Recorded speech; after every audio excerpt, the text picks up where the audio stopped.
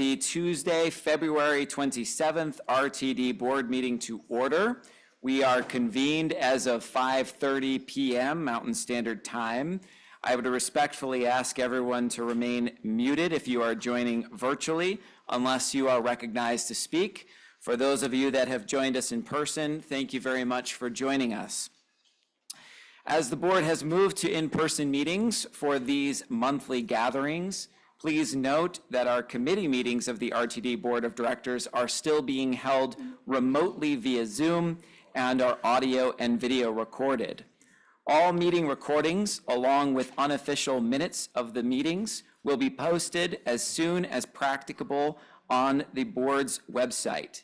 You may visit rtd-denver.com, and a live stream of this meeting is also available via RTD's YouTube page.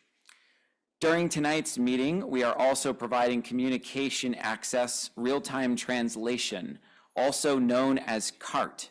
Anyone who would like to access this service should send an email to the RTD board office at rtd.boardoffice@rtd-denver.com, and a link will be provided. With that, we are going to move to our first agenda item this evening. It is a very exciting one. This is the installation and swearing in of a new board member. Our newly appointed board member, Mr. Jamie Lewis, will represent District A. I am pleased to welcome the Honorable Judge Matthew Grove, who will once again officiate for us and will administer the oath of office for incoming Director Lewis. Judge Grove has served as a law clerk to Colorado Supreme Court Justice Nathan Coates, was the Assistant Attorney General for the Colorado Department of Law, Appellate Division, worked as an associate at Bjork Lindley Little, PC, was the Assistant Attorney General for the YAP State, Federated States of Micronesia, was an Assistant Solicitor General and Senior Assistant Attorney General for the Colorado Department of Law, State Services Selection, and is currently a judge on the Colorado Court of Appeals. At this time, I would ask for Mr. Lewis and Judge Grove to move to the podium. Looks like they have done that for the swearing in. And with that, I will now turn over the proceedings to Judge Grove. Please proceed when you are ready, sir.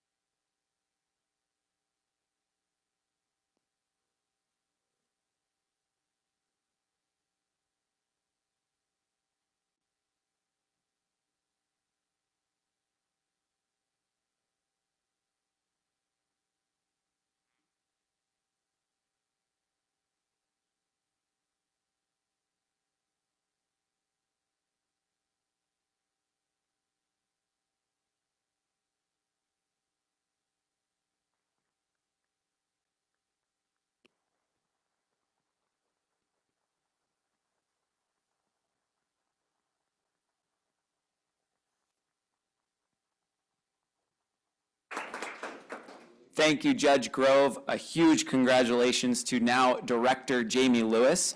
At this time, we're going to take a brief moment. Let's take 2 minutes for just some photographs.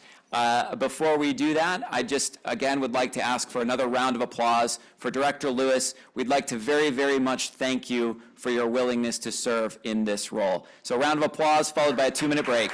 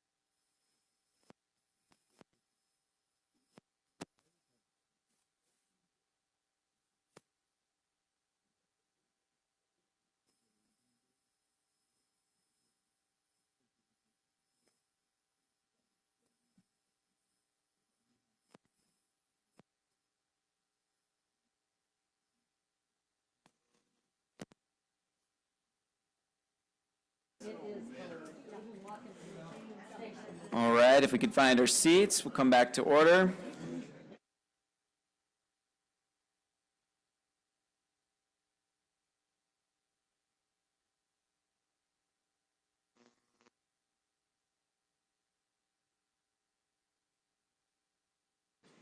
All right, we'll go ahead and continue. Thank you, Director Lewis, for joining us. We congratulate you on your appointment and unanimous confirmation by the Denver City Council. Thank you for being willing to serve in this capacity. All right, I just would like to make one brief note before we move on with the agenda for directors. Just having some technical difficulties. We're going to do this old school, so as opposed to using the consoles here throughout the evening when you have questions or matters for discussion, please raise your physical hand or virtual hand for those that are joining us via Zoom, and I'll look around. We'll do hands that way this evening. With that, we will move on to the Pledge of Allegiance, and Director Whitmore, if you could please lead us in the pledge.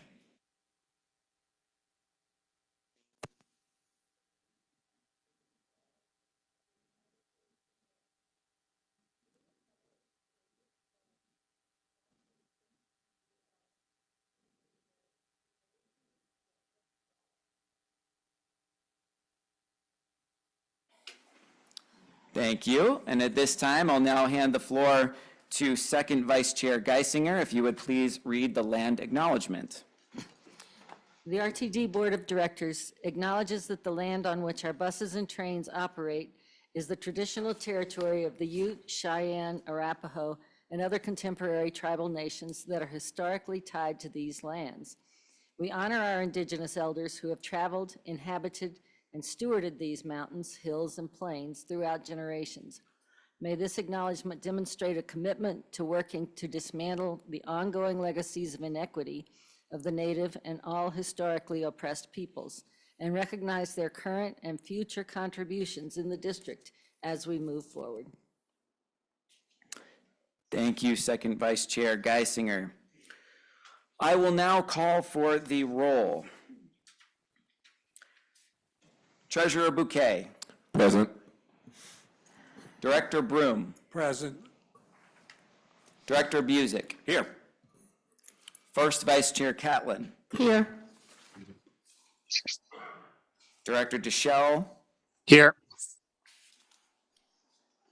Second Vice Chair Geisinger. Here. Secretary Guzman. I am here. Director Harwick. Here. Director Lewis. Present. Director Rosenthal. Present. Director Rusha.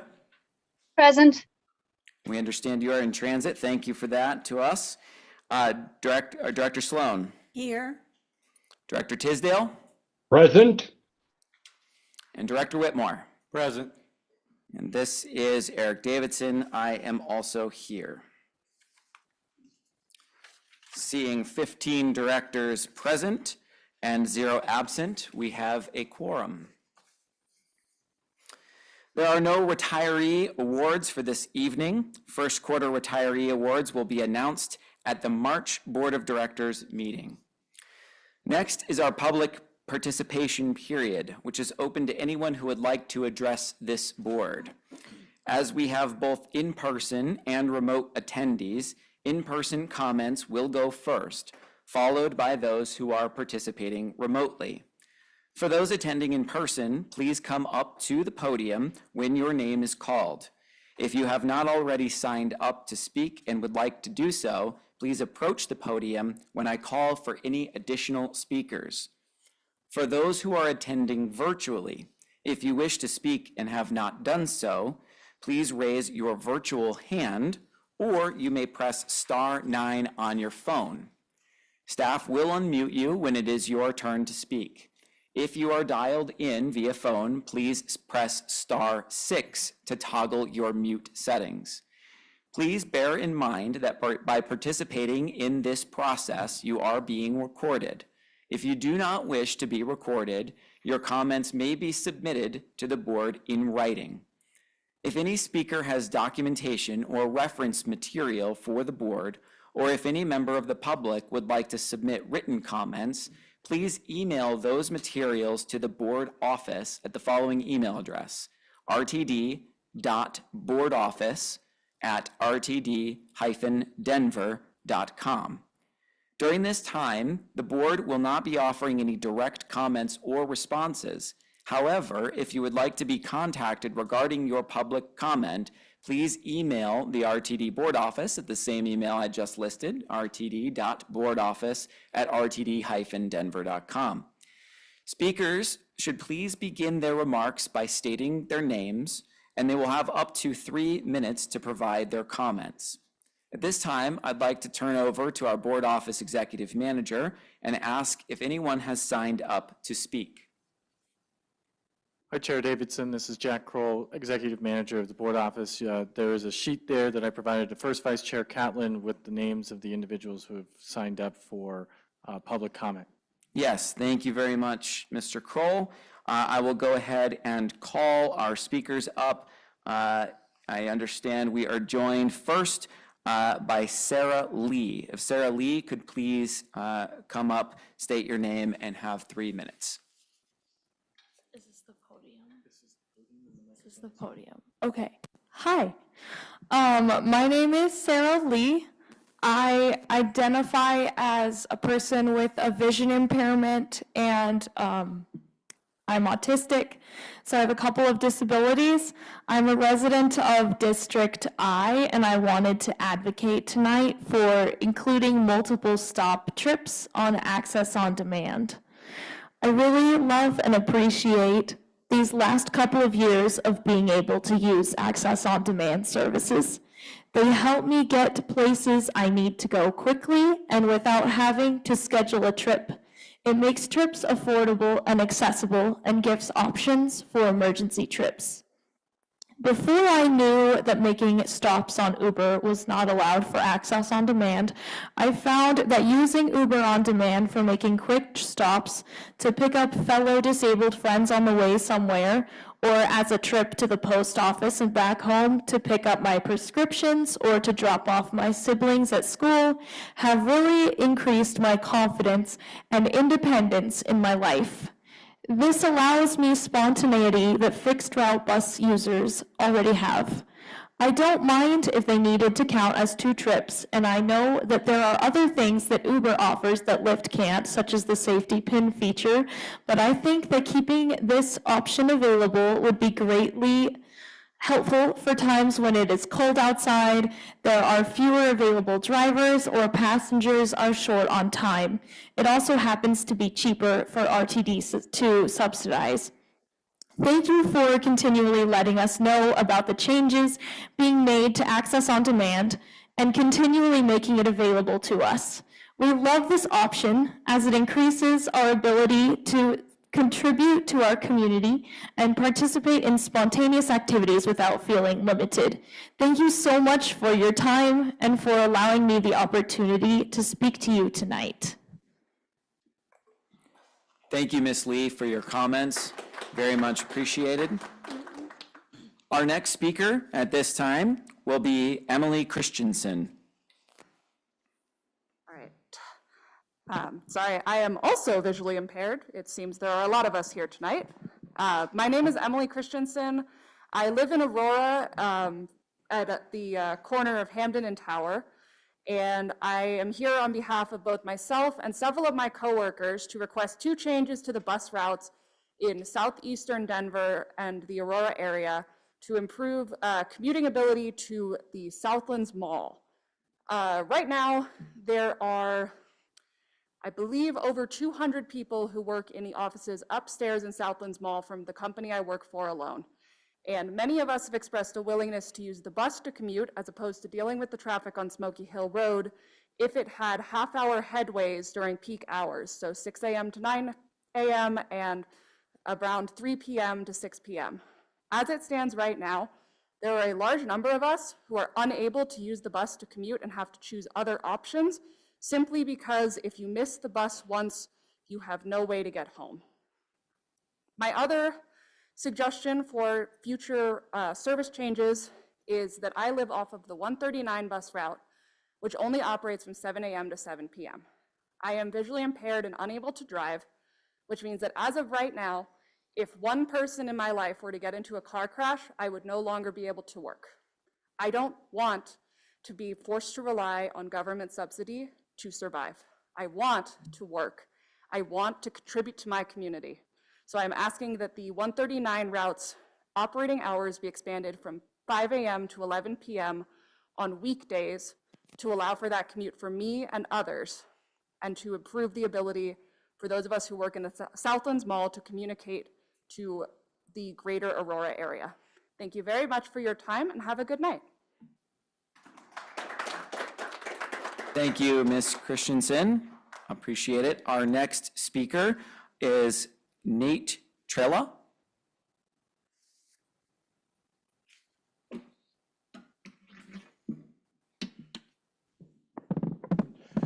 Yeah, well, I'm Nate Trela. I live in Englewood in the heart of the DTC, and I wanted to speak about the access on demand issue as well. I'm representing myself, but I'm also a board member of the Blind Parents Division of the National Federation of the Blind of Colorado. And the announcement late last year to eliminate the possibility of multiple stops on trips on Uber on access on demand it has caused a great deal of consternation amongst our members and among other blind people that I know that regularly use the service. My understanding is that this was not necessarily intended to be a feature that was available to begin with, but after 2 years of offering it, it has affected decisions many people have made about where to live, how to commute, where to take whether their children can participate in activities, whether they can get their children to daycare. Unless there is something about the contract I'm not aware of, if RTD is just paying the same as the fare would be out of pocket for me, turning what would be a minimum fare round trip into 2 minimum fare trips makes absolutely 0 sense. Financially for RTD, it turns $400 of commuting expenses for me to take my daughter to preschool before I go back home and log in for work to $600 to RTD, and then another $200 out of my pocket. It's an inconvenience for many people in terms of time, especially in January, waiting 15 minutes in the sub-zero temperatures for connections to other rides to make the round trips from dropping off a little one at school. And so unless there is a financial component of the contract that doesn't involve paying the same rate as the fare that's charged, it's hard to wrap my head around how this could possibly be advantageous for RTD. I don't know if there's been any analysis done behind the decision not to include that. I don't know if there has been any discussion about trying to find a way to provide this option going forward. But it's something that severely has impacted a lot of paratransit users, and I'm hoping it's something that RTD can change for the better going forward. Thanks. Thank you, Mr. Trela, for your remarks. I'd now like to go to our next speaker, who is Joe Kovac.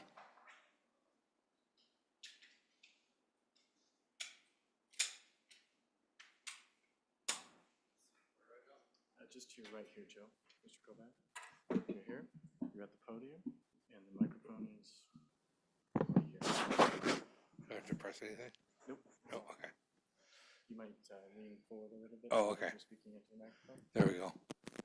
Yeah, my name is Joe Kovac. I'm here representing myself. I live in the Arapahoe County Centennial area, and I'm here to speak about the multiple stops for RTD.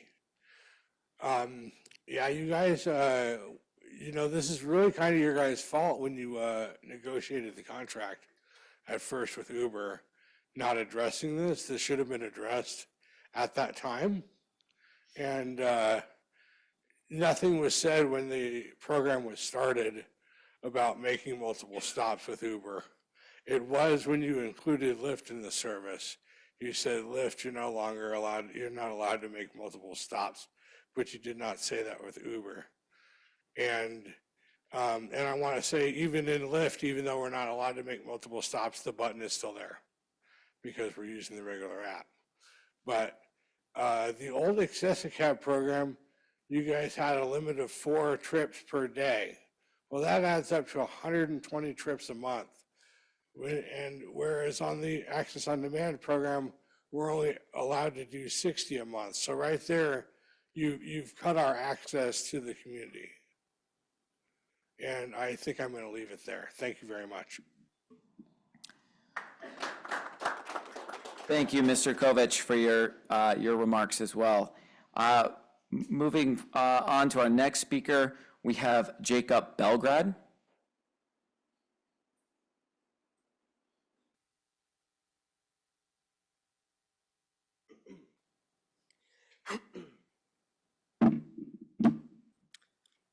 Hello, my name is Jacob Belgrad, and I'd first like to thank you guys all for having me today. The reason I'm here is to first off introduce myself and my organization. So, as I mentioned, my name is Jacob, but I am a transportation advocate with Green Latinos. Green Latinos is a national environmental organization. We're a nonprofit focused on community environmental solutions, conservation, and environmental justice. Sorry. I was recently put on as a transportation advocate. My advocate is primarily focused on increasing accessibility, usability, and improvement of our existing transportation systems, as well as the creation and funding of increased multimodal transportation options. This is all to decrease VMT, vehicle miles traveled. And the underlying focus on this all is to help those that have been historically underserved. It's no secret that those live in historically underserved communities have had a more difficult time getting adequate transit. No one should have difficulty based on where they live. I'm here to keep pushing for the most equitable system with equitable representation. At Green Latinos, we are conveners. We convene decision makers with community, community with decision makers, larger entities with smaller entities, and anything in between. So I just want to let you all know that we are here, Green Latinos, to support with you all when it comes to community outreach, with meeting different entities, agencies, and whatnot. We're here to service. I think the vision of RTD is in the right place, and to keep moving forward, we need community that is engaged and a governing body that is also receptive. I'm excited for us to come. There's a lot of exciting things such as Fare Free Youth, potentially, which I do support, and I urge you guys to support as well, SB 32. Bus Rapid Transit, Front Range Rail, and a lot of the other plans you have. So it is a pleasure to meet you all, and I look forward to working with you guys. Thank you. Thank you, Mr. Belgrad, for your comments. Our next speaker is Lance Langenbahn.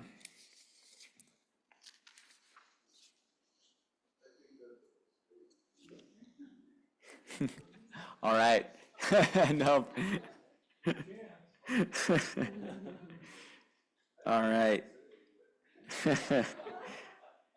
With that, we'll move on to our next speaker, which is Richard Bamber.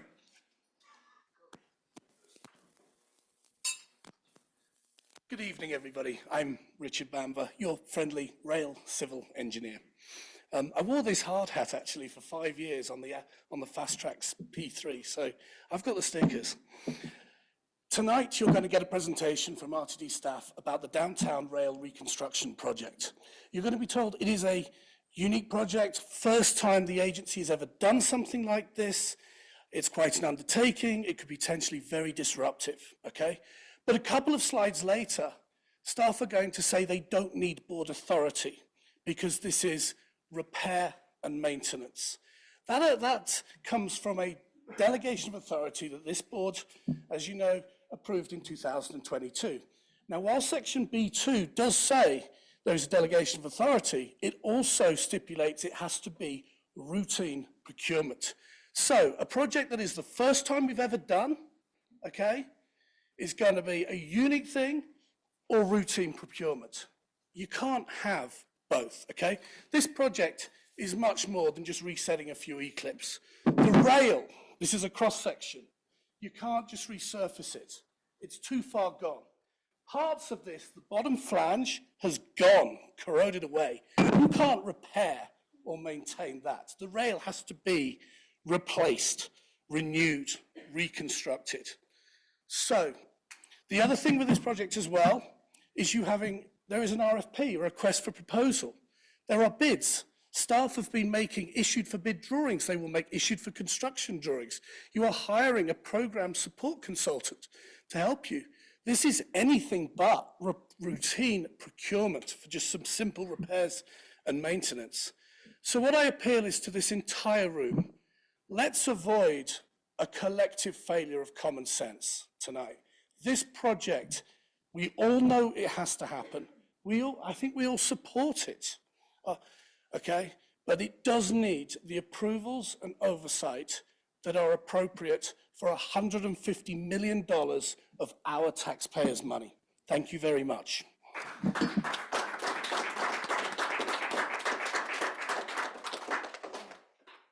Thank you very much, Mr. Bamber. Now, James Flatham, please.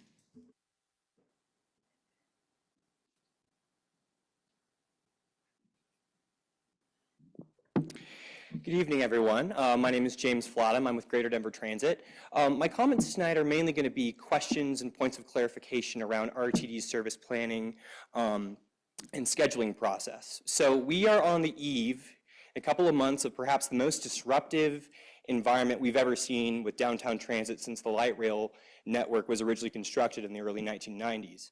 We have the L line that's being discussed to be removed from service, suspended for several months.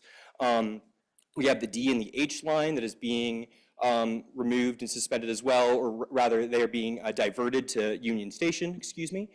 We are also seeing kind of as well the part 2 of the coping panels project, which disrupted service substantially last summer. And third and finally, we continue to see this mall reconstruction project, which, while not being operatively an RTD project, contributes to this downtown environment that is heavily disrupted. So what appears to have been proposed for service remediation, for alternatives, is the resumption of the RTD free Metro Ride bus, which has been out of service for 4 years, but duplicates other north-south routes in downtown, 5 others that reflect RTD's highest frequency zone of operations. So we have 5 buses that operate between Union Station and Civic Center. And to cope with a project with suspended service on an east-west light rail service, we are adding north-south service that is already served by 5 other buses. So we're mystified by this, and we really want to have a better understanding of what is being considered when a service suspension happens, to make sure that riders continue to be able to access needed journeys and be able to do these journeys on transit. And additionally, it would be really helpful to get some clarification when these suspensions happen around some of the thinking with, as well, east-west service in downtown during this period is going to be particularly disrupted, perhaps most disrupted of anywhere else in the network, despite the coping panels we saw last summer. What is RTD planning to do to make sure that people who live in neighborhoods like 5 Points, adjacent to Colfax, to make sure that people continue to use the service this summer? Thank you very much. That concludes my comments. Thank you. Thank you, Mr. Flatham. Our next speaker will be Emma Griffin. Hi, thank you for having me tonight. I'm also with Greater Denver Transit, and thank you to the board for listening to public comment. I also wanted to echo what James was saying, and I wanted to ask how RTD will properly account for the shutdown of the entire L line, consisting of 6 rail stations over the summer. The L line serves one of the densest areas of the Denver metro area and is an essential component of reliable and efficient downtown mobility. While there is a substitution provided via the 43 and the 38, the L line has seen numerous shutdowns over the past few years and continues to be one of the first cut, last re-implemented services when it comes to the light rail. This is problematic for several reasons. For example, the 38 switches to hourly after 9 p.m., whereas the L line runs every half hour into the evening, even on weekends until nearly 10 p.m. While the 43 has half-hour service, this reduces the number of options for travelers who may need differing headways and forces passengers into one frequent option. The 38 is at half hour even at peak times. The 43 switches to half-hourly service after 6:12 on weekdays, but the L continues to run on 15-minute intervals most of the day until about 7:30. The increased headways and gaps from cutting the L line make it more difficult for people to plan schedules and efficiently use RTD, something we all want to do as transit riders. While I understand the need for service repairs and I support them, The lack of substitutions with good headways is incredibly disappointing and makes it more difficult to use RTD, something again that we're trying to do. I would ask the board to seriously consider how to account for these headways when approving service changes, and I wanted to thank all of you for allowing me to speak on this. Thank you very much. The comments. We'll now move to our next speaker, who will be Keith Brooks.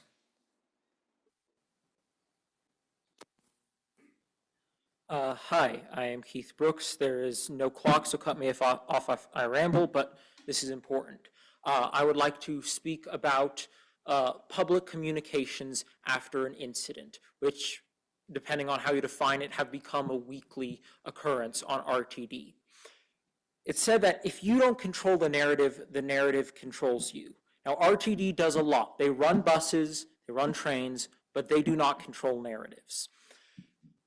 After the last derailment, unless there's been another, on the H line, you would expect a massive bulletin at the front of the RTD website saying what's happened, what's being done about it, and what riders need to know.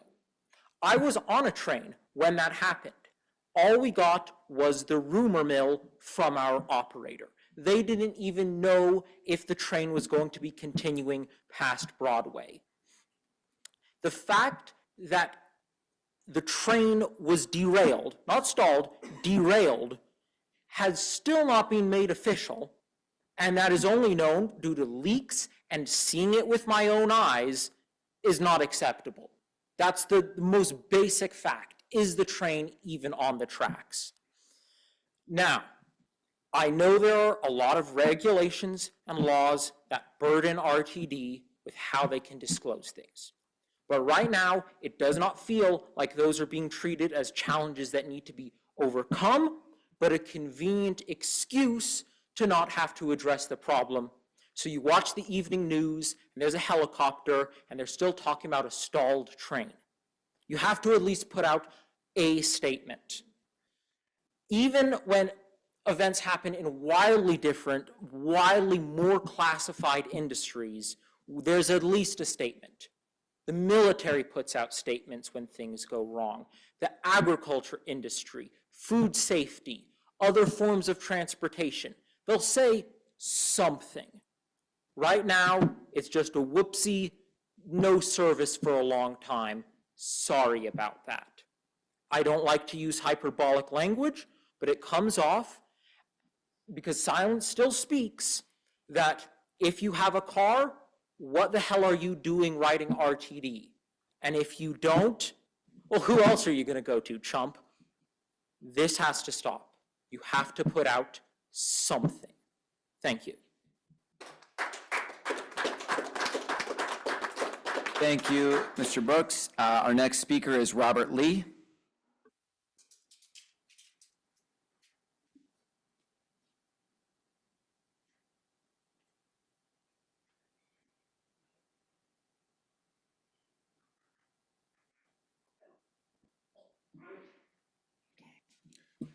Good evening. Thank you. My name is Robert E. Lee II. I am an Access-a-Ride user, an Access-a-Ride Access on Demand user, public transportation user. I've lived in Denver, Colorado my entire life. Currently, I reside in District J.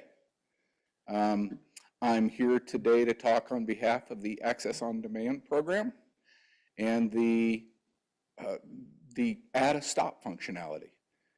Access on Demand has been an amazing change to Access-a-Ride within the program of paratransit here in Denver.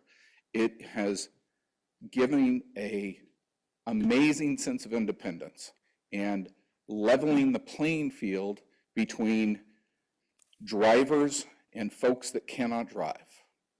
This spontaneity, the control, the ability to live life like I could drive a car is such a benefit.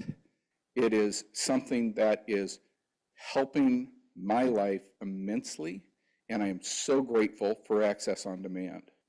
To find out that add a stop functionality built into the function of Uber and Lyft is being denied to us as consumers, you're creating a second-class citizen, a level of service that is different from all other consumers. And I do not understand, in this age of diversity, inclusiveness, and equality, why we're creating anything different than what everybody else has access to. Does not make sense to me. My son is also an Access on Demand user. He has a schoolmate. They commute to school several days a week. They live close to each other, but not close enough to be able to walk to each other's homes.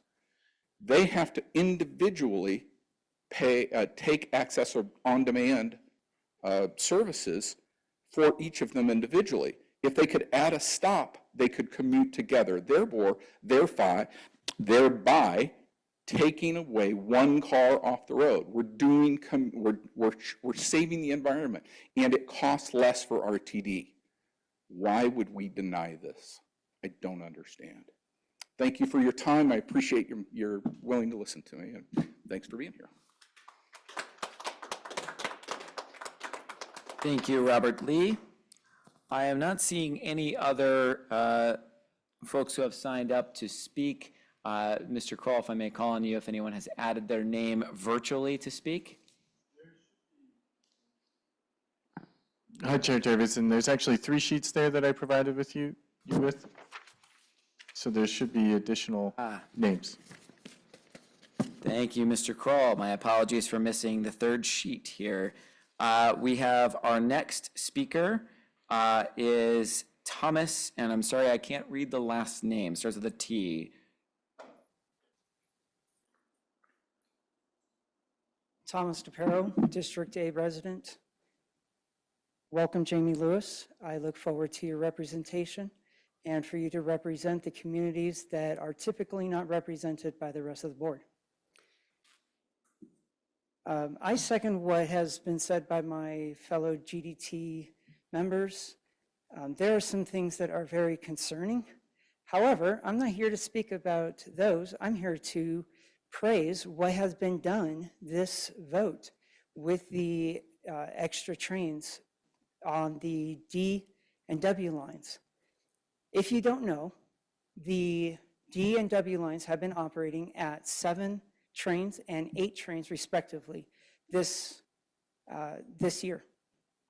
In speaking with operators, they have recognized how helpful that has been. They have been able to service the trains, service their passengers safely, on time. And when I speak with the passengers, they recognize that they're able to get to their transfers on time. When they're going out to areas with buses that only operate every 30 to 60 minutes, that is a big deal. Now, of course, in a few months, that's all going to be disrupted. There's opportunity for us to keep the level as high quality as possible. But just as the summer schedule is going to be in place, we're already going to be planning for the fall schedule and the post-construction schedule. Let's keep in mind the great service that we have been providing in 2024 thus far, and make sure that it meets and exceeds that when we return to service levels after the projects. Thank you. Thank you for your comments. Our next speaker is Miller Hudson.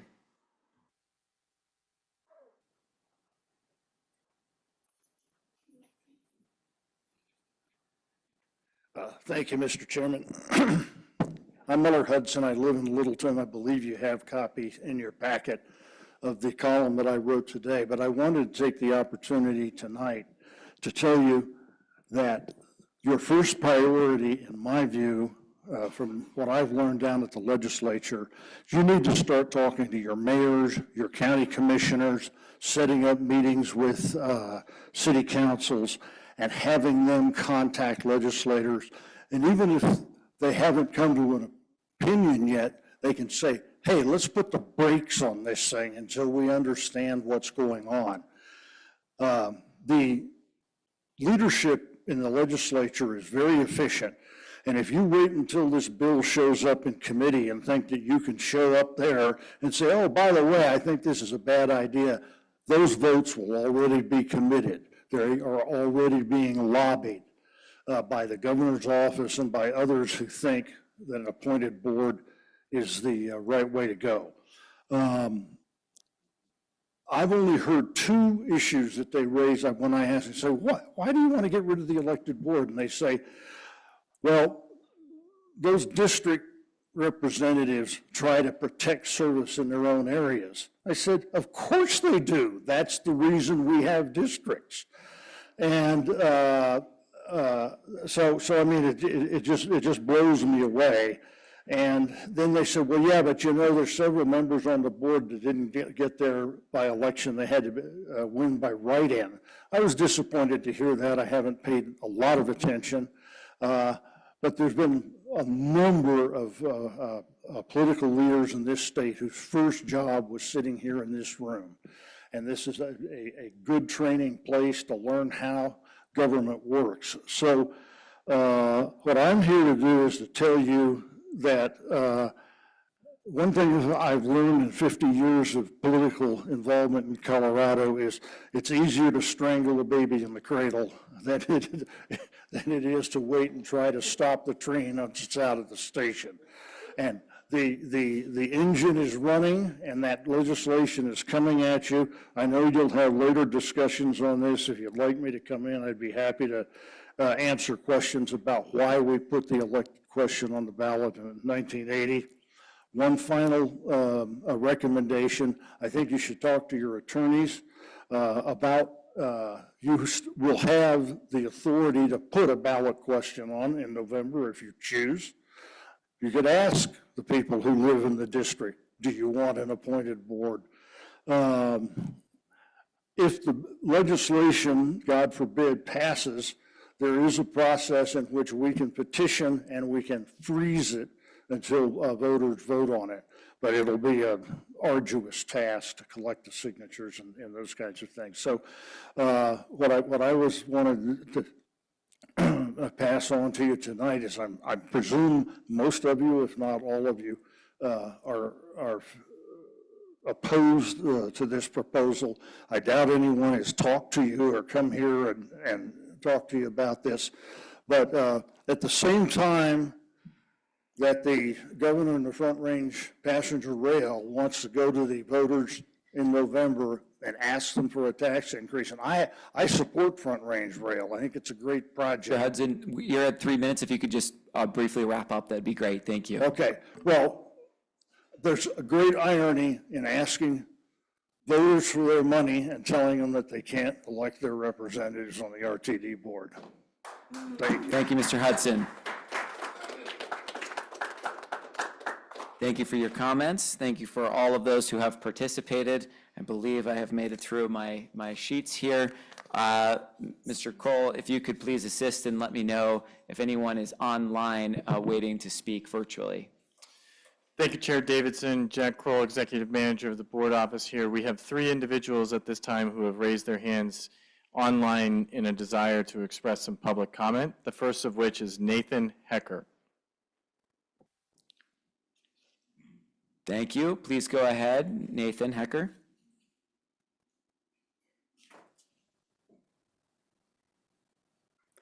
You are on mute. If you could unmute yourself, Nathan Hecker. Am I unmuted now? Yes, we can hear you. Thank you. Okay. Sorry.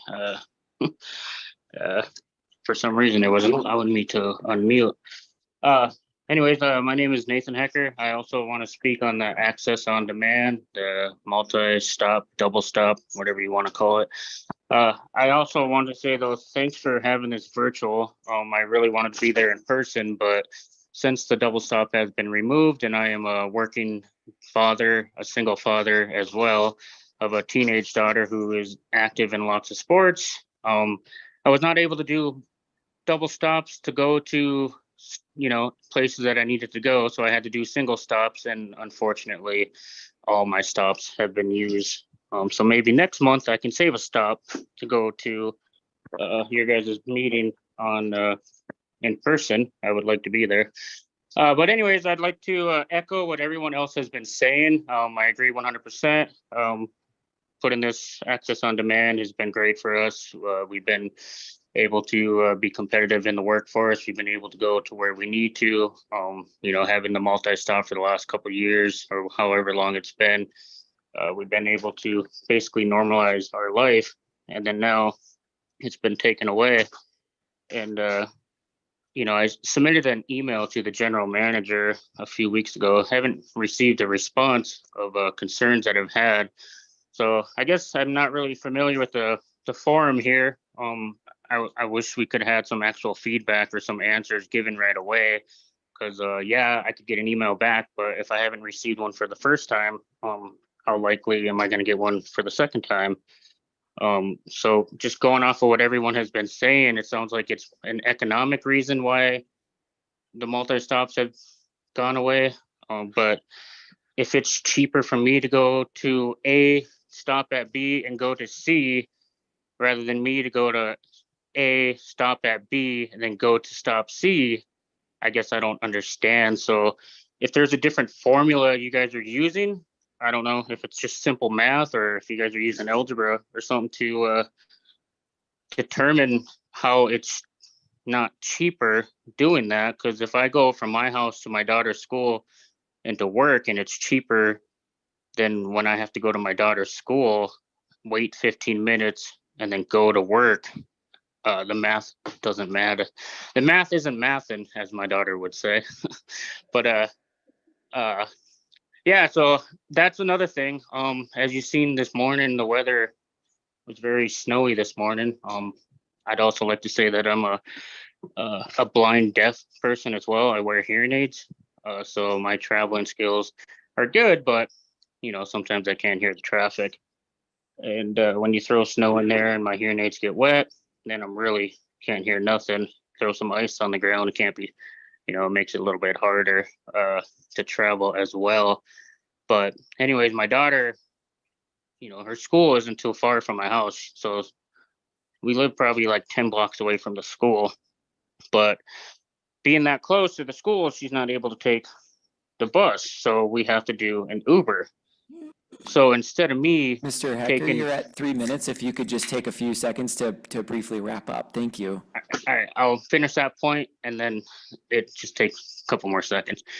So I just wanted to say, so instead of me having to go to her school and then go straight to work, I had to go to her school, get out, embarrass her because I had to stand in front of the school for like 15 minutes and then get snowed on the whole time. And then get another Uber and pay extra because of the surge prices. I guess it just doesn't make sense. I guess the last thing I'll say is, I maybe challenge all of you guys just for 1 month instead of doing a stop and go, go to your destination, stop there, get out of your vehicle for 5 to 10 minutes, 15 minutes, and then get back in your vehicle and go wherever your final destination is. But that's all I need. Thanks for letting me speak. Again, I hope you guys could send me an email with some answers. That would be great. Thank you, Mr. Hecker. Mr. Kroll, if you wouldn't mind calling our next virtual participant. Thank you, Mr. Chair. The next participant is Charles Davis. Charles Davis, please go ahead and unmute yourself and speak when you're ready.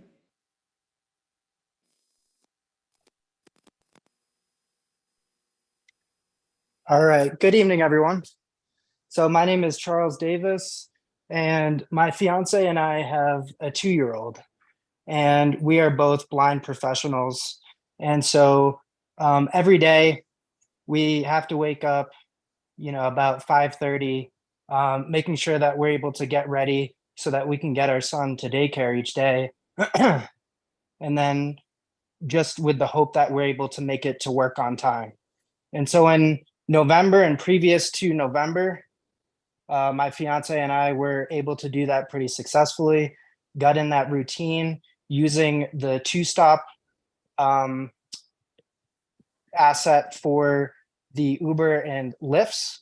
And in December, when we did get that email stating that we would no longer be able to use that service and that that service was not, in fact, supposed to be implemented at all, that was very disheartening. And there have been a number of times where, despite getting up at 5:30 in the morning, was not even able to make it to work on time by 8 a.m. And so this has certainly become an issue in terms of having to go to the daycare. Daycare is about 13 minutes from our house. We wait outside sometimes 20, 25 minutes. Lately, with the strikes that Uber has been having, there have been a lot fewer drivers on the road, and that's made it tremendously difficult for us as blind riders to be able to, safely rely on these vehicles to take us to where we need to be. And it certainly was a great asset for us to be able to use that two-stop feature. And now that that is not something that we're able to do under the guidelines of Access on Demand, it has really put us out. And there have been a number of times where I just have been trying to make sure I count the rides using both Lyft and Uber. And there is not really a way to calculate that using the Lyft app. Uber does give us that information. So I had to hand count all of the trips that I take each month using both apps. And so I have to use both apps in order to even make it to work on time each day. The other thing that I've looked at, in November, it was about $230 cheaper using the same number of rides than in December and the month of January on average for me. So in summation, I just want to say that it would be a tremendous asset for us to be able to use the two-stop feature again for Access on Demand. I know that there are a number of reasons. A lot of these sentiments have been spoken during the meeting today, but I am definitely a proponent of implementing that two-stop feature for ride shares again in the Access on Demand. So I appreciate the time today, and thank you all for having us speak. Thank you, Mr. Davis. Mr. Kroll, if you could call the next participant in the queue, please, virtually. Yes, Mr. Chair, the next person we have is Paolo Solarzano, and then following that, we did have someone raise their hand who is dialing in with a phone number. Thank you. Please go ahead.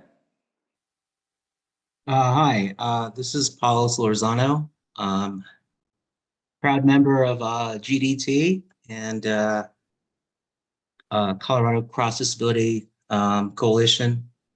I also run the RTD Riders Alliance, but yeah, I'm kind of glad to hear this, what's going on here. I think I'm here to talk about more oversight and the possible lack of oversight, for maintenance and all that. We've had a disastrous last summer, as everybody said. It was disastrous, and it affected tens of thousands of people. What I guess what I'm talking about is like, I think, disability-wise, I've experienced that as well myself. I was on crutches for a while, and the signage, I will never let go of the signage. Signage should be correct at all times. And that's why we need oversight, because who's in charge of signage? And I remember getting off a bus on crutches, disabled, and not having the correct information. And it made me very anxious and very, made me feel very vulnerable. I could, get hit or something. I don't know. So it's just something that it's been off. And again, I've talked about this a lot, and I've sent multiple emails about the W line, and it finally got the correct information on that. But now the signage is not even working. It's not even on. It's not even displaying any information. So we definitely need oversight. And yeah, it's just, and as an example, we should have, like, imagine if you were driving on a highway and your car, or let's just imagine that you were just trying to get out of your garage and your own parking garage gate wouldn't work. That's basically what RTD riders are experiencing right now. It doesn't even work.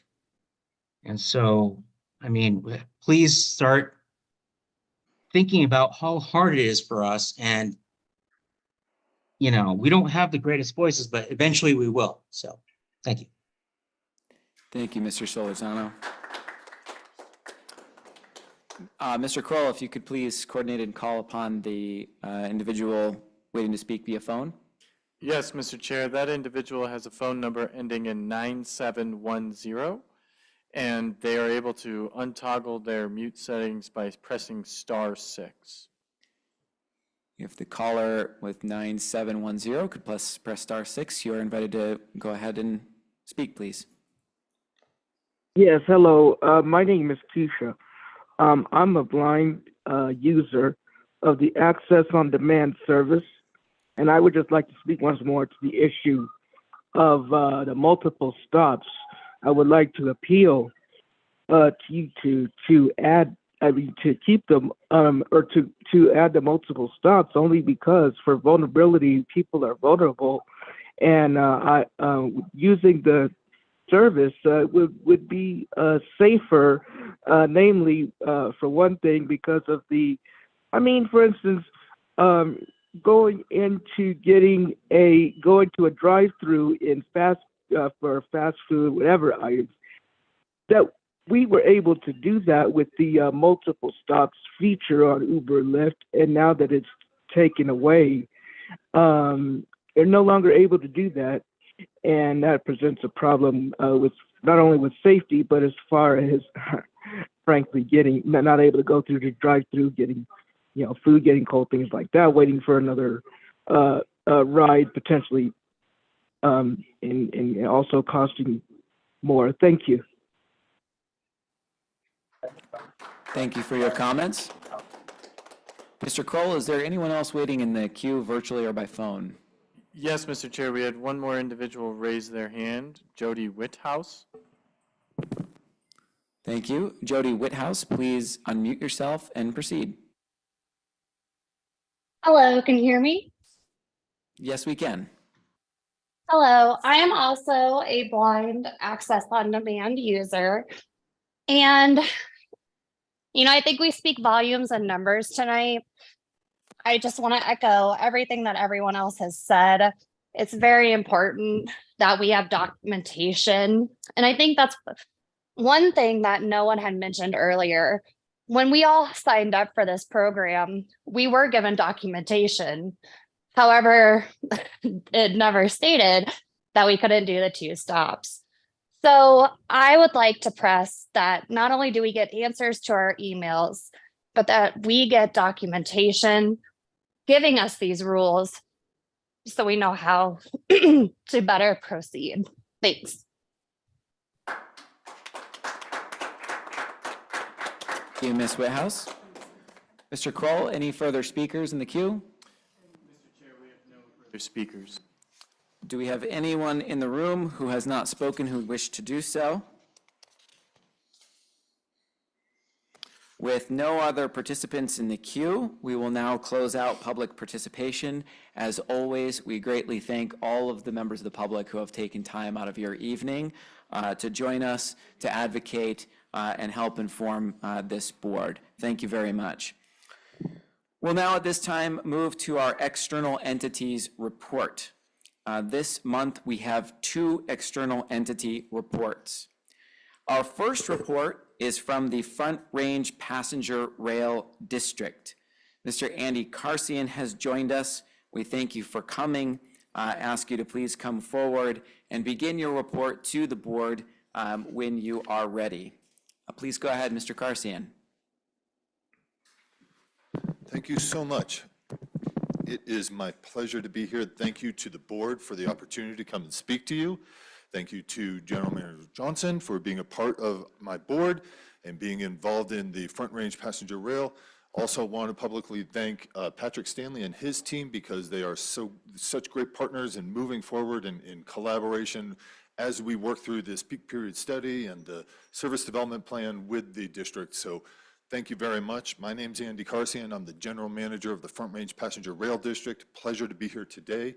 I have about 14 slides that I want to quickly go through. I'd rather have a conversation with you all, so I'm going to go through them pretty quickly, but obviously if you have a question or you see something there, please don't hesitate to interrupt me. So in the very beginning, I just want to introduce it all, some of the reasons why we are having this conversation around Front Range Passenger Rail: congestion, safety, reliability, air quality, disconnected communities. Obviously, all things that RTD is familiar with, works with as part of your mission as well. And you also know that fact on the right side of the slide there. From 20 up into 2050, we're looking at a lot more people, up to 3 million people expected to come into the region, and many of them bring cars. Obviously, that increases the challenges that all of us are going to face. Front Range Passenger Rail is a new, hey, that's two. Let's go back one. Hey, there we go again. And there we are.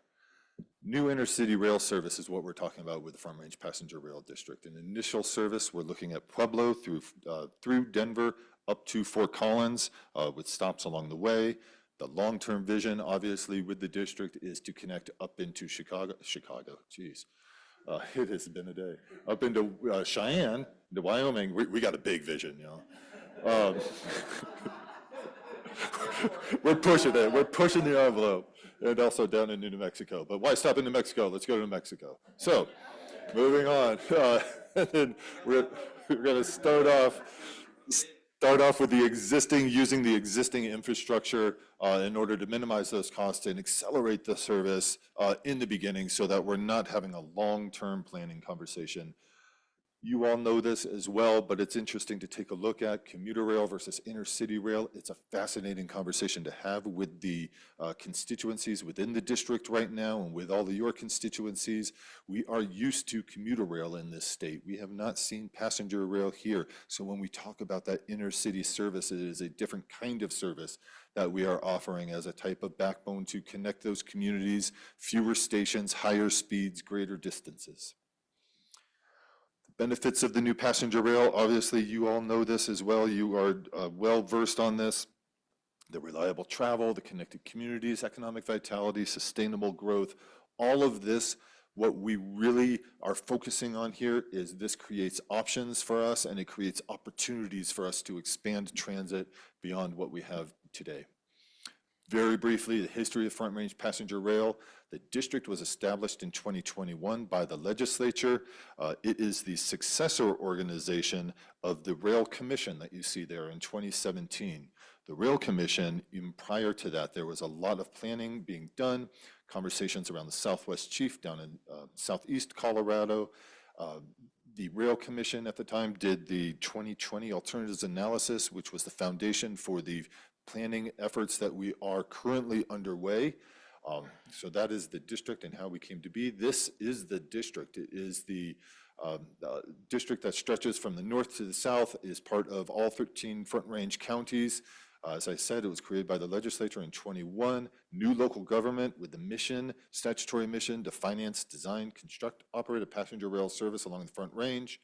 With the voter approval, we're able to levy taxes to fund that rail system. That is part of the steps to be successful, and then working with the local communities around station development. Connecting communities is what this is all about. As we continue to talk to potential riders moving into the future and developing the framework for the plans, we see very interesting opportunities and hear really interesting observations. And what we're hearing is a lot of conversations how transit and travel has changed post-pandemic, and people are really interested in using something like this in order to come into Denver for a sports event or to go see a festival, tourists connecting from DIA on down into the city. I was talking to a gentleman the other day who came in and visited, and he said, coming into the city was great. He would love to be able to not even have to have a car, jump on the passenger rail, and then be able to visit stations along the Front Range. Obviously, college students are also a conversation that we are excited to have. We have so many institutions of higher education along the corridor, military communities, wide variety of possible ridership that we have. My board is big, and it is a wonderful board. RTD is on the board, as well as the railroads, Amtrak, New Mexico, Wyoming, all ex officio, CDOT. The governor's got some appointees, and then the majority of the board are local government officials appointed from MPOs and TPRs along the corridor. You've heard this often about a variety of different things, but we really are taking a look at a once-in-a-lifetime opportunity here with the availability of federal dollars, the district being established. It is a clear message to the state as well as to the federal government that the state is interested in passenger rail, strong state support, a lot of conversations about partnerships, as well as the federal government dollars, as I mentioned, through the IIJA, Bipartisan Infrastructure Law.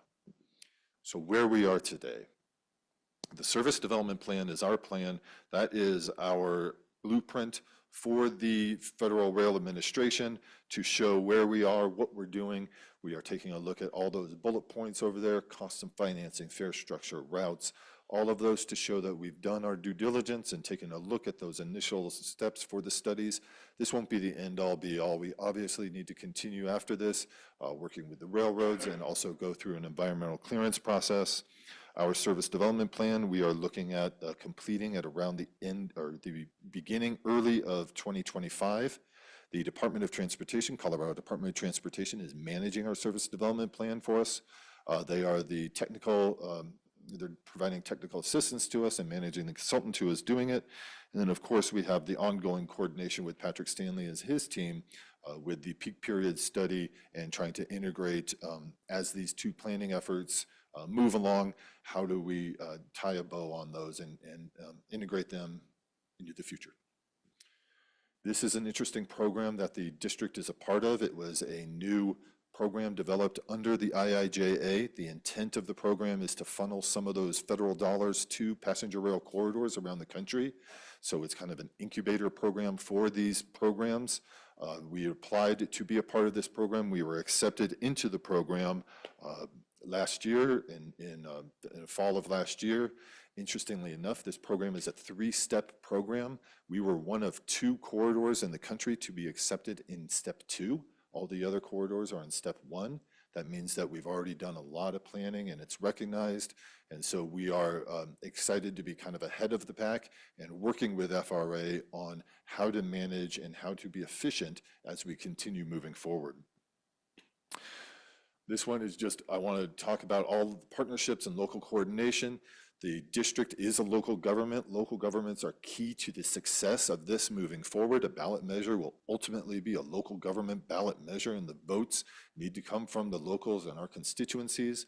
I think the most important thing for you all to see, except for, and it should be on there, that second column of generating public support for a ballot measure, even RTD is part of that as well, as we continue to talk about the peak period study and some of the opportunities that we have to partner with you. But for financial support, station planning, multimodal connection, planning and design, RTD is at the table, and we are working with you all as we continue along this process.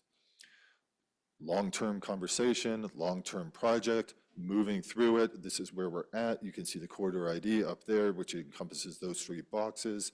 We are in the service development planning process right now, and you can see the steps that we still have to take. And that is where we are, and I am happy to answer any questions that anybody may have. Thank you very much.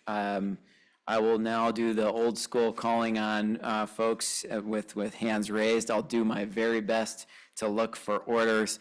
Mr. Karsian, thank you for the presentation. Thank you for joining us. just as we discussed this, 2 items to note of things this board had decided to do. We have our independent and RTD-focused Northwest Rail Peak Service Study. And I just would like to thank you for the participation and cooperation in that. As noted in the presentation, the predecessor of the Front Range Passenger Rail District was the Southwest Chief and Front Range Passenger Rail Commission, with whom this board signed a cooperation agreement. Again, appreciate the spirit of cooperation. With that, I'll open up questions to directors. I think I saw Director Rusha, I'm sorry, well, thank you for, it's gonna, Director Rosenthal, please go ahead. Sure, thank you. Thank you, Mr. Chair. Thank you, Andy, for being here. Just say Andy, is that okay? You could call me Andy, All right, absolutely. Please call me Andy. I remember working with you well when I was in the legislature, and you were a lobbyist, so it was always a pleasure to work with you. So if it's okay, I will be fairly direct in my questions, and I'll have 2 questions, Mr. Chair. And you know, these are the sorts of questions that I believe will be asked of you, of the district, as you seek to pass this measure at the ballot box, whether it's this year or the next year or the following years. So my first question relates to the routing, which you said that you are currently underway to look at. And as I see it, it looks like Fort Collins and Loveland is in one county, which is Larimer. Longmont and Boulder are in Boulder County. It does not appear that the routing includes Broomfield County, which is interesting. It does not include Jefferson County, nor does it include Arapahoe.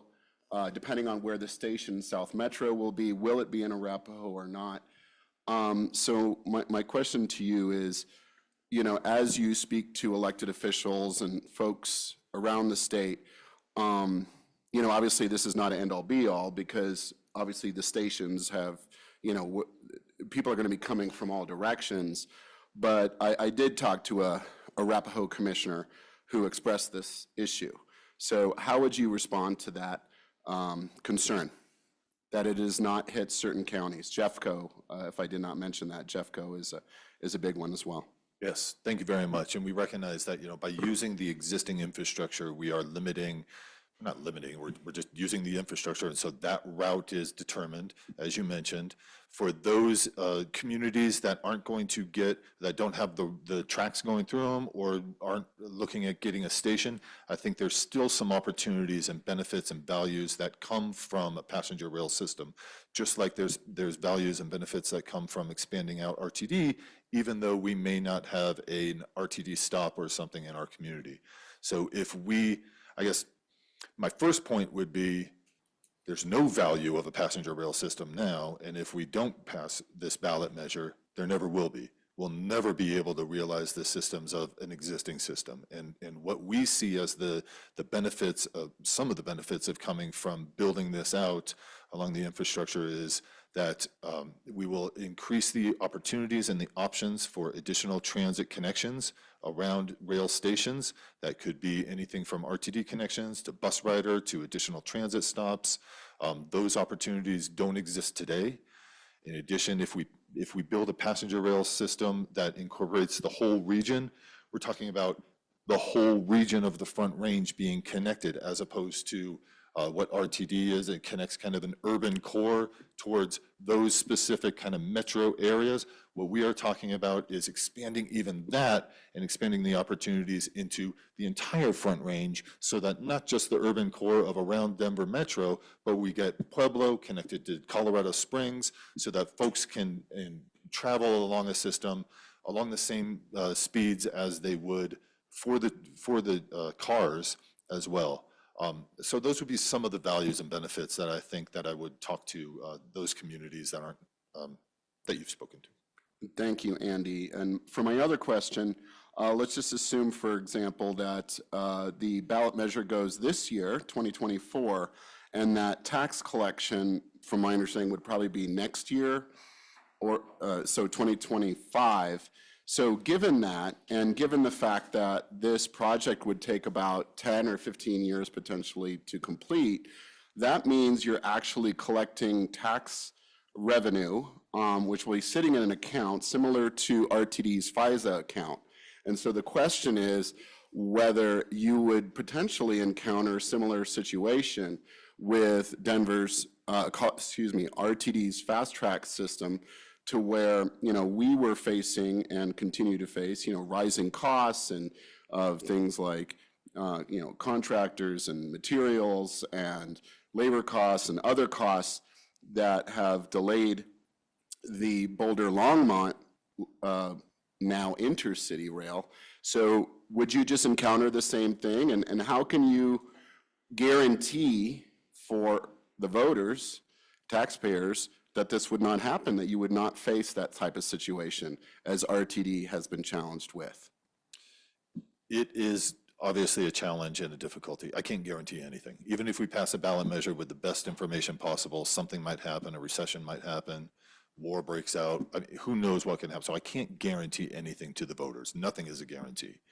However, the I think benefits that we have above and beyond what Fast Tracks had is this is a new system. So those dollars that are coming in are going to be used right away. We have infrastructure needs, we have capital construction needs along the corridor that we need to do right now. Some of that involves the Northwest Rail Corridor, which we're now looking at as kind of a phase one of the project. It's a big project. We're not going to be able to build it all out at once. So we're looking at that northern portion for a variety of reasons. Some of this is joint authority conversation that's happening.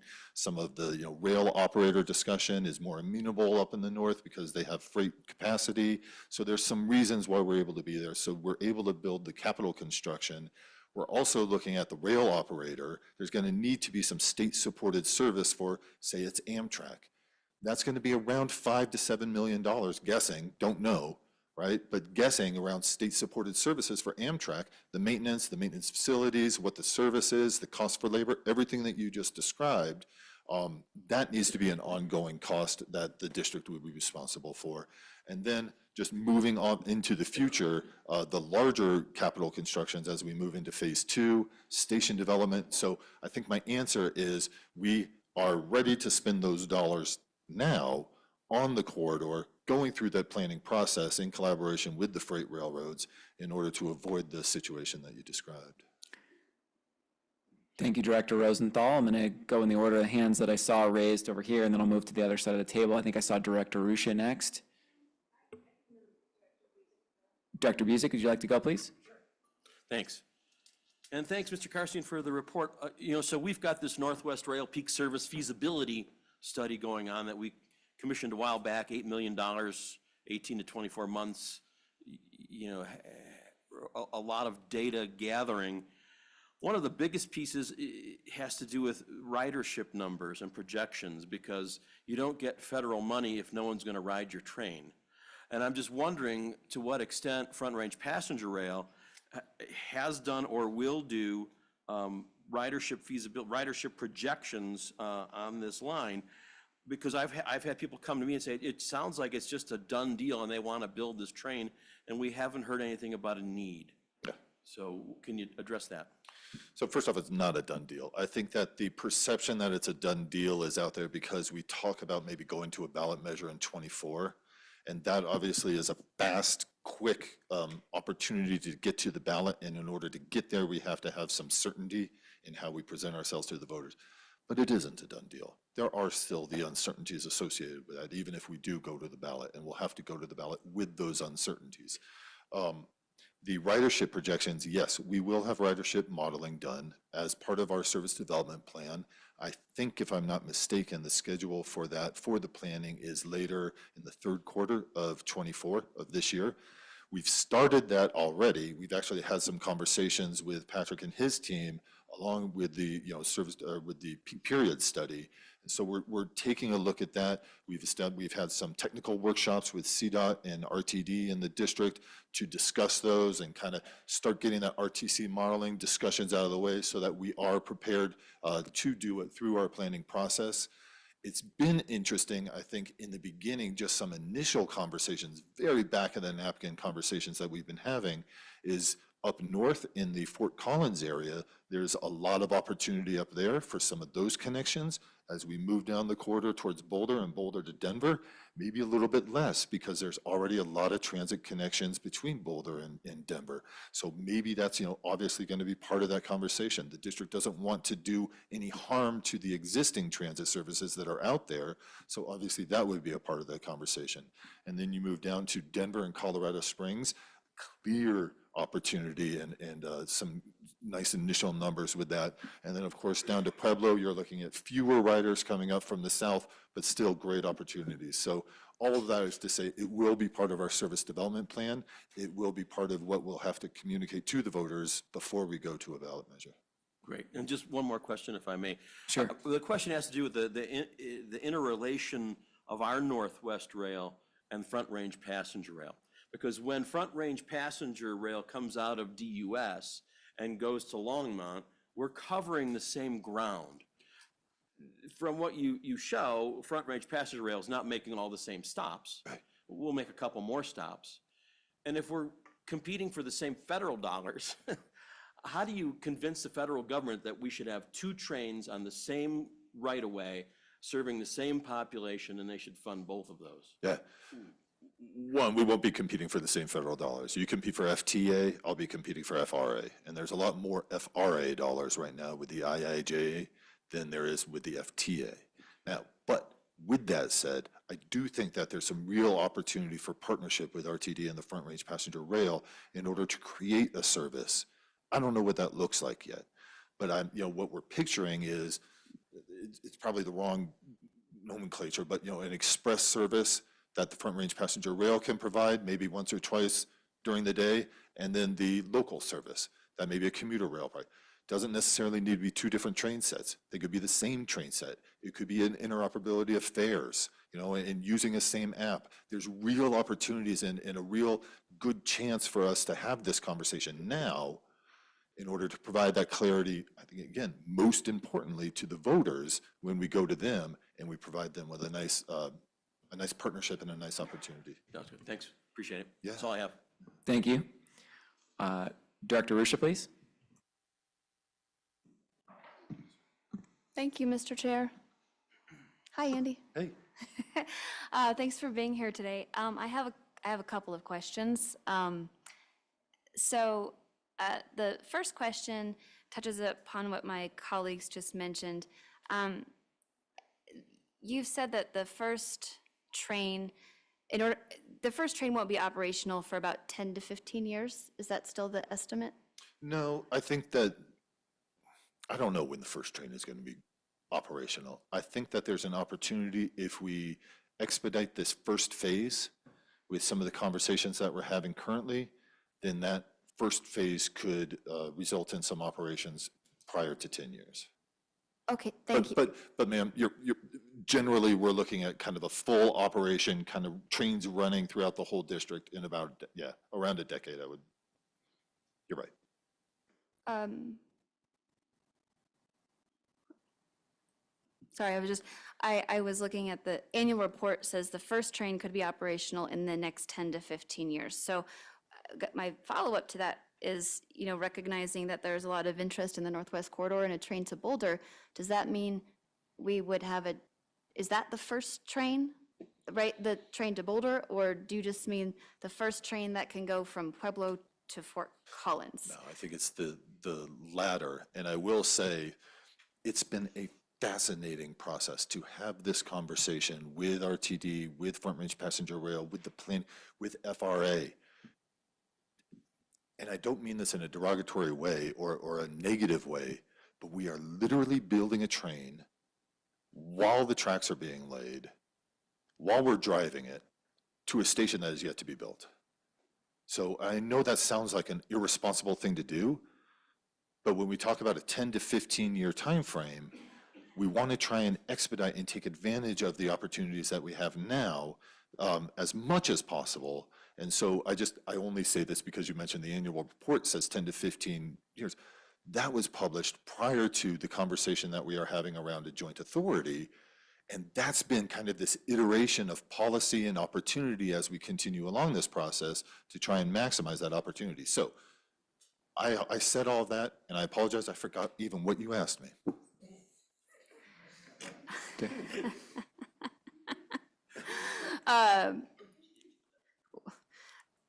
I'll just go into the next question if I could. Okay, so you talked about potential opportunity.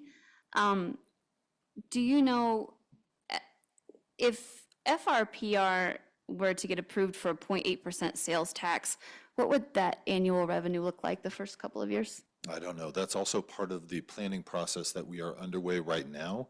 We should have that. I don't have that information for you right now. We're literally going through a financial modeling process now.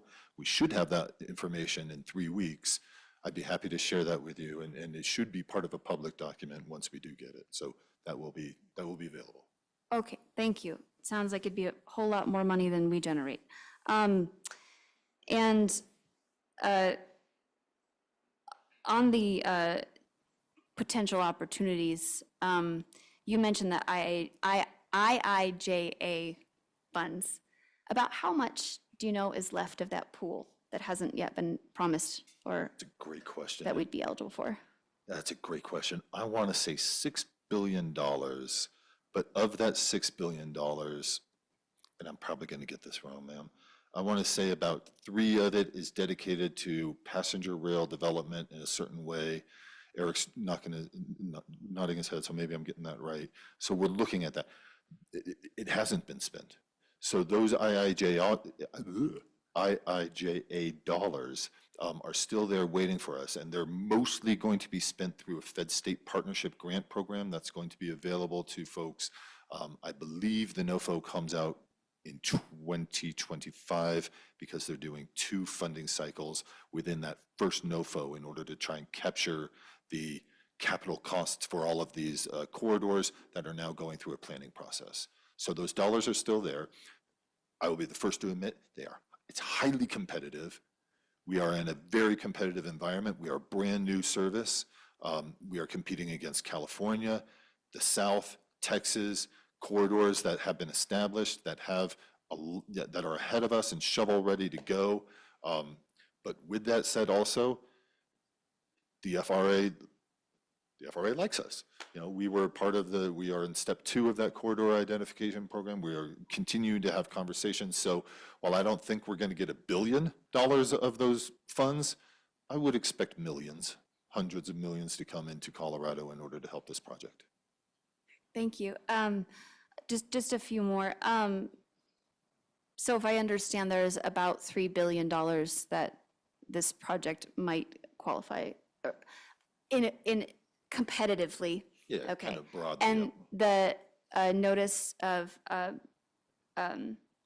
funding opportunity or opportunity for funding is, I think, to be published this summer.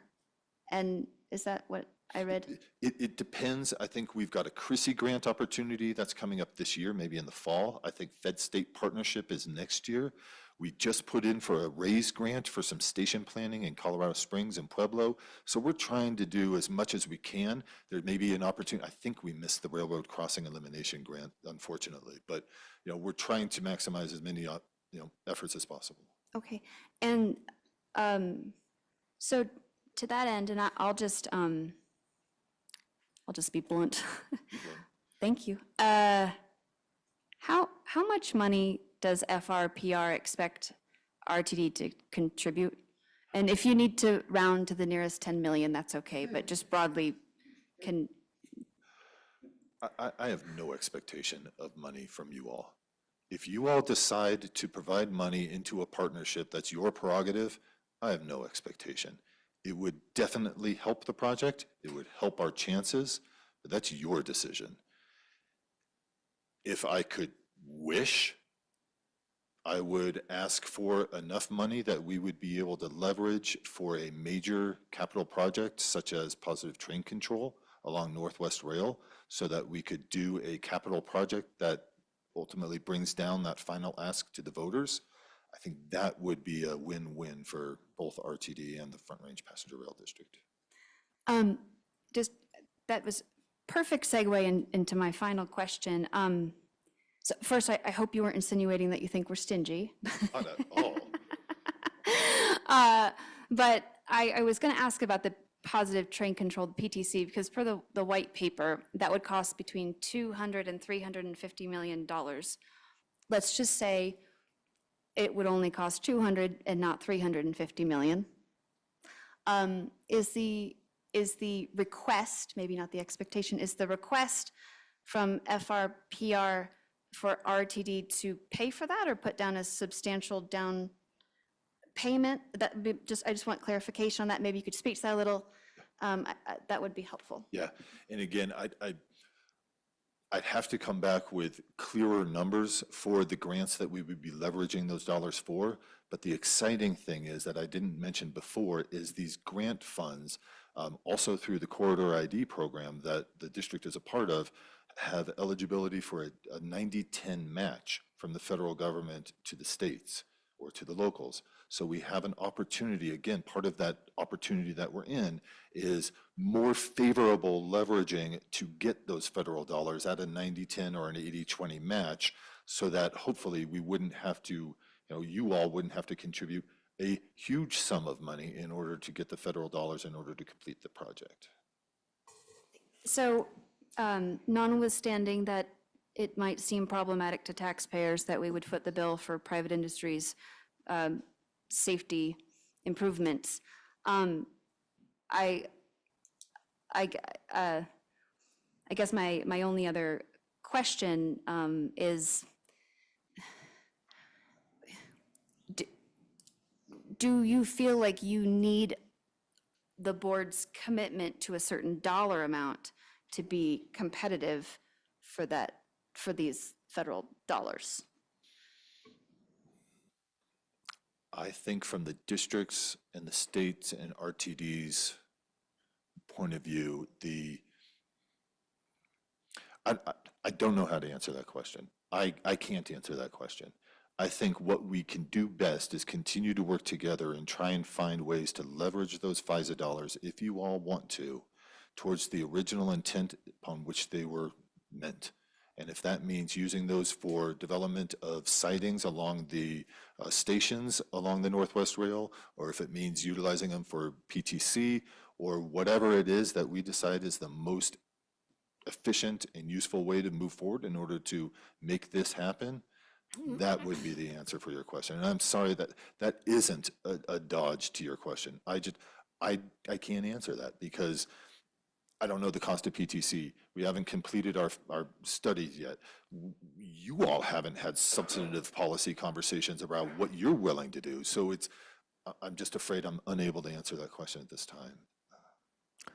I appreciate your candor and honesty, Andy, and I will yield to my colleagues. Thank you. Thank you. Thank you, Director Ruscia. I saw Director Harwick. Yes, thank you. So I have my one question, but I'm just not sure about how to really approach it. So I'm going to ask the other one first, and I'm going to think about the second one. In your mind, Andy, what is the next step? How do you see this proceeding with this board? Not necessarily with GM CEO, but especially as we're potentially looking at a very tight time frame. What does that look like for you, and what does that look like for us? Again, and I don't mean to hem and haw. It is such a difficult question to answer. 6 months ago, I would have answered that question like that. But as soon as I answer the question, something changes. And so I need to answer it in a different way. Or the FRA says, oh, no, we got to include this in CIDP, or this. So it's an ongoing process. To your point, it's a very fast process, an expedited process that we're talking about. And if we're talking about going to a ballot in '24, then again, I think the expectation with you all is let's get together and try and figure out what the messaging would be if you're all amenable to our constituencies along the corridor and that Northwest Rail in order to be the most successful that we can be. And if that means getting money to the corridor, that's great. If it doesn't, what is that message? What do we say? I think that would be the absolute key that we would have to communicate very clearly to our constituencies what it is we're doing and why and what value that brings to them. That that would be my answer to that. If we have more time and we don't go to the ballot in '24, then we've got more time to iterate. I've got more time to work with you all. We've got more time to discuss this. You all have more time. We may get better information from BNSF, and the state during the legislative session may do something that also informs this conversation. And so it's a really dynamic discussion, as you all know. In this next month, my board is going to get together on a board workshop and decide whether or not to go to the ballot in '24, or recommend that we go to the ballot in '24. If we decide to, boom, it's off to the races, and that is all we're doing, right? Creating a ballot measure, getting it on the ballot, 13 counties, direct, everything. That's it. If we decide not to, I've got another plan, and so, again, not to try and dodge your question at all, but it's not a clear. I had a slide up there that shows kind of how the process goes, and it deceivingly says it's in a linear way. But we're having conversations right now about how to possibly expedite NEPA for the Northwest Rail Corridor, because we're using existing infrastructure, because it's been studied by the peak period study, because BNN already provided some information. Can we use that in order to expedite a time frame? And if we can do that, that influences messaging to our constituents and could also impact maybe some of the decisions you all made. If we don't do that, then there's another time frame in order for us to. So it's a really interesting, complex, dynamic discussion that we're having right now, and I'm glad that we're all having it, because it's an exciting opportunity. I hope that answered your question in a way that didn't answer it. I'm sorry. That's the best I can do. Director Harwick, did you have another follow-up question? We could come back around if you'd like the time. No, I think I'll pass. It's a little too awkward. Thank you. I'll go to Director Lewis, please. Thank you, Mr. Chair. Thank you, Andy, for coming tonight. I know there's a lot of tough questions.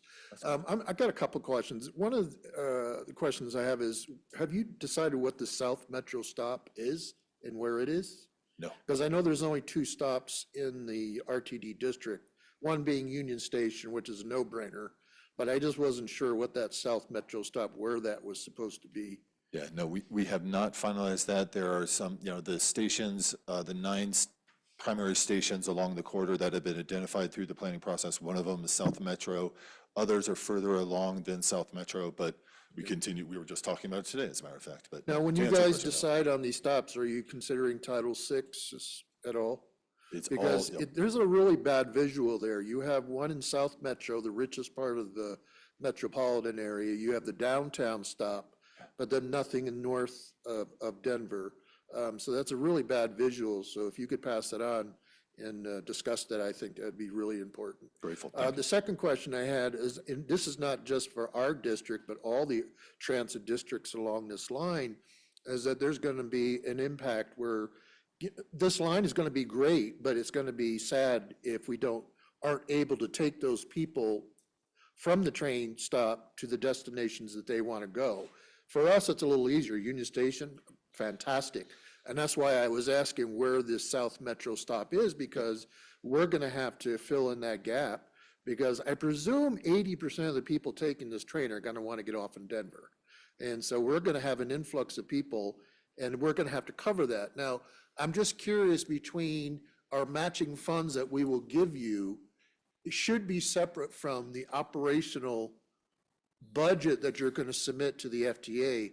And I'm wondering, have you guys considered reimbursing some money to the local transit agencies to cover that last mile connection for the people getting off the train? Yeah, thank you so much for that question, because yes, there's a lot in that question. So I'll just answer that last part first. I'm very interested in having a conversation about a local share back as part of a ballot measure, right? I don't think that we're going to get anything else like from the feds or anything like that, but as a part of a ballot ask, I'm very interested in what can we figure out in order to get some of those dollars back to the locals to address the needs that the local communities have. I won't know with all those communities. I won't be able to address the first and last mile issues as the district. We're going to be running that train. But we need to be able to connect to those transits. We need to be able to get people in and out of the stations and create those opportunities for those those possible transit connections. That's the whole purpose of really what it is we're doing. So I'm very interested and I'm very passionate about that, as well as making sure that those connections happen. It doesn't make sense to just build this and let it lie and hope that a bunch of riders come in. No, I mean, as I said before, if we're able to build this as a connector for the whole region, then that not only helps RTD, it helps Colorado Springs, connect to Pueblo, it helps the U.S. Air Force Academy, connect to Monument, it helps Fort Collins, connect to Cheyenne. Things that don't happen now could happen as a result of this. That is why I really enjoy that. And so what you've just described is very much a part of the vision of what we would like to see moving forward. May I continue? Director Lewis, please. Yes, thank you. I really appreciate your candor and your excitement over that, because I think those are very big issues to be addressed. Thank you, and keep in touch. Yeah, as a matter of fact, my staff, no, never mind. I was getting, they usually tell me to settle down because I usually get too far ahead of the whole station planning effort and I get too excited about it. And it's like, just walk before you run. Okay. Sorry. Thank you, Director Lewis. Is that all your questions? Thank you. I'll move to First Vice Chair Catlin, please. Thank you, Mr. Chair. Andy, I appreciate your passion and your vision, but I'm an engineer, so for me, the devil's in the details. And you mentioned something about our peak service plan was under the auspices of FTA and yours was FRA, and I understood that because it's commuter rail and we would be operating on BNSF right-of-way for the peak service plan, that it would also be FRA. And I'm getting a nod from Deborah. So they're both FRA projects, not FTA. The other thing that I wanted to point out is that 4 years ago, almost to the day, I went down to Fort Worth with our then Director of Capital Programs, AGM of Capital Programs, and we met with the BNSF. And we talked about the peak service plan and some of the details that would have to be fleshed out for that. And I know Joyce is in the audience. But at that time, the price tag was pretty hefty in light of the fact that there were a number of sidings that would have to be pretty long, bridges, a number of things. So that price tag in and of itself was pretty daunting. And you're throwing around, $3 billion or whatever. Easily that segment could consume that entire budget. But I've also been, as an engineer and as a consultant, the BNSF was my client for a number of years. And I I've been in this business for 40 years, but there have been a number of local governments who have pushed for relocation of those tracks out of their central business district, Fort Collins being one of them. I mean, at one point, Denver being another one. Granted, those were long-haul coal trains, but I'm not sure if you've factored into the equation the desires of some of those local communities to make some significant changes to that track location and infrastructure. And I just see a lot of dollar signs that right now, and rightly so, you do not have answers for. Right. But as I would be looking for answers to that before I would be springing it on the voters to say, trust us. Thank you. Thank you. Thank you for the comments. Treasurer Bouquet, please. Thank you very much, Chair, and thank you, Andy, for being here. Going off Director Lewis's question, I sparked a question myself because on the graphic itself in the South Metro, so I actually represent South Metro, so the Douglas County area, the graphic has Castle Rock on it. And currently Castle Rock is kind of a transit desert and it's on the I-25 corridor. And it's not part of RTD. And there's a huge opportunity, and this is just me as one individual director talking right now, that is a great route that I see from Castle Rock to Denver, because that's what I hear most from my constituents, or former constituents, because Castle Rock was actually part of RTD at one point.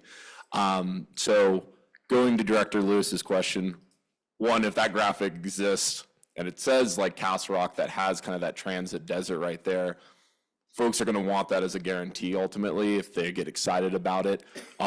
That's the one thing I would go for that forewarn about is, hey, if we have Castle Rock on that graphic, we're going to be expecting a train going through Castle Rock to Denver, most likely, because you would have folks directly going there. That'd be my first forewarning. And the other one is, I think that would be an excellent stop for the South Metro station. So just wanted to advocate for my Douglas County folks. Thank you. Thank you. And Mr. Chair, if I may, really Yeah, fast. please go ahead. It's a fascinating conversation down in South Metro. I mean, because the tracks are on either side of the highway around Castle Rock. So how do we accommodate that?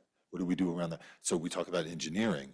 The engineering aspects around a station in Castle Rock or South Metro is probably some of the most in-depth engineering and interesting conversations that we're having. So there's a couple of areas that we're looking at down there.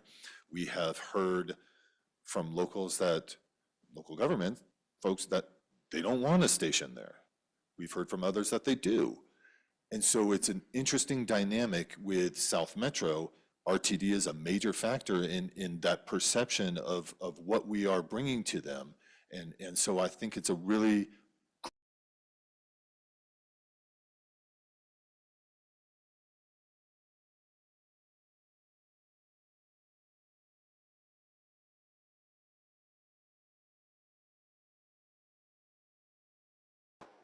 Thanks. We are meeting with the local government planners. We've met with constituents down there. Our board member down there is very active in trying to build consensus around where a station could be. So look forward to the continuing conversations. Thank you very much. Thank you, Treasurer Bouquet. I'd just like to pause just for a brief moment to ask the board office, are we recording? Okay, great, thank you. Okay, I did see Director Deschelle's hand, but I believe, Director Deschelle? Yes, thank you, Mr. Chair. Am I good to go? Yes, please go ahead. Thank you so much, Annie. Thank you for the presentation. Thank you to the directors for the questions. I just have a couple here, right? One of which is looking at sort of more successful commuter rail systems, the Metro in Chicago, the PATH, New Jersey PATH to get into Manhattan. We're talking about balancing cost savings with sharing lines. And at what point are you sort of cannibalizing the service by limiting the amount of service that can be provided? Can you talk about sort of that balance where inevitably if we're sharing with BNSF, that means we're sharing, which means we can only run so much service at a time, which means we may be making an intensive capital investment without much ability to operate. Can you talk to that a little bit? Yeah, and thank you very much for that question. I think I kind of alluded to it before. We have, in the district, we've got two rail operators. To the north of Denver, it's BNSF. To the south, it's UP, as you know. BNSF has more freight capacity now for a variety of reasons, and they're also more amenable to the discussions around passenger rail. They've also partnered with Amtrak. They run some commuter rail and passenger rail in other areas around the country. And so they are a freight railroad that is, as I said, much more amenable to the discussion. So I think that lends credibility and opportunity for us to run trains in that scenario that you were discussing. Part of where we are right now, though, to a point earlier when we're talking about ridership modeling, we're also taking a look at the freight traffic, working with BNSF, working through the NDAs in order to get their data, in order for us to do the RTC modeling and have us to have a kind of conversation around the freight traffic. What is there? What can we do? And what are the opportunities? So I think that, BNSF has expressed, you are absolutely right, and I'm not minimizing, I'm just saying that we are trying to address those concerns early on, recognizing that even after we do our service development plan, we still need to negotiate with BNSF. There's still a whole other negotiation. We still need to get capital construction there. We still need to build it all. We need to identify what those engineering costs are and what is necessary. And so there's plenty of steps that still need to be had in order to accommodate passenger rail on the BN corridor. Thank you, Awesome. Director Deschelle. Go ahead. Yeah, one other question, and maybe this is a bit of learning from RTD's foray into this space, which is how are you going to keep the express route, as you sort of alluded to it as express, right? I think one of the challenges that we have is we promised everyone everything, which means that everyone gets a stop, and there's so many rail stops that it actually now will likely take longer to take the train from end to end than it would be to drive it from a lot of places. And you end up with an increasing number of stakeholders, all of which who want all of it. How are you managing those conversations with the districts or counties, AHJs, who may not be receiving a stop, or how are you making it so that this express route is actually express? Again, a great question, and I think our first step is to not promise everybody everything. And one opportunity we have that I think RTD did not have during Fast Tracks was that we're talking about an intercity passenger rail service that is defined by the FRA in a certain way, and they will withdraw support and/or funding if we have too many stations, if the train goes too slow. So there are requirements that we must keep. Also, by statute, we need to be competitive with car travel. The amount of time that it would take for you to travel from Denver to Boulder, the passenger rail would have to be competitive with that, along with the other corridor, sections of the corridor as well. Another component that I hope that we will be able to have more time with is the education piece. As I mentioned, we are out talking to all the local governments now. We have some of the smaller communities knocking on our door for stations. And I think along the Northwest Rail corridor, there is a real opportunity for them to maybe realize some stations that are part of the RTD line, but wouldn't be part of the Front Range Passenger Rail line.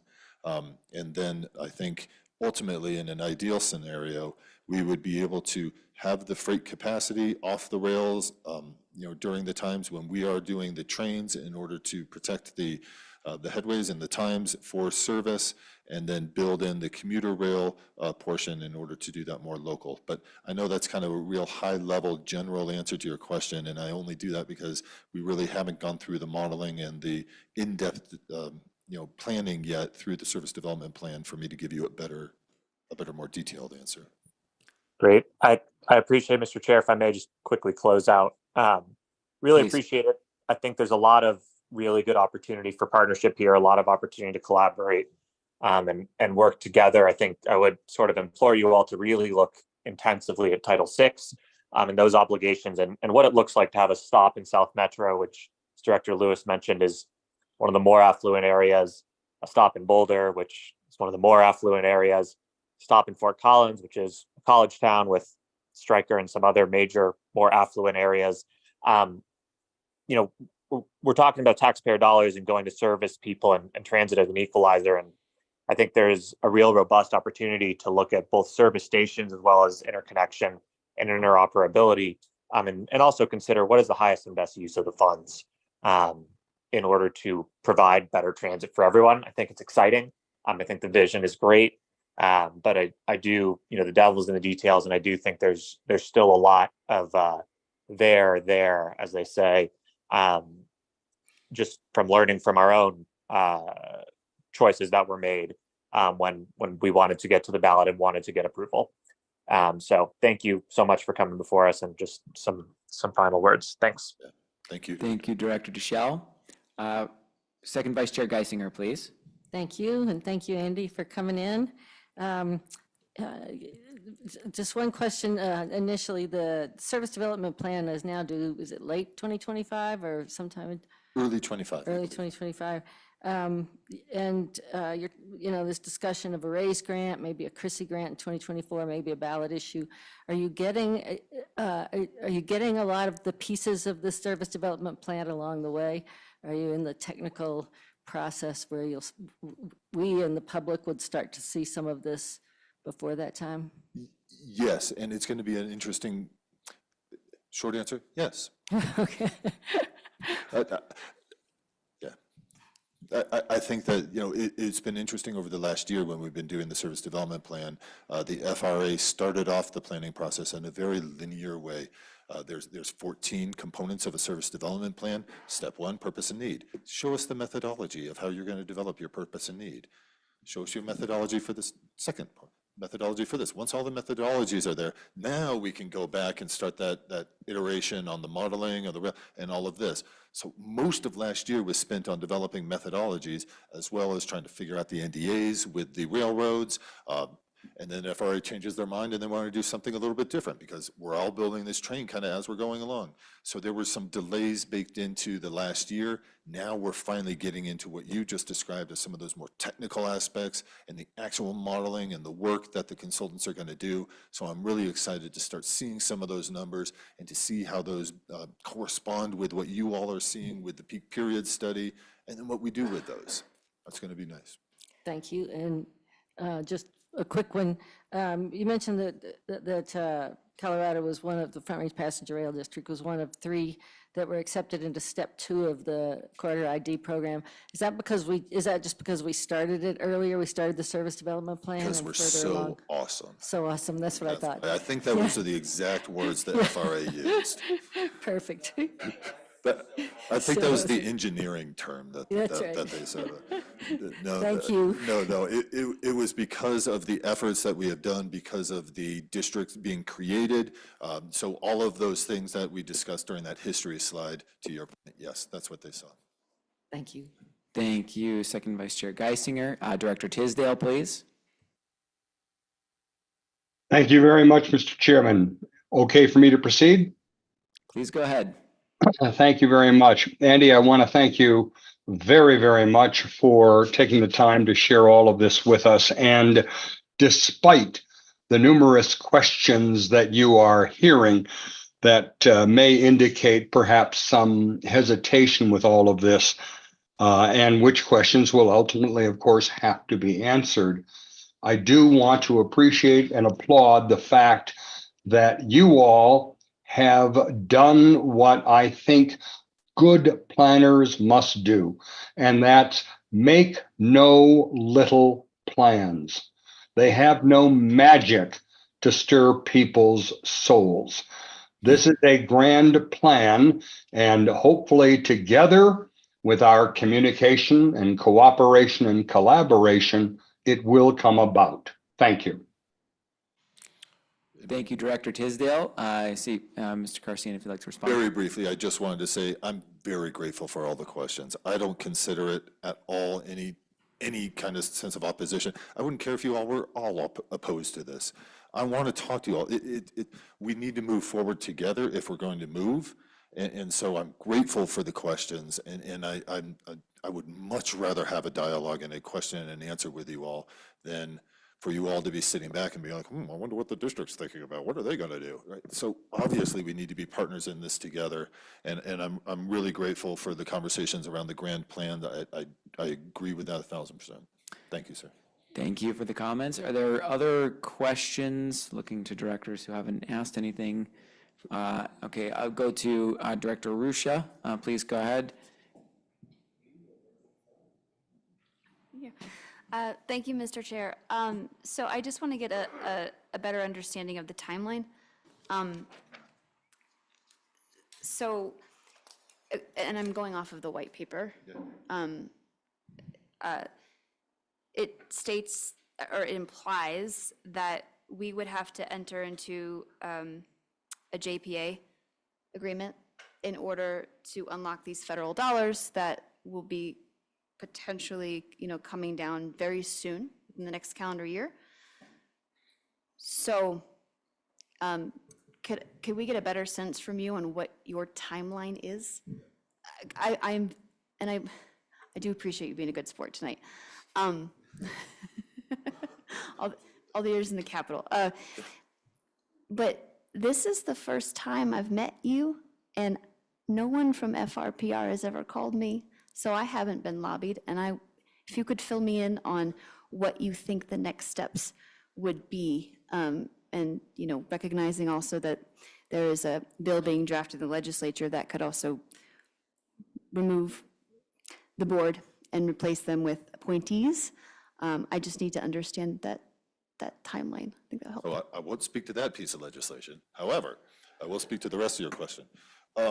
So I think maybe it's a quick opportunity, and I know I've been taking a lot of time, and I apologize, but a quick opportunity to discuss this conversation around joint authorities.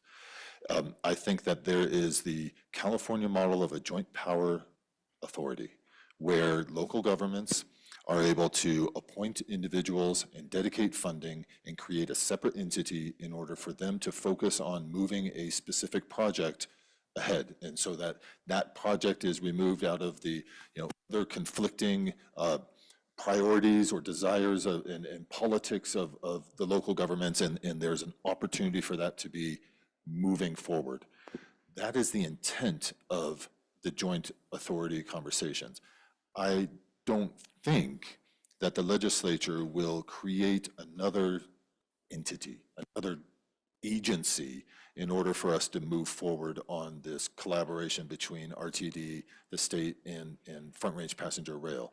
I think that would be a copy and paste of what the district already does, and the legislature created the district in order to do this, so I think that would be duplicative. However, there is an opportunity possibly for a legislatively defined IGA that we can all enter into in order to provide some opportunities to dedicate individuals, funding for a purpose for the first phase of the Northwest Rail project, the entirety of it, and that first phase could be the Northwest Rail, and this joint authority could help make that happen earlier than if it didn't happen, or if it wasn't created. So I think that's the intent on it. And then for the timelines, you may have more questions on that, but I want to get to your timelines. So for the timeline, I think it's again an interesting conversation. I would say, for our service development plan being done at the beginning of 25, if we're able to build into that service development plan a lot of these kind of pre-NEPA conversations, and we're allowed to do that by the FRA, then the timeline could be expedited. But again, we're going to have to negotiate with railroads. I don't want to tell you or the public or anybody that this is going to be a super fast timeline and we're going to get a train in a year. That would be disingenuous and irresponsible. I think that we're going to try and do the best we can, as quickly as we can, to be as responsible as we can, but not let politics drive the planning, and also not let the planning interfere with possible political solutions that could help us as well. If I Thank may, you. Mr. Chair? Yes, Final please. comment? Yeah, go ahead. Yep, thank you. Thank you, Andy. I appreciate your answer to that question. I would say that what some see as opportunity, others might see as a force of hand or disenfranchisement. But I just want to make sure that I understand clearly what you were saying is that FRPR is not coming to the board with a request now or in the near future. Does that mean that we're going to wait and see what happens with the legislative session? Absolutely. I think if we're going to come to you all and continue to have conversations under a joint authority, then we need to figure out what that joint authority is, what you all are comfortable in with that joint authority, what CDOT is going to be comfortable in with that joint authority, how it's defined by the legislature, what does the district bring to the table, can we help administer something? So there are, as everybody is saying, it's easy to talk about things at a very high level, but once we start talking about those details, it can be a different conversation. So yes, to answer, yes, that's what you're hearing. Or no, you're not asking the board for anything at this moment? I'm sorry. Wow, this is making it confusing. Yes, I meant to say no. Thank you, sir. Yes, I'm Thank not you. coming to the board right now with a request. Thanks. I'd just like to remind everybody, we're coming up on a long period, just about an hour of discussion here. So if there's just any pressing final questions or comments from directors, I'm happy to take them if they're brief. Secretary Guzman, please. May we continue our conversation with follow-up through email to your staff, questions for you, just for the sense of time. I appreciate you being here, by the way, thank you. I have a couple of questions, but I'll reserve them for email. I'm more than happy to answer any questions or meet with any of you, whatever you all need, let me know. Thank you, Secretary. Yep, please, Director Harwick. Thanks again, Andy. No, it's not the awkward question. I'm going to leave it, sort of dealt with what Joy Ann said just about, us moving into the guillotine. Okay, so hypothetically, if your board next month says, we want to go for 2024, should we anticipate a call from you in April? Asking for. For money? Yes. No. Should we anticipate a call saying, hey, can we have another conversation? Not about money, but just another conversation? Well, I think it all depends. I mean, if the legislature comes out with a joint authority mandate for us or whatever, then yeah, we're going to have that conversation. Otherwise, if my board decides to go to the ballot, or the governor, wants us to go to the ballot, or whatever, if my board decides to go to the ballot, then we have about 3 months to come up with a ballot measure language to get on 13 county ballots. I don't think that affords us much time for negotiations between my board and your board and figuring out kind of what we would be doing moving forward. So I think if my board decides to go to the ballot in 24, as I said before, we've got a clear direction, and there is very little time beyond focusing on what the ballot measure will say and getting it onto the ballot. Thank you, Director Harwick. So thank you very much, Andy, for being here. Very much appreciate the information. You took a lot of questions. That was an hour of discussion there. I appreciate questions from all of my directors. It certainly sounds, time is, if your board does decide to move forward with the ballot initiative in 2024, then there is very short amount of time. And I think that, this board at this point has the opportunity to participate in some of your meetings. So I'd encourage directors to please follow up with questions and to do so and to understand this. Of course, we have our general manager and CEO as an ex officio member on the board. We look forward to any proposals or any questions that you may have for this board, but certainly appreciate your time in providing the update. So thank you for being here. Okay, we're going to do one more external entities report, and then we are going to take a break after that for the restrooms and so forth. But I want to move to our final external entity report for the evening before we do take that break, which will be from the Advisory Committee for People with Disabilities, ACPD. Mr. Earl Lee, thank you for joining us here virtually. Thank you for your patience. Please go ahead. Thank you, Mr. Chair. That's a hard act to follow. I don't know if I can live up to that one, but we'll see what we can do. The ACPD committee met on February 13th, and we opened with a discussion. We have had a number of discussions regarding the possibility of renaming the Civic Center station in honor of Reverend Wade Blank, based on his contributions to the disability community. And as a response to our questions, Jack Kroll, the executive director of the RTD board office, provided some updates for us. He explained that the current policy for renaming is a culmination of 3 board actions, saying that the board is seeking to write a new comprehensive policy for the future. He requested policy suggestions from the committee regarding renaming the properties and stations. Excuse me. Betty Elias, one of the committee members, suggested an online form for the public to make suggestions. Myself, I suggested the possibility of renaming the building, the Reverend Wade Blank Terminal at Civic Center Station, which would be similar to the Wewata and Chestnut Pavilions at Denver Union Station. Mr. Kroll responded that the name suggestions would likely go through several groups, including advisory committees, RTD employees, historians, etc., and would eventually include both an honorific name and a geographical location. I intend to pursue this further in our next ACPD meeting and try to get some solid input from the committee on what sort of criteria we feel should be used in this.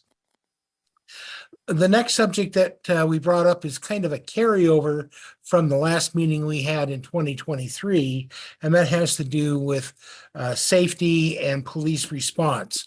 I had brought up in that meeting some concerns expressed to me regarding people not feeling safe riding on RTD buses, being around the stations, and bus stops, that sort of thing. So we brought in, I'm not sure if I can pronounce his name correctly, and I apologize. Brian I'm gonna have to just let it go with Brian at this point, I think. Brian Cousineau is commander of the Transit Police. He was very informative, explaining to us a number of things that the Transit Police have done. I was very excited to hear that the police department transit officers are now up to 77 sworn officers. I know that they were in the mid-20s at the end of last year, so it's good to see continued buildup of the force. He says that there should be close to 100 by the end of this year, so that's all going very, very well.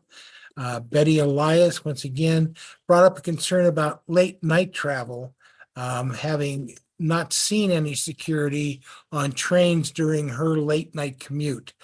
She does travel late at night, and she is disabled, so she does have some concerns about not having any transit officers or anyone around from a security standpoint. And again, Mr. Cousineau indicated that the Transit Police should provide 24/7 service within the next couple of months. One of the questions that was raised was the authority of the RTD Transit Police as far as being able to arrest someone. I have always heard that they don't have the authority to arrest someone, so they must rely on local law enforcement officers to do that. And he explained that they do, in fact, the sworn officers, not the contract security officers, but the actual sworn transit officers do have the authority to detain and arrest individuals who have committed a crime. The issue that they apparently run into is that the Transit Police do not have holding facilities to detain suspects. They don't have property storage. They don't have detectives. They don't have a way to investigate and some of those kind of things. And so they're starting to run into some issues with local authorities not providing the kind of assistance that they really need. And apparently there was an incident where they couldn't get local authorities to help with a drug confiscation, and the decision was made to discard some drugs in trash cans rather than dispose of them properly. That has been completely resolved, and there is now a process in place where RTD Police will dispose of any sort of narcotics properly. But it just goes to show that that there needs to be more support for the Transit Police, and I think this is very, very important. So I hope that the board will consider all proposals to support Chief Fitzgerald and the transit officers to provide security for all of us who ride RTD. Curtis Chong, who is one of our newer members, who is a blind passenger, opened a dialogue regarding multiple stops on access on demand through Uber. I won't go into any detail because I think we've heard this subject in quite a bit throughout this evening. So I won't go into any detail. It is obviously something that is on everybody's mind. It does seem to be something that many people found very useful. Betty Elias made a comment about not having that multiple stop available. And after she made one stop, she called for a second access on demand to pick her up, to take her to another spot. And she waited for 5 hours to get service there. So whatever the outcome is, something needs to be done. Paul Hamilton, the senior manager of paratransit services, explained that the multiple stops was never supposed to have been part of the program. Uber apparently took it upon themselves to do this. And that trying to get everybody on board with all the contractors and the different systems that are in use would be very difficult, but it appears that this is something that needs to be looked at, and we have decided to push any further discussion over to the next APAC ACPD meeting, the joint meeting that will come up, I believe, in March. Gabe Christie gave us who's the ADA manager, the Civil Rights Division, provided an update on recruitment of new members for the ACPD, telling us applications are available through March and we'll be onboarding new members before the 4th of July. And finally, Jack Kroll announced that 8 board director seats are up for election in November, and he encouraged anyone interested in running to reach out to him or the board office. We did have a question raised regarding the appointment of Jamie Lewis to the board. Mr. Kroll explained the details of why and how that appointment was made. And I would like to add my congratulations to Jamie. Glad that decision was made. And this concludes my report on the ACPD meeting in February. Thank you very much, Mr. Lee. Thank you for being here, and thank you for your report. At this time, I'm going to ask that we take a 5-minute break at 7:53 p.m. I will call this meeting back to order. At 7:53 p.m., we'll call back to order. Please go ahead and take a break. Thank you.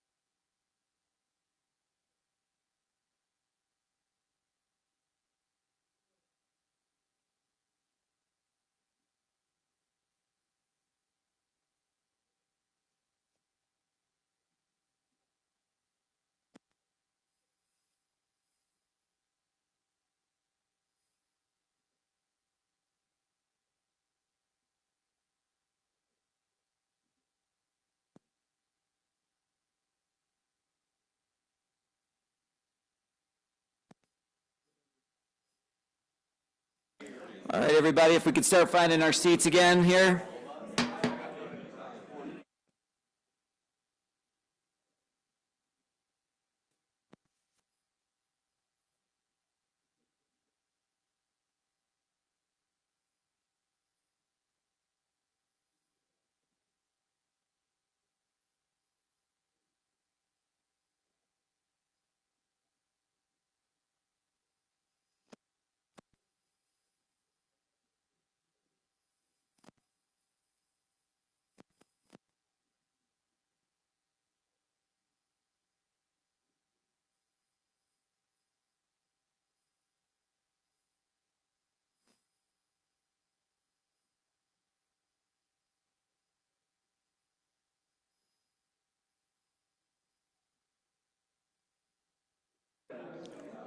If everybody could take their seats, please.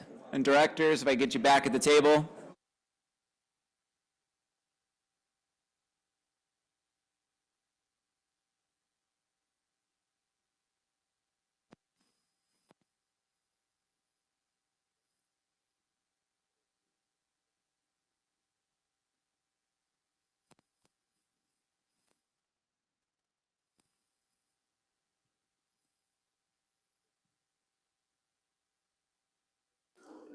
All right, I'm going to call the meeting back to order.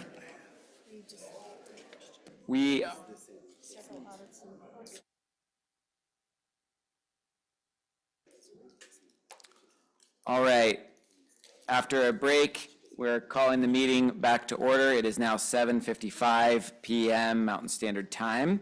We're going to move into our committee reports, starting with the Audit Committee. Director Deschel, are you still with us? I am not seeing Director Deschel. I'm going to move on. We can follow up with the board regarding next meetings with respect to the Audit Committee.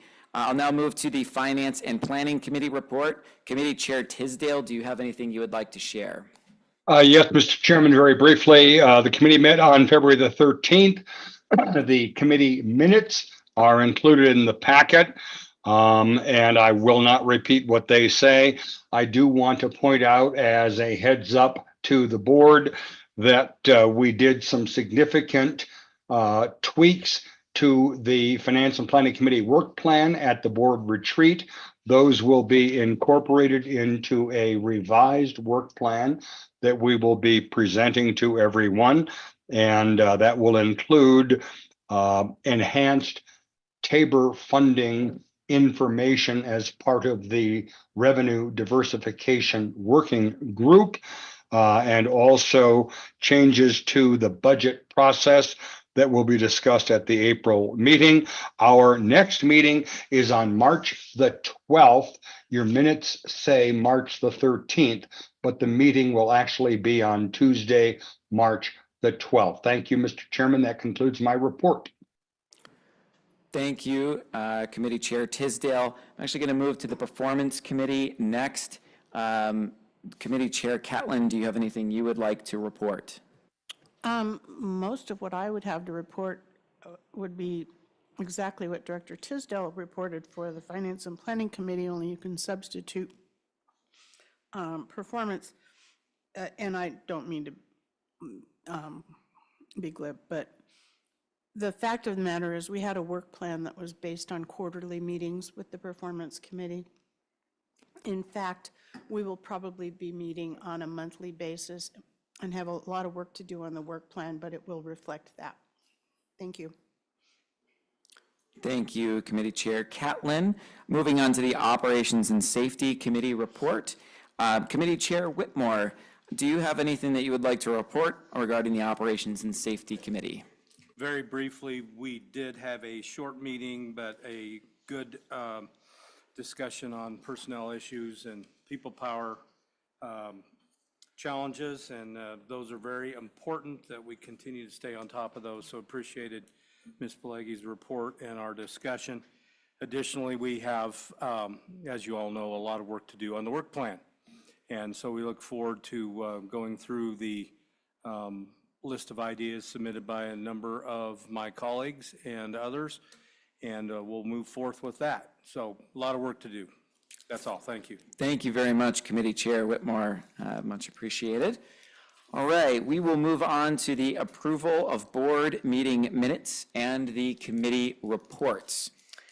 The board and committee minutes were included in the board packet. Are there any corrections from directors for the minutes to be approved this evening? Yes, Director Ruscia, please.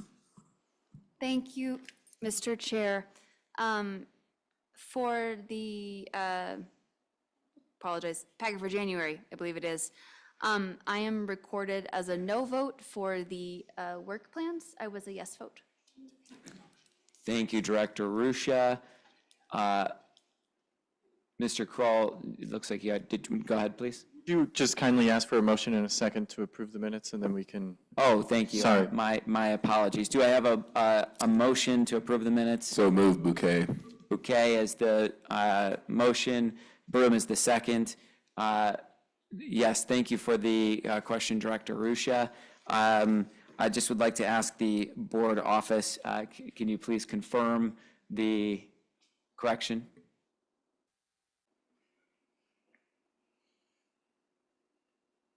Yes, Mr. Chair, we will make the correction.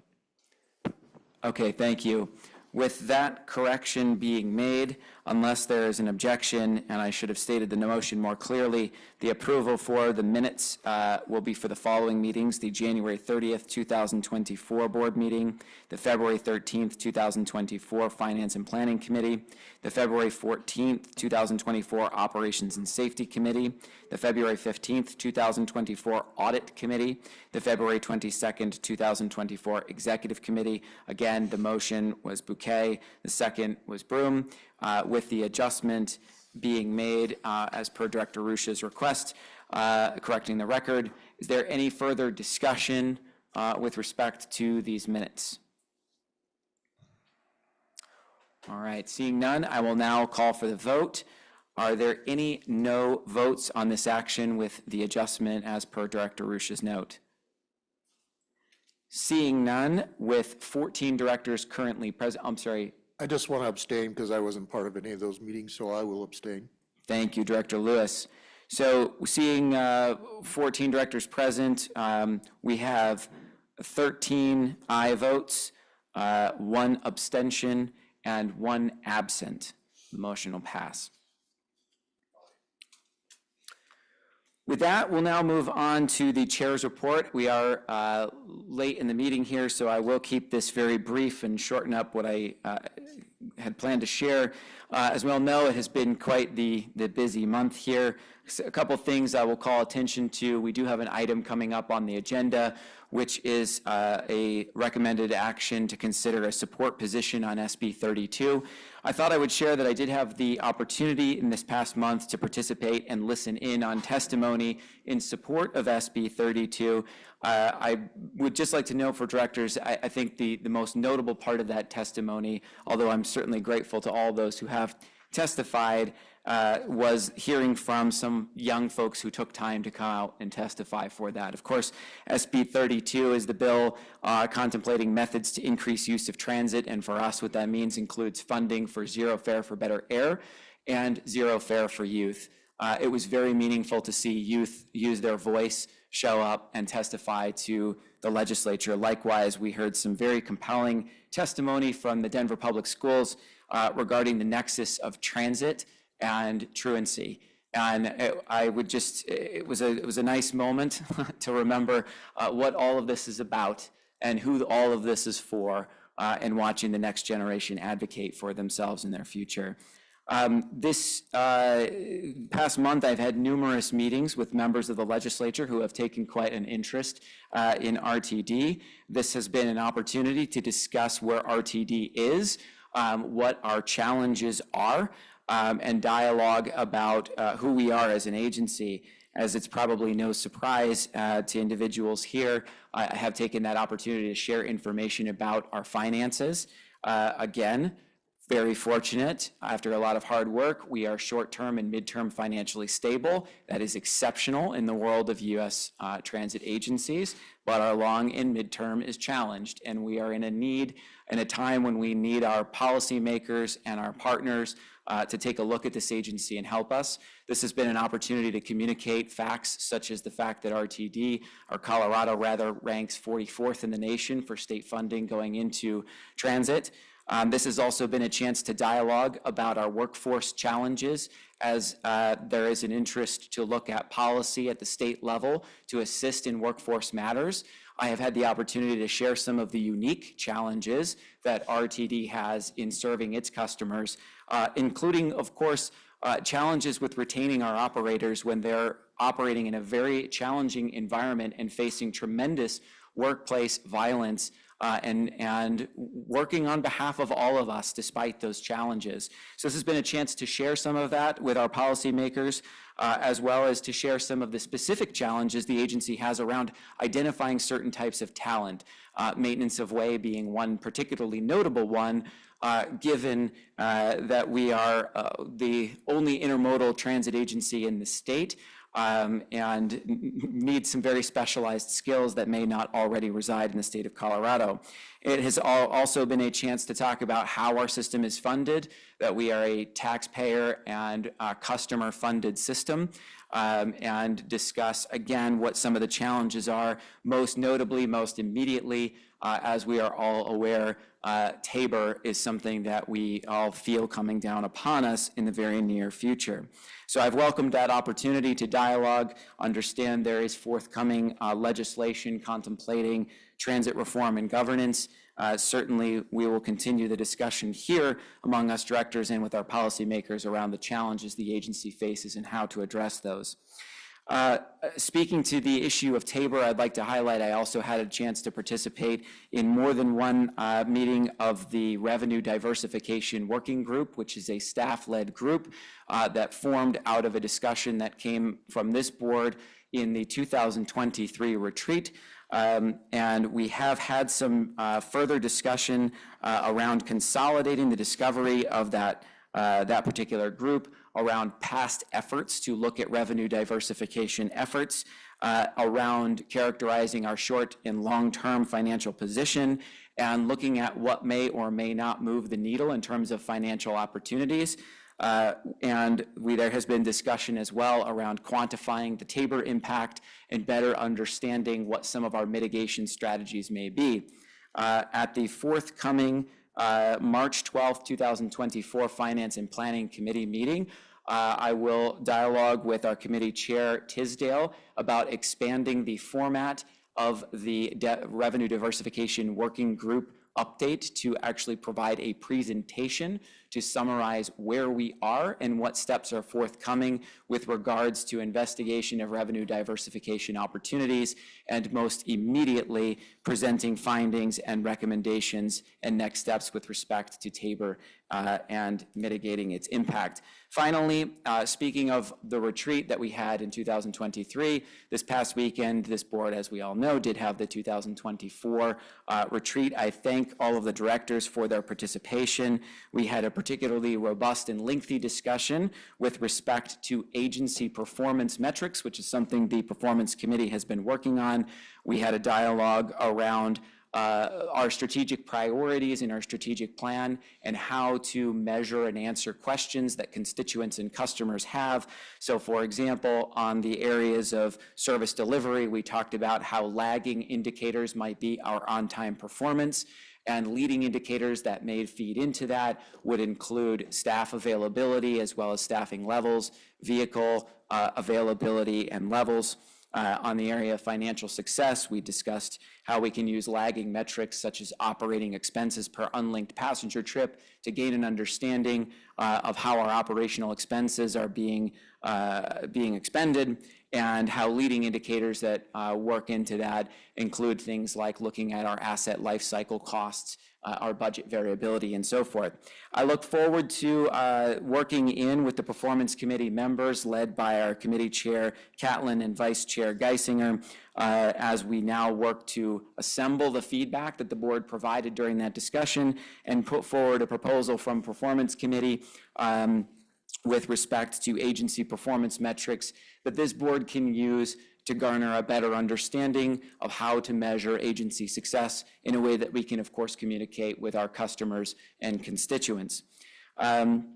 Finally, I would just like to thank everybody for their participation this evening and the robust discussion in the questions that came up around Front Range Passenger Rail. And I just will emphasize a point that came up at the end of the discussion there, that I would encourage directors interested in that to please use the opportunity that there are public meetings of the board of the Front Range Passenger Rail District to please participate and listen in.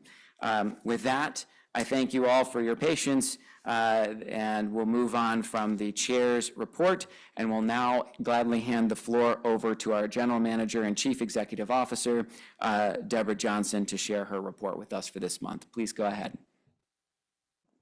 Thank you very much, Mr. Chair. Good evening, and to all board members and to those that are assembled. Deborah Johnson, General Manager and CEO, as introduced.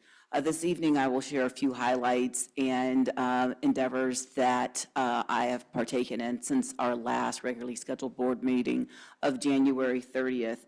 And as I do, going forward, this report will be centered around our strategic priorities and capturing our strategic initiatives based on back to basics, people power, and a welcoming transit environment. Starting with community value, Mr. Chair, you already commented on Senate Bill 32 and recognizing that's forthcoming on the agenda. I will not delve into that, but would echo your sentiments in seeing so many people advocate for access to I would say enhancements in public transportation, clearly with the nexus as it relates to our younger generations. People can't take advantage of public education, if they don't have a means to access said opportunities, and was glad to hear as well that Denver Public Schools did see a trend in reference to truancy being improved, that is. As it relates to another element under community value, having been appointed in 2023 to serve on the American Public Transportation Association's and FTA's bus manufacturing task force focused on clean bus manufacturing on Tuesday, February 6th, and Wednesday, February 7th, I traveled to Washington, D.C. to participate in a White House roundtable on clean bus manufacturing. And delegates from the Biden-Harris administration, representatives from APTA, as well as FTA, and executives from 8 other transit agencies in addition to RTD and original equipment manufacturers, had an opportunity to engage about some of the obstacles we currently have relative to procurement and best practices. And more so, we talked about the nexus with the upcoming Olympic Games that are scheduled to be held in Los Angeles in 2028, because it's really about America's games and how supply chain issues and manufacturing industry perspectives feed into that as we go forward, and clearly recognizing that in the Southern California basin, that diesel buses can't be used, what can be done collectively around the country to help support those efforts. On Monday, February 12th, I, along with Director Bouquet and Chief Fitzgerald and other command staff from RTD PD, as well as Michael Davies, we engaged in a study session convened by the Parker Town Council, during which participants collectively discussed the town's transit needs and options to expand service delivery in the vicinity, talked about the partnership program and other elements relative to how might we address greater mobility options for that area of the district. Over the weekend, on February 16th through the 18th, I traveled to Savannah, Georgia to attend the APTA CEO seminar. And part of the seminar, which is intended for transit agency CEOs and deputy CEOs, only provides a unique opportunity for transit leaders to discuss management, policy, and quality of life issues relative to their respective agencies. This year's program focused on many of the critical challenges facing the industry and the C-suite, including transit ridership, this transition to zero emission, fleets, reining in capital costs, labor, bus procurement challenges, and positioning the industry for success. During the course of the seminar, I led a panel discussion on the challenges and opportunities related to procuring and deploying zero-emission buses. Doran Barnes, the CEO of Foothill Transit in Greater Los Angeles, specifically West Covina, and former APTA chair, as well as Jessica Medford Miller, CEO of Valley Metro in Phoenix, and then Carl Gant, manager, director of the Champaign-Urbana Mass Transit District, all participated. On the morning of February 18th, I gotta say, it really was a highlight of the seminar for me. I was able to facilitate a discussion section related to the role of the deputy CEO. The panelists were all former deputy CEOs, including myself, who have advanced to become chief executives, and the discussion was very, very engaging. We had Sean Donaghy from C-Tran, which serves Vancouver, Washington, who is set to become the new CEO at North County Transit in Greater San Diego County, India Birdsong Terry from Greater Cleveland Regional Transit Authority, Michelle Bouchard from Caltrain, which is the Peninsula Corridor Joint Powers Board in the Greater San Francisco Bay Area, and then Nadine Lee, who is the CEO from Dallas Area Rapid Transit. This coming Thursday, February 29th, I, along with members of staff, will travel to Littleton to meet with the mayor, as well as members of the city council and the city's Transportation and Mobility Board to engage in dialogue and discuss shared goals as relates to RTD's strategic initiatives of back to basics, people power, and welcoming transit environment.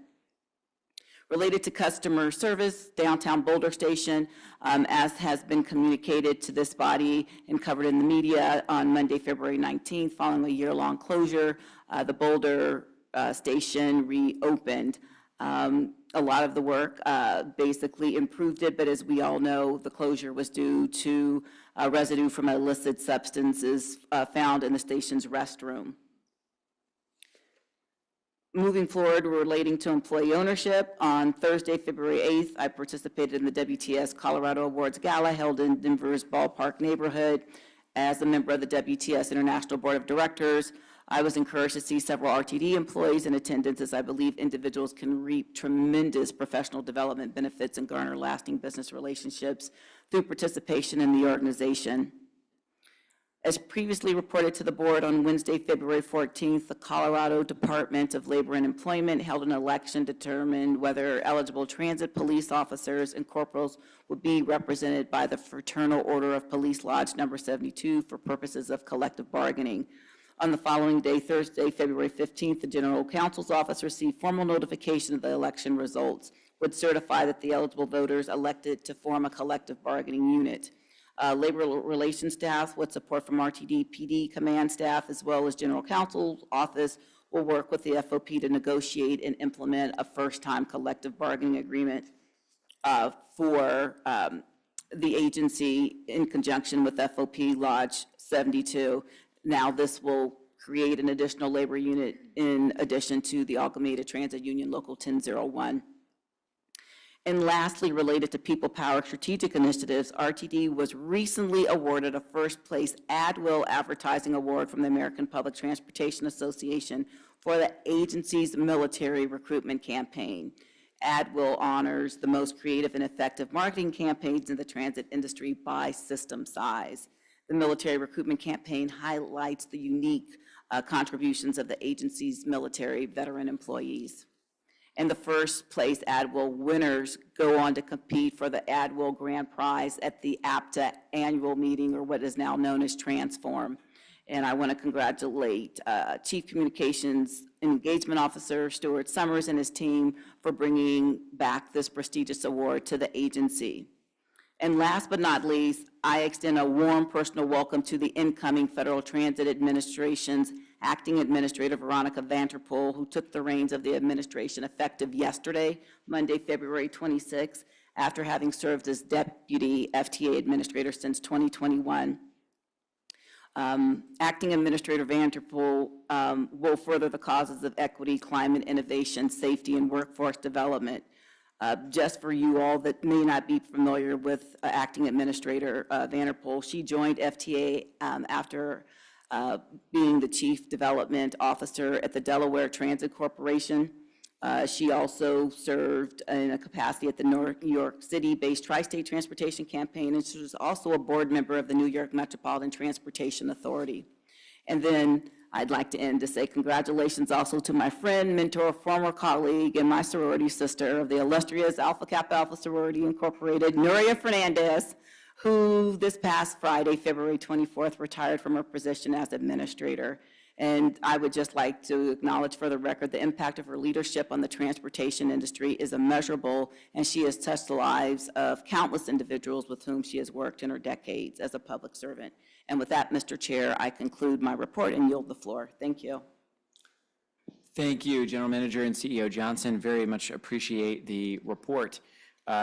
We will move forward in the agenda to our to unanimous consent. Just to note that there are no unanimous consent items on the agenda this evening. So we will move to our recommended action portion of the agenda. There are 2 recommended actions on the agenda tonight listed. Actions A and B. The first action, A, is for the Senate Bill 24-032 support position. This is for the Board of Directors to adopt a support position on Senate Bill 24-032, otherwise known as SB 32, methods to increase transit. Do I hear a motion? So moved. So moved. Second. I heard the movement as Ruscia and the second as Rosenthal. Is there any discussion on this matter? At this time, I'd also like to invite Mr. Michael Davies, if you'd like to come up and join us. Was there anything that you had planned to share, sir, before I open the floor for discussion? Thank you, Chair. Michael Davies, Government Relations Officer. I know the board is very familiar with the bill, so I'll defer to you if you want a presentation, but happy to answer any questions. Oh, thank you. Thank you for being available for questions, Mr. Davies. Very much appreciated. I think I saw a hand over this way. Yes, Director Rosenthal, please. Thank you. I just wanted to say that I'm very strongly in support of this bill. And I think that if you look at the sort of what does it say about RTD and other transit agencies, but obviously we're here with RTD. It shows the sort of a stamp of approval, a sense of confidence in what I would consider, the most audited, the most accountable, and one of the most pro-labor and best run, in my opinion, agencies in the state, where we have challenges that I look forward to working with the legislature to help us with. And so with that, I'm certainly very strongly in support, and why I seconded the motion. Thank you, Director Rosenthal. Very much appreciate it. Yes, Director Ruscia, please. Thank you, Mr. Chair. I have a question for, this might be for GM CEO and council, if that's okay? Please go ahead. Thank you. So last year, we included youth who rode paratransit in our free fares. And I was wondering if that is something we will continue in the future, either as a matter of policy and more directly just for council, if RTD feels like that would be required under current FTA guidance. Mr. Chair, if I may. Please go ahead. Thank you very much, Director Ruscia, for the question, and keeping in mind that we provide transit services, we would not be picking and choosing what modalities are eligible for zero fare for youth. That would be discriminatory in practice from my perspective. Thank you. Director Ruscia? I agree that would be discriminatory. Thank you, Ms. Johnson. Thank you, Director Ruscia. Thank you, General Manager and CEO Johnson. I see Director Tisdale, please. Thank you very much, Mr. Chairman. One question for Mr. Davies. If you look at page 73 of the packet regarding the exploratory committee in lines 3 and 4 of the packet, it addresses the composition of the committee and says that the committee will include 3 representatives from the 5 largest transit agencies in the state. Am I correct in reading that RTD might not be included on the exploratory committee looking at a statewide transit pass. Thank you. Thank you, Director Tisdale. Mr. Davies? Yes, thank you, Director Tisdale. In discussions with the bill drafters on that topic, it is their intent that RTD would be on that committee and participate on that committee. When raised, the bill drafter did not want to specifically call out RTD. And beyond that, I don't know exactly what the thinking there was, but it was certainly the bill drafter's intent to have RTD participate in any committee that gets established on that topic. Thank you, Mr. Davies. Director Tisdale, any follow-up? No, that's fine. Thank you. Thank you, Director Tisdale. Other questions, discussion? Just Director Rusha, please. Just to clarify, Mr. Davies, when you say bill drafter, do you mean bill sponsor or literally bill drafter? Sorry, thank you for the clarification. The bill sponsor. Thank you. All right, not seeing any further discussion, I will ask, are there any no votes on this action? Seeing none, with 14 directors present, the motion will carry with 14 aye votes and 1 absent.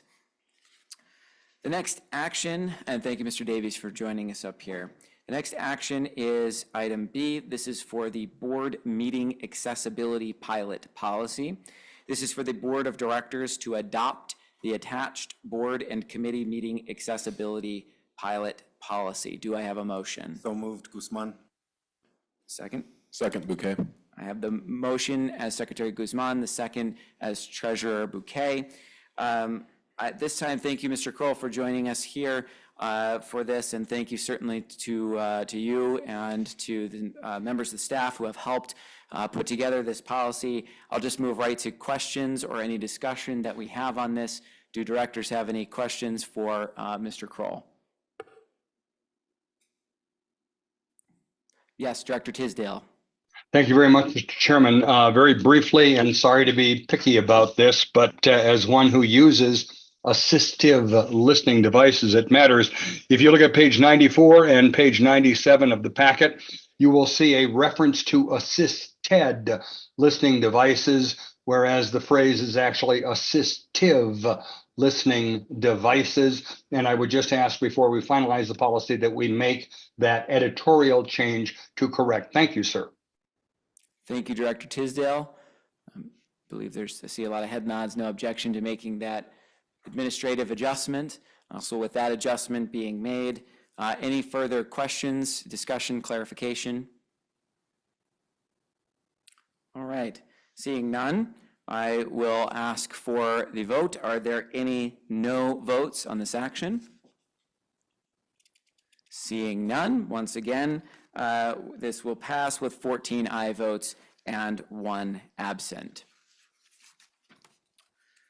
We will move on to the discussion item portion of our agenda this evening. There are 2 discussion items on the agenda.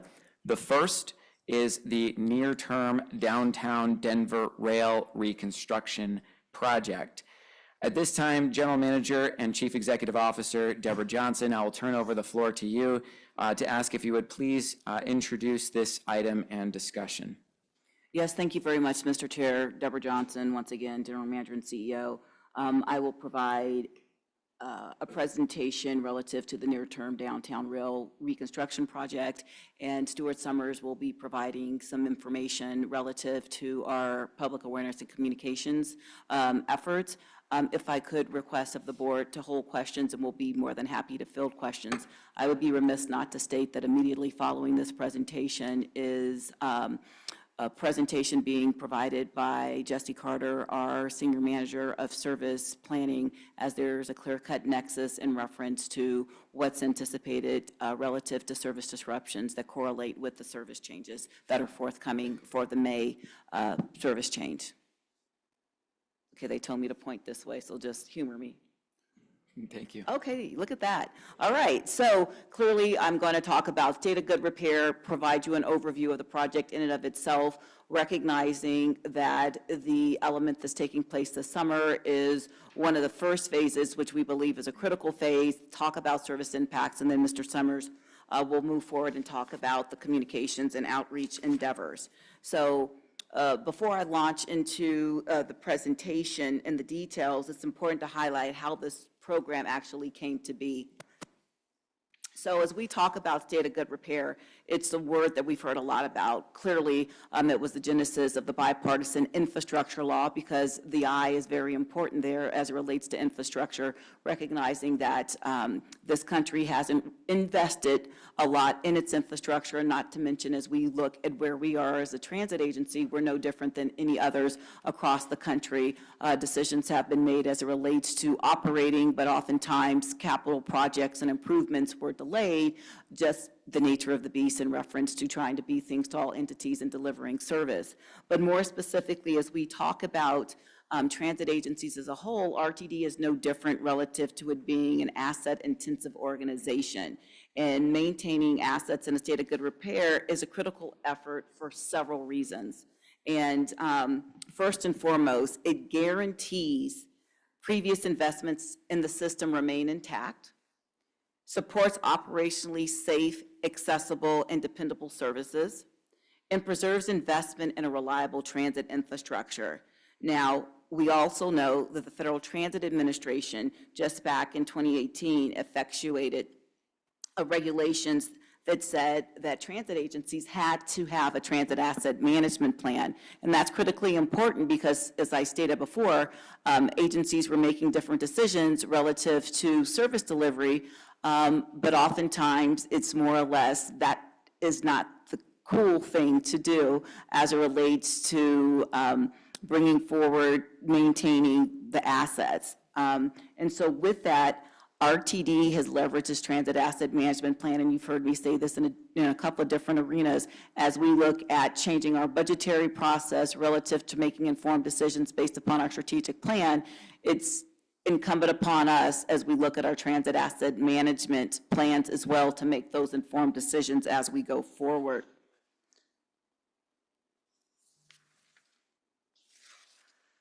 So it's important to note that RTD has more than $9 billion in fixed assets. And considering that, the assets inventory pursuant to any agency's TAM plan can range in cost from thousands to millions of dollars. And they include things such as revenue vehicles, equipment, and other infrastructure components. And agencies must employ analytical processes or tools to assess capital assets investment, and that's what we're doing going forward. And you'll hear more about that throughout the course of our budget development relative to our upcoming budget for 2025. Now, recognizing that the rail segment in downtown Denver that will undergo reconstruction in the near term is one such prioritized asset.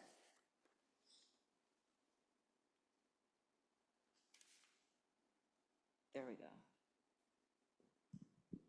So I know there were comments earlier during the public comment section.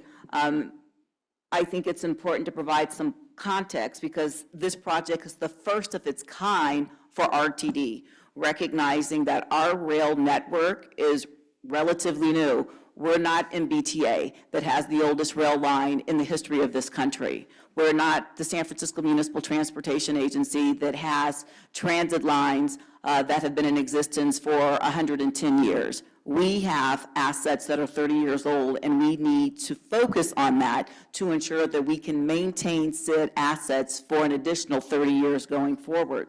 And so although the agency has conducted routine maintenance aspects that we qualify as a project, those have been targeted in reference to certain aspects of the rail being replaced as opposed to a comprehensive undertaking. And the reason why I pose this in such the manner, we have to keep in mind that maintenance efforts of this nature will be disruptive, but this is par for the course when we talk about where we are as a transit agency. Hence, prior to the TAM being introduced by the FTA, A lot of agencies were a little gun shy about doing that because of the impacts to service delivery.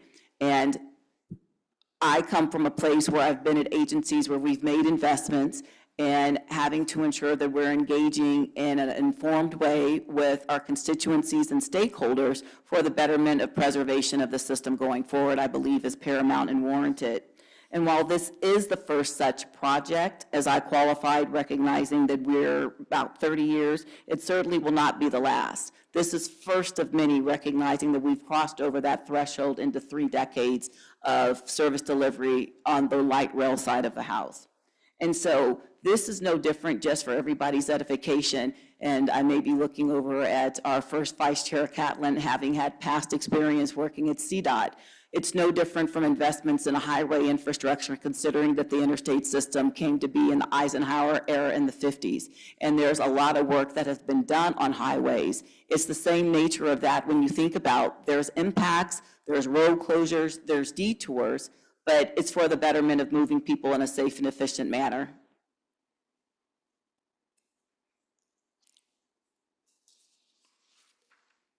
So now I'll delve into more specifically how we have come to be. So recognizing on Friday, October 17th, 1994, and when I was doing a little research, it was on a crisp fall day, RTD held a ribbon cutting and inaugurated the first light rail line in the region. Following that commencement celebration, the line was placed into revenue service on October 9th. Shortly thereafter, 5 years later, our closest neighbor relative to being in this region, I would say geographic area, UTA opened their tracks line in December of 1999. And so as we look at where we are, it was the only light rail system, only line in the light rail system at that time, and the letter naming convention would come later as this line became known as the D line because it was downtown Denver. And it traversed the heart of downtown. And at that time, the entire corridor stretched from 30th and Downing to I-25, which was 5.3 miles in total. So let's fast forward. Now we are a light rail network of more than 60 miles of track that's serviced by 200 light rail vehicles with 57 stations. Now the downtown loop, and there's various takeaways on that slide before you, but I just want to hone in on a few. The downtown loop is a component of RTD's inaugural light rail line, as I stated, and it's located primarily in the central business district, but also it's served now by the D, the H, and the L lines. And one thing that's very important, and I want to point out the photographs that are on that screen, because we have paved track and then we have the open ballast track, and that's very important, and I'm going to delve into that a little bit because it's very important as we note how we have our service delivery from a light rail perspective operating. Trains operate in street running fashion, meaning that there's no fixed guideway. And when I say fixed guideway, I mean that that is solely for the means of public transport with its dedicated right-of-way. So recognizing what we're trying to do here is preserve our rail network going forward for an additional 30 years, as I indicated. You have to keep in mind, under that paved track, there are utilities such as electricity, gas, water lines that are running underneath the existing paved track. Hence, all of that has to be reconstructed as we think about where we're going. Later in the presentation, I'll show you a cross-section, and we'll walk through exactly what that will entail. So I know there's been questions that I've received talking about what we have done previously in reference to projects and how does this differ once again. So RTD has spent $19 million on 17 isolated rail maintenance activities or projects in the downtown area in the last 12 years. Now, keeping in mind $19 million is certainly a lot of money for any one individual. It is for me. I wouldn't be sitting here presenting this to you if I had $19 million. Let's just keep it real on that front. So when we talk about maintaining a rail network, $19 million is not a lot of money. And so as we move forward and we talk about these isolated projects that took place over a period of time, it was the decisions that were made relative to let's keep this railroad moving, but it wasn't done in the manner in which we could do that preservation for 30 years to come. During those previous projects, maintenance efforts, crews replaced targeted segments of curved rail, some tracks and switches and other infrastructure, but not the full depth reconstruction. So now let's talk about that a little bit. So clearly this project was prioritized to maintain our assets in a state of good repair. Because of service-related wear and degradation, due in part to de-icing chemicals used on the roadway, we have to ensure that we are meeting the state of good repair relative to what's defined as the design life. And we're trying to do that, as I keep repeating, another 30 years. I'm going to keep saying that over and over again because that is important to stress. Now, phase one of this project involves full depth reconstruction of five intersections in the downtown loop, which I'll outline in just a moment. And then there will be additional phases, 2, 3, and 4 in 2025. Now, the numbering of the phases does not necessarily correspond to the order in which they'll be done, but wanted to qualify the importance and call out the specific sections of rail that will be reconstructed. So recognizing that when you all approved the fiscal year 2024 budget in November 2023, we came before you and asked for $152 million. We did not know the cost of the projects, but one thing I do want to share with you all. I mentioned in my general manager's report that I was at the APTA CEO seminar, and what was really interesting, I remember this on Saturday afternoon, we had Peter Rogroff, who was a former Federal Transit Administrator and also the not immediate past anymore, but he was the CEO of Sound Transit. Discussions ensued relative to where we are in the construction industry as relates to investing in infrastructure and state of good repair. In reference to the labor market, supply chain, and a myriad of different issues, we have clearly seen that there has been an uptick in reference to being able to hone in on the cost of projects. Case in point, I remember just earlier in this evening, somebody referenced PATH being the Port Authority for the Trans-Hudson, i.e. the system that crosses over into Manhattan, and recognizing that New Jersey Transit and Amtrak utilizes the tunnel, the Hudson Tunnel. That is in the midst of being reconstructed. That project cost has increased by more than 50%. The reason being supply chain. And so I'm providing that context so there's a global understanding of where we are as relates to what's happening, because contractors are taking on a lot of risk as they go forward. Another such project that had a nearly 30% increase is LA Metro's San Fernando line. It used to be the Santa Ana, they renamed it, but that project saw increases.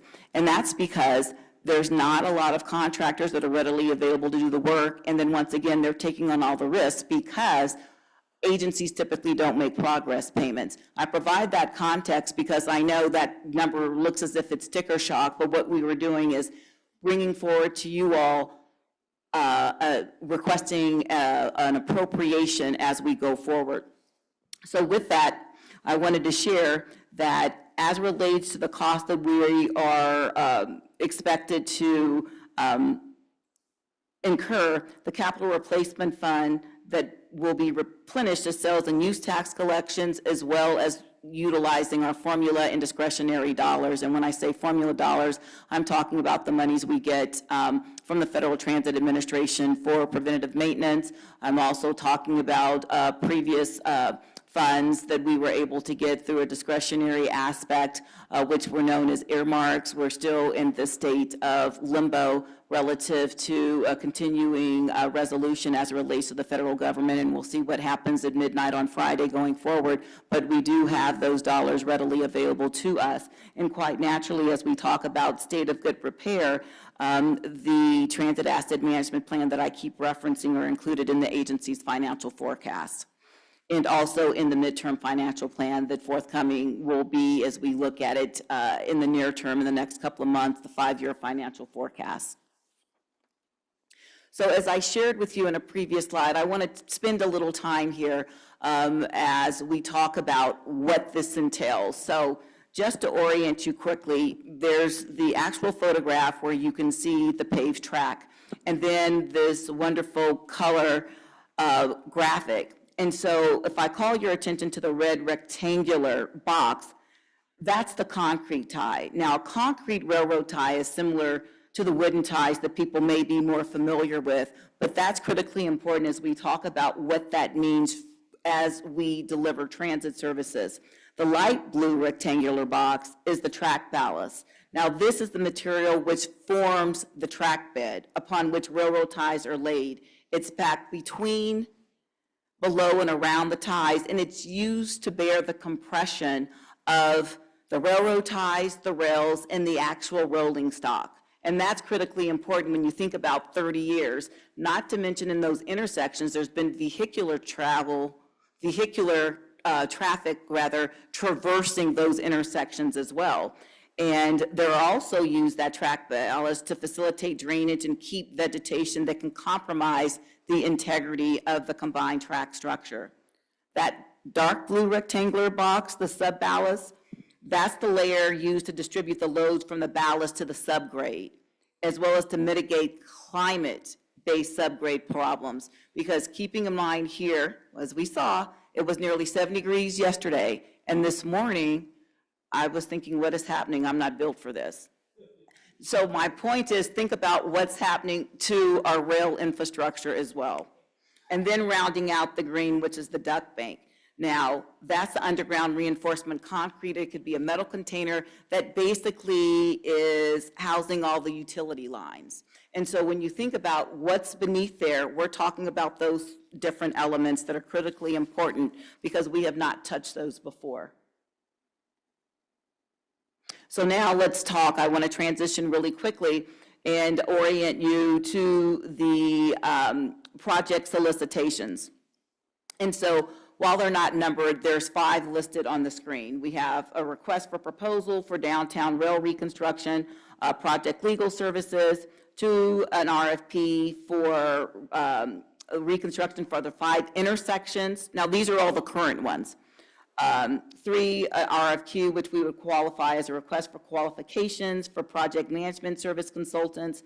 4, a request for information, which is critically important. And 5, the last one, design build project. Now, these solicitations have been shared with the board via the board briefing documents, but I'm calling these out as we talk about the questions which I know I have fielded and others have had relative to what will come forward to the board relative to the delegation of authority. And this outlines basically what we are doing relative to the competitive solicitation, which was approved by the board in 2022, not the competitive solicitations, but the delegation of authority relating to those competitive solicitations. And so recognizing that the request for proposal for legal services, want to qualify, that was done with the support of general counsel as we make informed decisions relative to how best we go about this, recognizing that we don't have perhaps that subject matter expertise internal to the organization relative to a construction project such as this. What we endeavor to do with the contract for project management and support and consulting services, that would come forward to this body for your consideration either March or April. And I say either, recognizing that it's in the current evaluation stage, trying to discern who might be the victor in that competitive solicitation. And as we talk about the request for best practices, that's why we did the RFI, recognizing we want to garner an understanding throughout the industry about how we go about the last project, the design build project, which hasn't been initiated because that request for information is going to inform how we go about creating a solicitation and how best that should be done. Now let's delve into the first phase of the near-term project. Let me go back one slide. Okay, there we go. So the full depth reconstruction of the intersection. So as I stated before, we're looking at these 5 intersections to be reconstructed. There's 2 on Stout, 2 on California, and 1 at Broadway in Welton. And you'll see that depicted on the next slide in just a moment. I want you all to know that staff has been coordinating with the city and county of Denver to discuss street closures and develop traffic detour plans, more specifically with the Department of Transportation and Infrastructure. And I can attest, I have personally coordinated and spoken to the chief projects officer in the mayor's office regarding our efforts and what's forthcoming, and additionally have connected our chief communications officer with the chief projects officer in the mayor's office. So there is coordination relative to lessening the impacts and how might we capitalize on efficiencies if there's other work that the city and county of Denver needs to undertake during that time period. And the Chief Communications Officer, Stewart, will share information in greater detail momentarily. Moving forward to this next slide, this showcases the work that will be sequenced such that not all the intersections will be impacted at the same time, but these photographs showcase what the 1 through 5 depicts on the map. And it's important to note that vehicular traffic will be able to travel through these areas while the work is underway. And so really quickly, as I briefly introduce the next 3 phases to you all, it's important to note that these phases, as I said before, do not denote priority, and the latter phases are scheduled to commence and be completed in 2025. And we will be bringing updates to this body quite naturally, so you're aware of that. So really quickly, for this phase, this will entail rail segments in the areas between the intersections, those 5 intersections I just talked about. We will be doubling back in 2025 to replace the rail in those intersections, and that will be reconstructed in 2025. This will impact, again, the DH and L lines, but you'll receive more information on that in just a moment. Then, recognizing the next phase, the project team comprised of RTD staff and contractors will develop strategies for these construction phases over the course of the year, with work taking place in 2025. And that goes back to us as staff, or we as staff, I should say, leveraging our request for information and determining the best path forward once we're able to retain the services of a third-party contractor to help us determine the best path forward relative to these phases that we have here. So it's important to note that the full depth reconstruction as it relates to Colfax will take place along a segment of track that runs parallel to that arterial. And this work does not include segments of track near the Colorado Convention Center, as they were the subject of recent targeted repairs in that area. And then as we look at Welton, again, a full depth reconstruction of track along the Welton corridor between Welton and Broadway, the intersection in 30th and Downing. Now, the high blocks will be replaced at the platform, since there will be service impacts to the L line, as I stated. And this is a perfect segue to the next portion of the presentation, because this is about the service impacts. I will just speak briefly to this because you'll hear from Mr. Carter within a matter of minutes.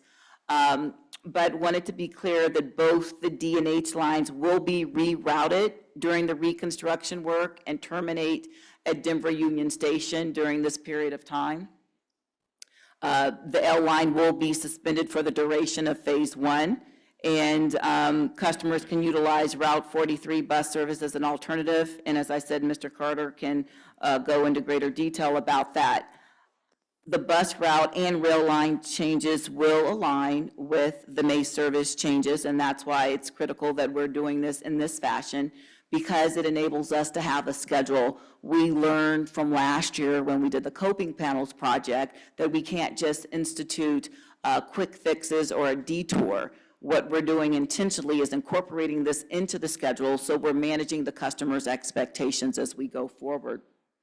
And Stuart will talk about the media aspect that we will leverage, but I want to stress that we will be preparing materials that Stuart will touch upon, but this will give all of you all as directors the opportunity to speak with elected officials and constituents in the areas that you represent, because while this may be downtown Denver, we keep in mind that we have intermodal hubs in downtown Denver, which are paramount to the entire transportation network. And suffice it to say, it's important to communicate early and frequently about the impact of this. And with that, I will showcase really quickly the impacted bus routes. As I said before, Jesse will cover those momentarily, but I want to note that these bus routes will not all be impacted at the same time due to the sequencing of the intersection construction. And more so as we work with staff to finalize traffic detours, consultant staff, that is, and contractors. As you can see on that bullet on that slide, the traffic detour and plans and street closure timelines will be finalized in late spring, and that's working in conjunction quite naturally with our partners at the Department of Transportation and Infrastructure for City and County of Denver. And so with that, I will segue to Stuart. Thank you. Good evening, Chair Davidson and members of the board. My name is Stuart Summers. I am the Chief Communications and Engagement Officer. Oh, you're not going to run the clicker? Oh, thanks. Okay. Chief Communication Engagement Officer. I just want to take a minute and talk a little bit about our communication and outreach plan. As you all are aware, communication is key to any successful project and ensuring that our customers and the public are well aware of the impact and what this means for them. I won't go through all these goals, but first and foremost, I just want to point out that customers have been the focal point of everything we're doing. All of our communications center back to our customers, what their needs are, and how we make sure that the information resonates with them, and getting the information to them early, in advance of the disruptions, and so they can make adjustments to their schedule as needed. We're breaking up our campaign into 4 different categories. The first is owned media. These are things that RTD's assets and collateral, the things that we own, that we have control over. On the slide, it says that in March 2024, RTD will launch a project webpage. I met with our team earlier this afternoon ahead of this meeting, and I'm happy to say that project page will go live tomorrow. And so that will be shared out here with the board of directors. The online toolkit is available currently in English with Spanish coming later, probably within the next week, but hopefully by March 1st, we'll have everything translated into Spanish. And then in March, the webpage also available in English, Spanish, Chinese, Vietnamese, and then we have Russian coming on board in about 2 weeks. We have a plan for physical signage at all of the impacted stations on our vehicles, service alerts in multiple languages that will be going out well ahead of the project. We're developing scripts for our telephone information center, so when people call in with questions, FAQs, talking points, preparing assets for all of our stakeholders, our TMAs and our TMOs, so that they can help us with the communications. Also, audio announcements at our station platforms and on vehicles, so that individuals will be able to hear the announcements as well as the physical signage, and then ensuring that we have a comprehensive social media strategy and plan. Also, starting next week, I, along with our staff, will go out to about 20 of the metro area newsrooms and media organizations to meet with each of them one-on-one. The goal of this is to talk about this downtown project, to give them information, provide them with the toolkit, things like B-roll video, illustrations, maps, graphics, talking points, scripts, so that they can help us with disseminating that information to their viewers and their readers. We also have a news release that will be going out tomorrow to start announcing this program. And then our cadence will be continual news releases, advisories, and updates in multiple languages frequently throughout the entire duration of the project through September. And then also, I will serve as a spokesperson for this project so that we can make sure that we're being out and proactive about follow-up questions and inquiries. A paid media strategy, so we will have a bilingual paid media campaign that will launch in early May. We will be purchasing advertising on streaming services, digital, social, broadcast radio, traditional print media, really trying to segment those audiences, make sure that everyone is well aware of what this project is, what the impact is, and what services are still available and how people can still navigate the system. And then we also have our community engagement outreach strategies. So during the months of March and April, we already have about a dozen meetings that are in the planning stages that will be along impacted lines. Then in May, June, July, August, September, we'll continue those meetings as we start to put those schedules together. Meetings will be held in English and Spanish. We'll have a Spanish interpreter at all those meetings as well. We'll bring subject matter experts to those meetings so that questions can be answered, concerns that people may have can be addressed, and then also the information that's shared during those meetings can be brought back to the project team. One thing I'm excited about is we also have employees, RTD employees who will be volunteering at stops and stations to support customers during peak service times and during large events that will be happening around the metro area. We're calling it our impact team, and these are volunteers here from RTD that will be going out. They'll have information about service alerts. They can provide wayfinding information. They can help customers purchase their fare, answers about just the project in general. And this will just be a really nice touch point and some proactive customer service, especially at peak times. I won't spend too much time on this slide, but this just shows you an overview, a snapshot of our timeline. Our real focus is a continual cadence of communications starting now in March, and then really ramping up in late April, early May, and then continuing through the duration of the project with continual updates. And then the last thing I'll just focus on, as you're all aware, we've been talking about the 30-year, how old the system is. We are starting to already plan a 30-year anniversary celebration that will take place on October 7th, 2024, for two goals. First will be to obviously celebrate the 30th anniversary of light rail service. And then secondly, we want to highlight the completion of the reconstruction of those 5 downtown intersections. And so more information to come, save the date, but that event will be happening downtown at one of the light rail platforms. And with that, we're happy to answer questions. Thank you very much for the presentation. General Manager, CEO, is that complete the presentation? Thank you for your portion, and Mr. Summers, thank you for joining us and presenting yours as well. I'll now open up the floor to directors for questions and discussion. I see Director Rosenthal. Please go ahead.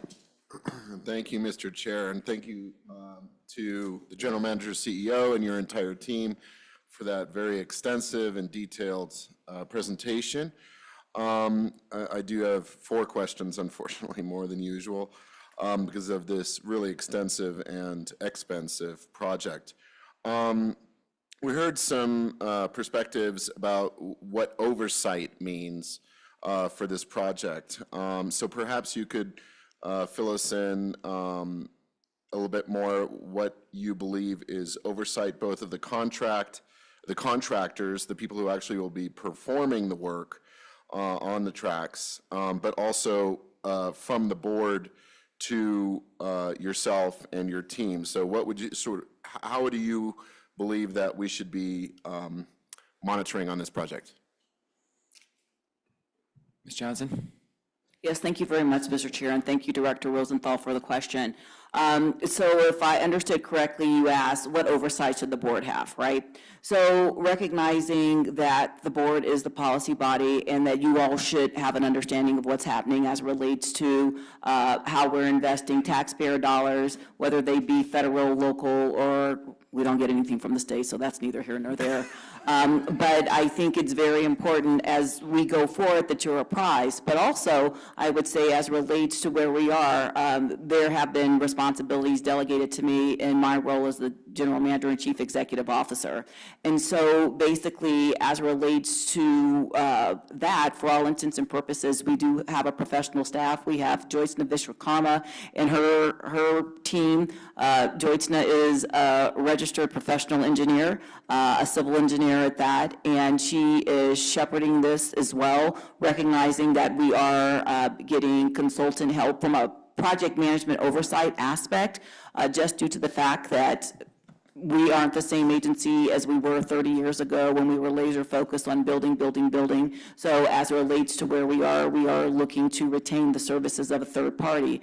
As I shared in different venues relative to where we are, we'll keep the board engaged and provide updates on a recurring basis. As it relates to the start of the project, quite naturally, it's imperative that you all know what's happening and any type of element that needs the board's not involvement, I'll say board's notification, I commit to providing that information. I see this very analogous to other aspects of projects that we had when we kept you apprised of the coping panel project and things of the like.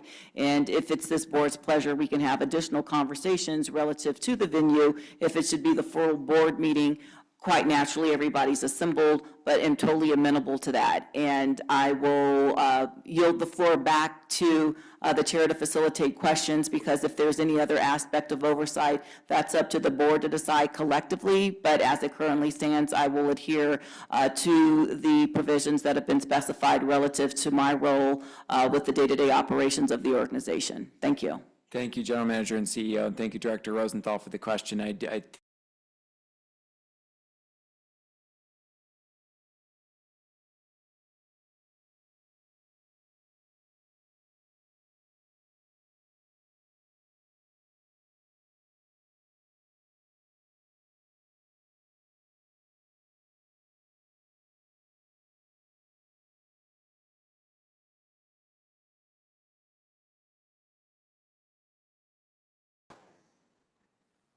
All right, so my questions is actually maybe outside of sort of that discussion parameters and more maybe what Denver needs to do in regards to small businesses and how they might be impacted, perhaps a discussion with DEDO, the Economic Development and Opportunity Office.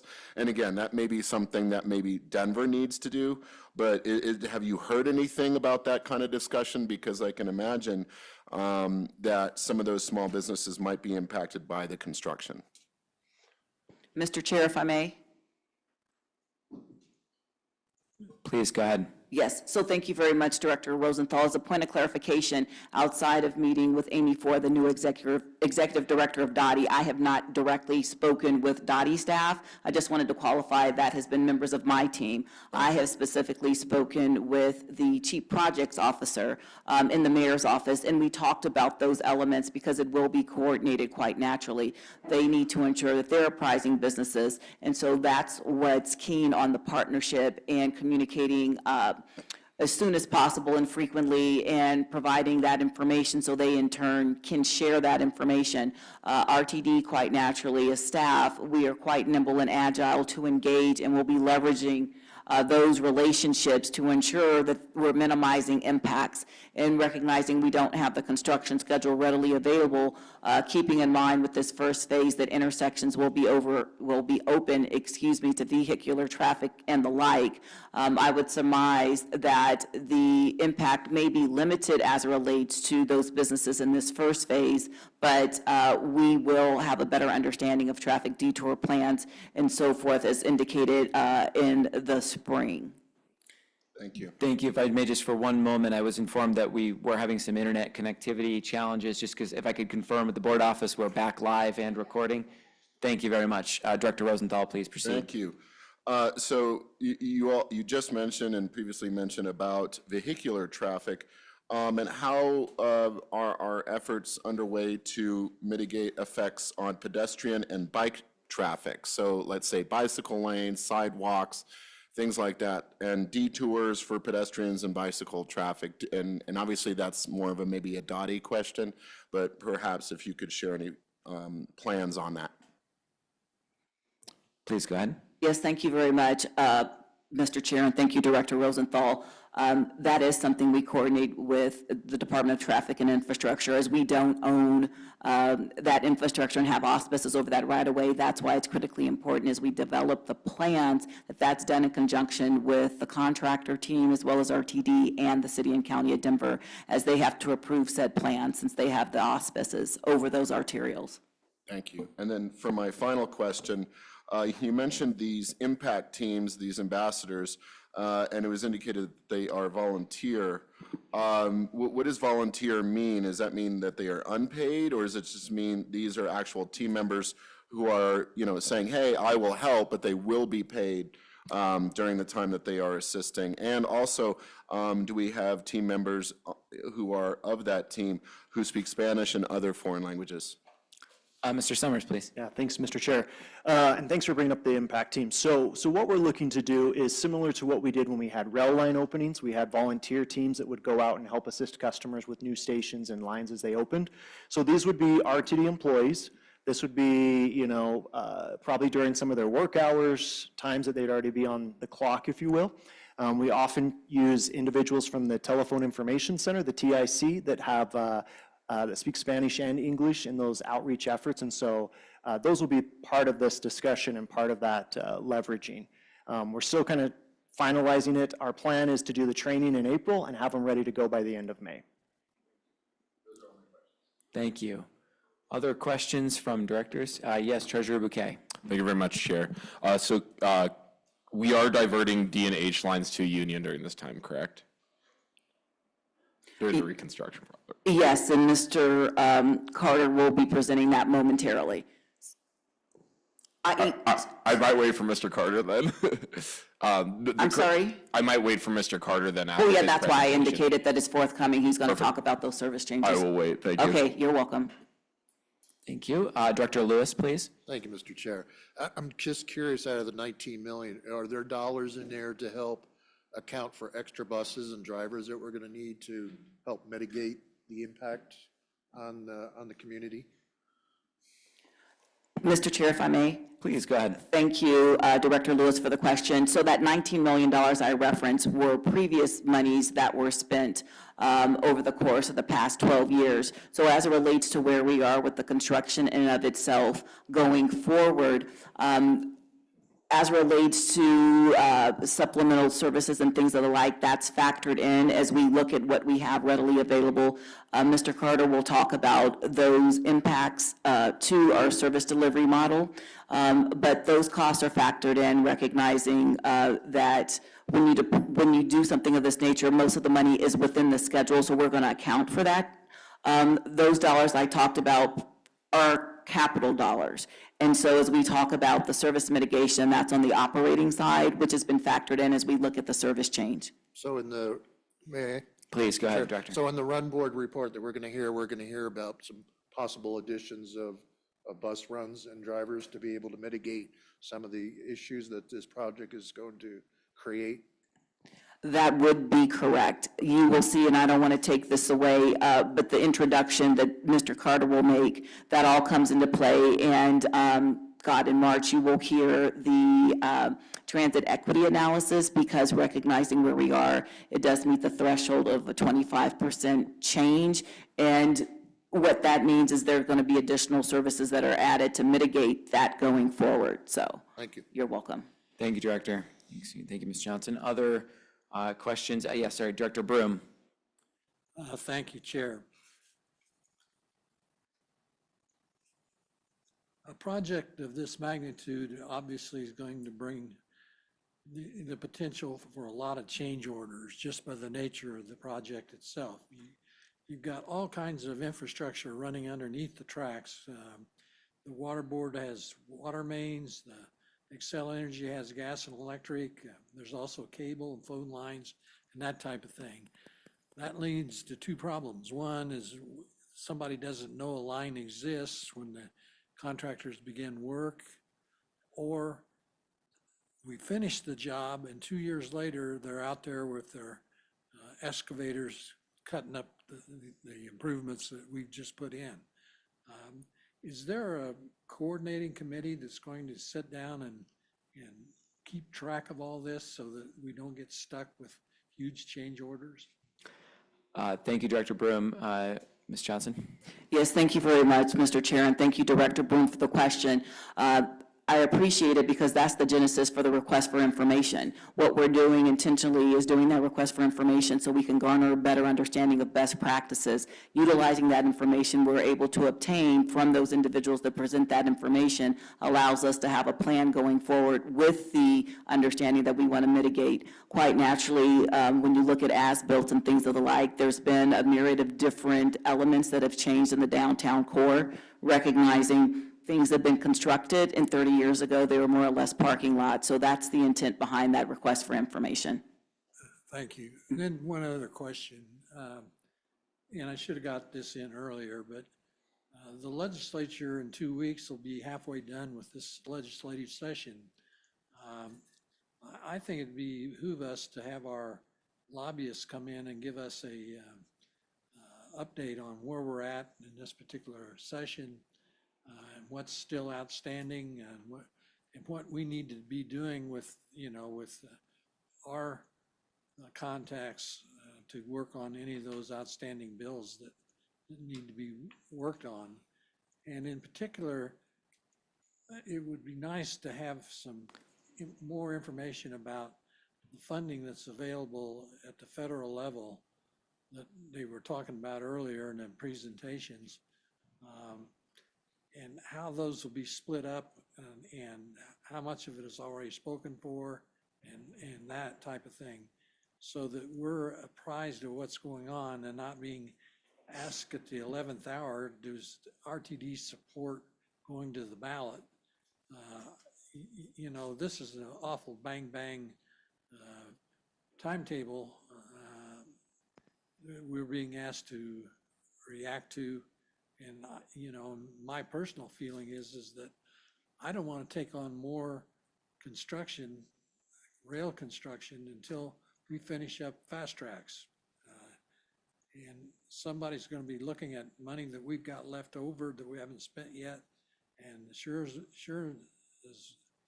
somebody's going to say, well, why don't RTD reprogram that money for this other project? So, and we need to keep our eyes open for that. Thank you. Thank you, Director Broom. I think I saw Secretary Guzman with a question on the light rail reconstruction.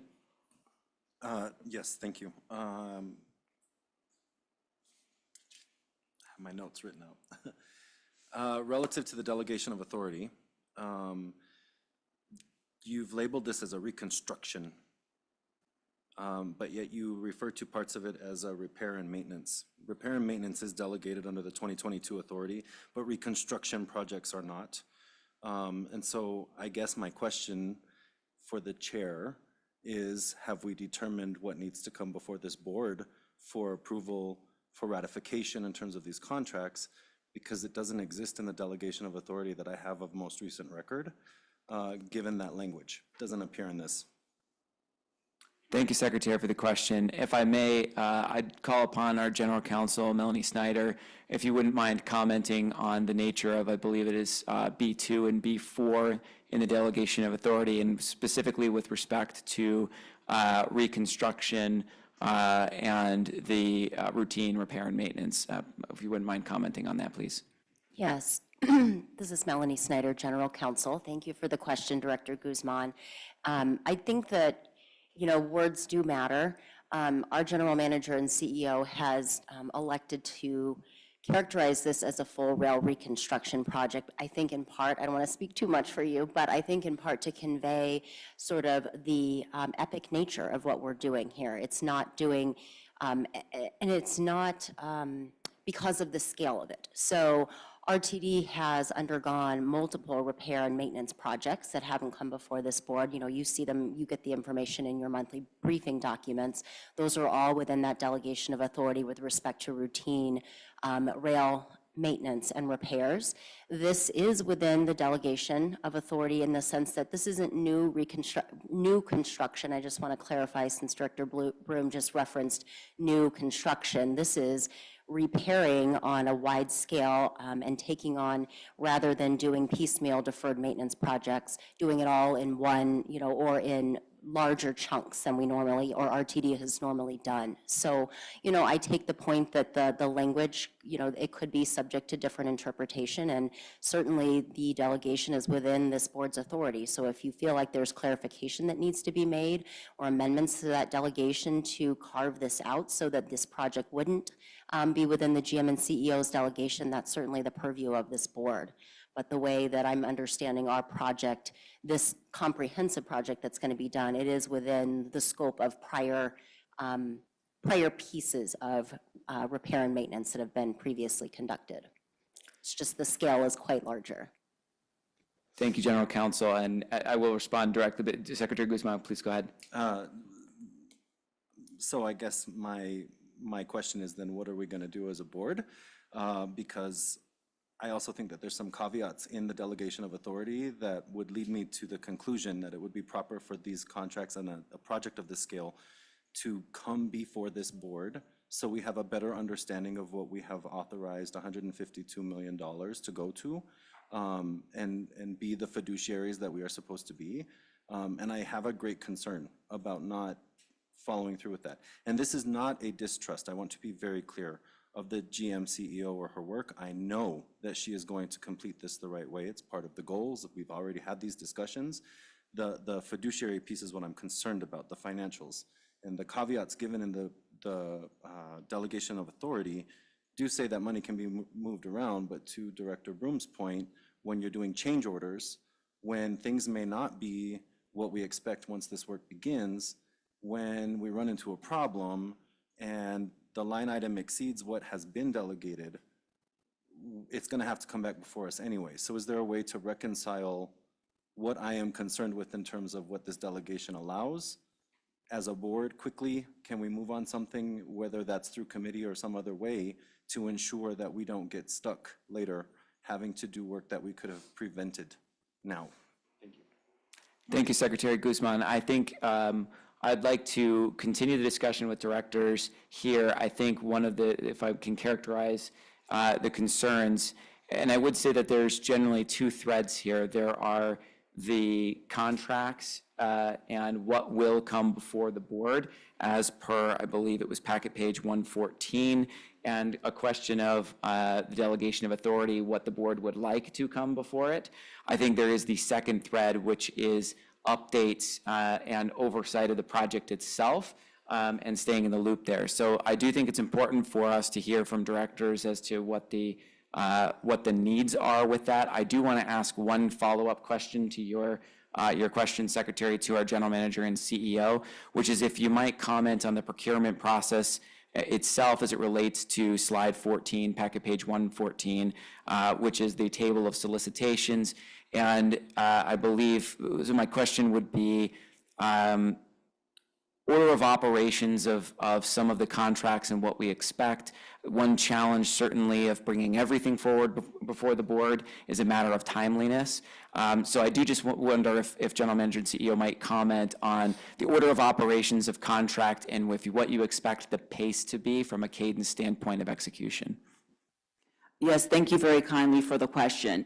As I look at package page 114 and we look at the different solicitations and as you're talking about what the pace may be, so if we look at the first one, I want to seek some clarification from you prior to answering the question, because as we look at downtown rail reconstruction project legal services, right, it's under $2 million. Are we talking about every single aspect that's attributed to this overarching construction, a reconstruction replacement? And I do want to qualify, I use reconstruction intentionally as we look at what needs to happen since it's paved track, right? If this was probably not paved track, perhaps I wouldn't utilize that terminology. It's something in reference to the projects that I've been associated with for all intents and purposes. So I appreciate the question, Director Guzman, because it's a good one. But wanted to understand, are we talking about the certain aspects of this overarching project? Or are we just talking about the ones that are associated with air quote construction, maintenance, repair? Thank you, General Manager, for the clarifying question. I'm going to turn to Secretary Guzman. I do believe that my understanding would be that the focus would be on the second item, which is the RFP for Phase 1 of the 5 intersections. But Secretary Guzman, could you clarify your intent? So my intent is that this is a much larger project and it's being broken down into smaller pieces. But the caveat in the delegation of authority is that if a specific project exceeds a certain dollar amount, that must come to the board with regular updates. And this is adding up quickly, even broken down into 4 or 5 different pieces on this slide right here. There's more to come. And so it would behoove us to be wary of not allowing that number to skyrocket without asking a bunch of questions to do our oversight authority. But also, I understand that we need to get contracts done and certain delegations have been given. And so I would expect you to do those things in short order, present them to the board and notify us commensurate on that work being completed. But when it gets to that point where we are doing the more bulky lift and the more heavy spending in terms of construction projects, you may come up against your ceiling, and it would be better to have had that conversation prior to than in the 11th hour, and so that we can move forward with it or operate correctly through a proper delegation of authority on this whole project. But we cannot look away for any specific parts, because I do think that the total of this is going to exceed what is currently delegated authority right now. And so I just want to be careful and be clear from the beginning. If we do this right now, meaning do it correctly at this moment, then we will not face any issues later. But I'm essentially planting the seed to say, if we're going to hit those ceilings, we better be very aware of it from this moment going forward, because we've already allocated funds. We already approved a budget, and we're going to have to come up against it this year again, and it's going to extend from 24 to 25 with continued capital expenditures. And there's still outlying questions from the last year's outlying capital expenditures that were never answered. And so we can't continue on that basis. We have to have this information, and it needs to be readily available to us, or we cannot allocate more funds. It would be unwise to do so, in my opinion. Thank you, Secretary Guzman. I take the point very well, and I think, again, there's the contracts themselves and what comes forward, and then there's the oversight on the project itself. And I think you raised the point that, our general manager and CEO warned us of potential, other projects and things that may be unknown unknowns at this point. So I think I'd just like to also ask the general manager and CEO Johnson, on the oversight piece of this and progress updates. I think it'd be beneficial. You raised the point of what would be the right forum to bring that up. I do think it's the full board. I think given the extent of what's going on, the extensive outreach, as well as obviously the project itself, it would be helpful, I think, to hear from staff on a monthly basis at the board meeting about the progress. I think that's sort of work stream one, aside from the contracts, to gain visibility as to what we're discovering, if there are unknown unknowns that are becoming known and becoming challenging. So I'm wondering if Ms. Johnson, you wouldn't mind responding to the idea of bringing forward updates as a standing item until completion to the full board meetings. Thank you very much for the dialogue around this, and I'm fully committed to that because I think that's critically important. This is a project that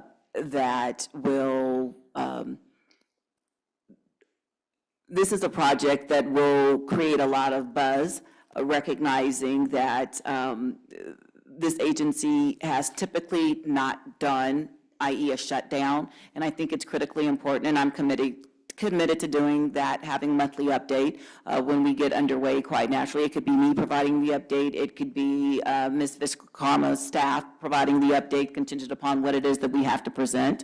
So I'm totally amenable to that. I think that's a fair and very important contribution that we can make as staff to this body and to the general public at large.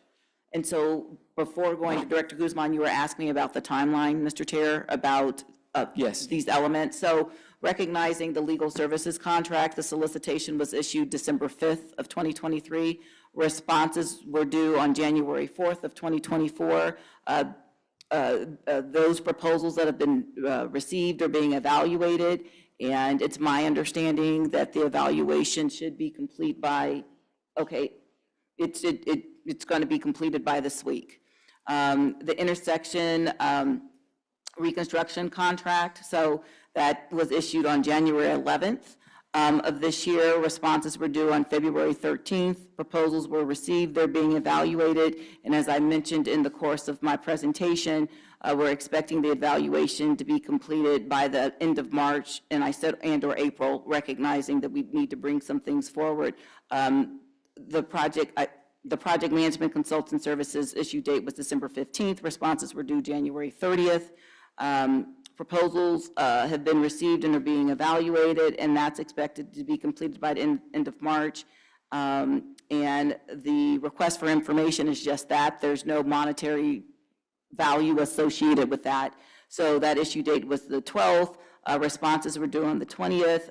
Responses were being received, and the evaluators are looking at the information that was submitted, utilizing that to make informed decisions as we go forward.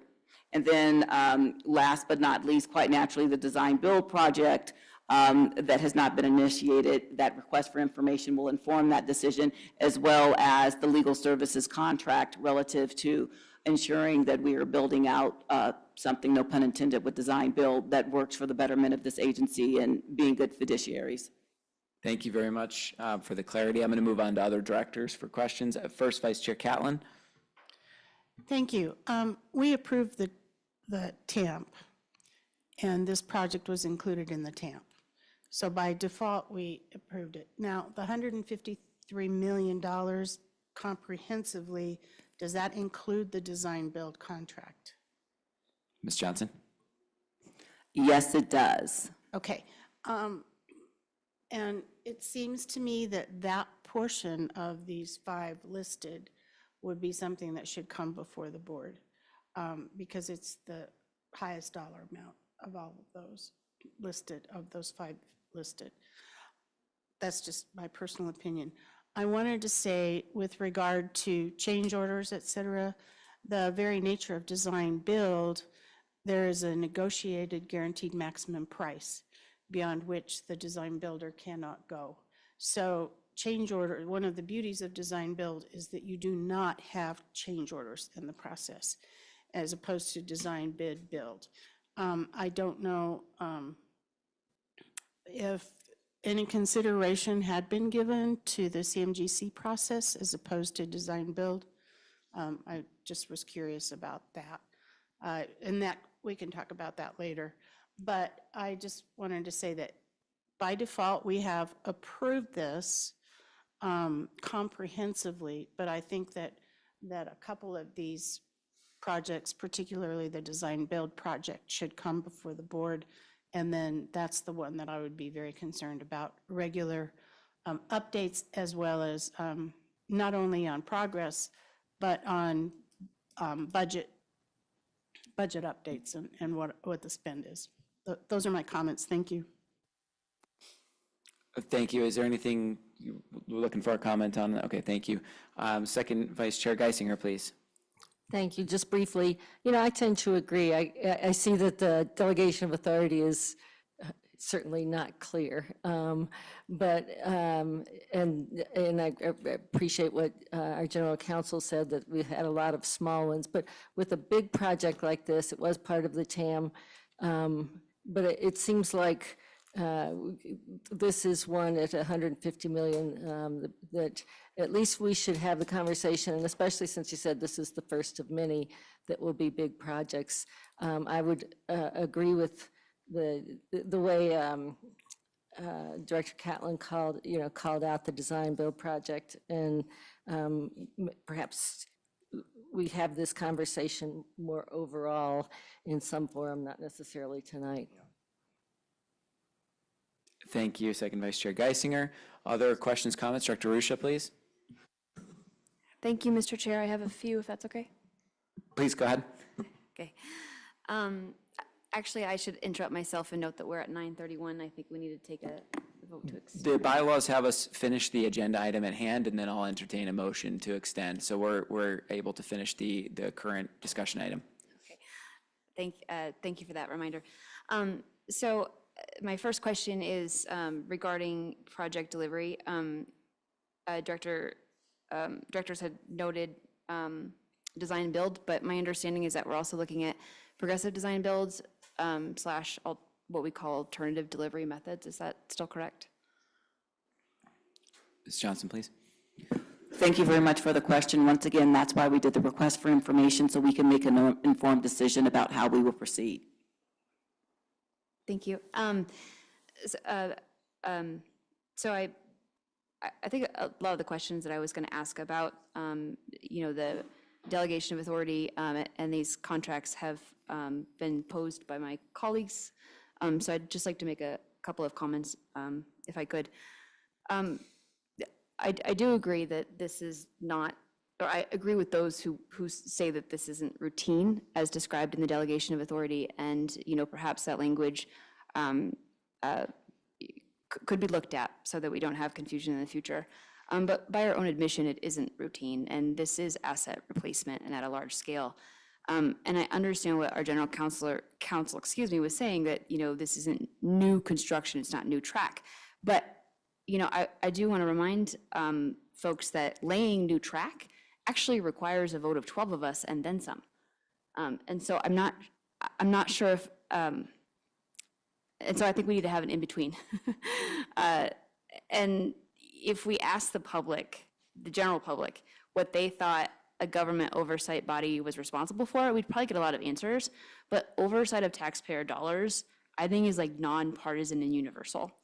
And I can speak for me personally, when I raised the concern about the oversight component, I'm not suggesting that we manage the project or that, we have a meeting every day or every week about where we are. But, county and city governments appropriate or, authorize contracts every week, without much fanfare. Because that is, but that is their job. And I think we have a similar job. The truth is, most of our stakeholders, whether they're riders or a non-rider that's a taxpayer or some members of the state legislature, they don't feel there is much of like an inch between the board and the GM CEO. We're all responsible, for all the decisions that are made, whether we were in the room or not. And, and I just think back to the draft budget that was released last year, and it's still on our website, where we were told that RTD would come to us in the future, this fiscal year, when the project scope was complete. And then a few weeks later, there was the $152 million line item request. It wasn't clear at the time, what the dollars would be spent for, the extent of the project, if is it downtown, does it extend beyond downtown? But we were told that it was necessary to appropriate those dollars. And because those dollars were for multiple projects, to me, it feels like what we did was we created a fund. And funds have line items, that come from them, right? We have a series of projects. And so, I don't think anyone had any ill intention last fall or in the last couple of months, but I don't think that being the recipient of information is the same as oversight. And it's not co-governance. It doesn't feel like a partnership. Like, there are times where our GM and CEO leads and we lead from behind. And there are times where we check in with each other and we make decisions, collectively. And there are times where we need to blend. And I think this is one of those times where we need that blend. Because while, and this is not about trust, right? This is not anybody saying, Ms. Johnson, we don't trust you. I think this is actually more about us functioning like a team, and yet, for me, that means moving forward, we would have, approval authority over future contracts for these projects. But it also means that when we have service changes that might be minor under Title VI, but are major disruptions to those living them, that we are apprised and we fully understand what's before us. It means that if something goes wrong, and sometimes that happens, especially with large capital projects, we collectively are responsible, and we can all say we made the decisions we made with the information that we had at the time, and we stand together as a team. So, just considering that we are facing a lot of significant challenges and criticisms, some which are, some of that feedback might be valuable and some might not be fair, but we're still in it together. I think that, for me, the biggest concern I have is that we have to go to the voters soon and ask to de-Bruce. And we have to ask the taxpayer to continue to trust us with their dollars. And I think it's hard for us to make a case as a board when we, absolve ourselves of the responsibility to collectively track and how, where those dollars are being spent. So I thank you for allowing me to comment on this. And, again, I just want to state, if we were to look at, updating the delegation of authority to provide some clarification, it's not about, do we have trust in our GM CEO? We do, because she is still here. It's more about, functioning more like a team and ensuring that the taxpayer can continue to trust us. That's where I'm coming from. So I just wanted to state that on the record. I also have a couple of questions about the project itself, but if there are any other directors who wanted to comment or ask questions, I would yield to them first. Thank you, Director Ruscia. Duly noted on the comments, and thank you for offering the floor to other folks who have questions. Are there additional questions from directors? I see Director Tisdale online. Thank you very much, Mr. Chairman. I appreciate the opportunity. I just want to go to the delegation of authority question because that's the principal one. And I think the point has been made far better than my inadequate words could ever make it, so I won't repeat all of that. I begin with the fact that the delegation resolution in the appropriate section says at the very beginning of this particular subparagraph B, routine procurements. And then it goes on for maintenance and repairs. It does not say for extraordinary procurements, and it does not say for the replacement of rail infrastructure. It says routine procurements for maintenance and repairs. I think the discussion tonight has illustrated vividly this is not a routine procurement for maintenance and repairs. And the argument has been made, well, we actually already approved this. No, it's just like Congress. There's a difference between authorize and appropriate. The authorization committee, if you will, authorized this work so that we could start going ahead and getting things in order and sending out these RFQs, RFIs, and so forth. But the appropriation is a separate question. And the appropriation is a function of this board being presented with a contract. I do not believe that either general manager, CEO, or general counsel believe that $160 million is something that is routine that we have no voice in. And that stuns me. So I point out what the language is in the delegation. I point out that others outside of this boardroom, assuming that the people who commented earlier in the public comment section are not still present, raise a valid point. And so therefore I agree. And I emphasize Director Guzman's comment. It's not a question of distrusting the general manager CEO. It is a question of fulfilling our fiduciary duty as imposed upon us by the RTD Act. And we cannot allow a version of analysis that has been offered to vary that. So yes, we approved, we authorized something, but we didn't appropriate yet. And that's what the contract approval process actually does. Thank you, Mr. Chairman. Thank you, Director Tisdale. Understood on the comments. Other questions from directors? Seeing no other hands up, I'll go back to Director Ruscia, who mentioned you have some questions about the project. Yes. Thank you, Mr. Chair. Gosh, it's always really hard to follow Director Tisdale. I have a train of thought and then it gets derailed, so to speak. So I have a couple of questions about the project scope and actually the Welton corridor, which I understand will come later on in the year, but it was noted in the presentation. So my first question is, we've talked a lot about level boarding, and I think it's a matter of when and not if. But we're also going to do high block replacements, and I was just wondering if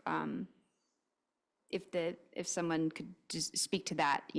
Is this going to be temporary, permanent? What do we think that that section of the Welton corridor is going to look like in a couple of years? Please go ahead, Ms. Johnson. Thank you, Mr. Chair, and thank you, Director Rusha, for the question. First, to provide some context, as an organization, we did receive monies in which we are leveraging to do a level boarding assessment.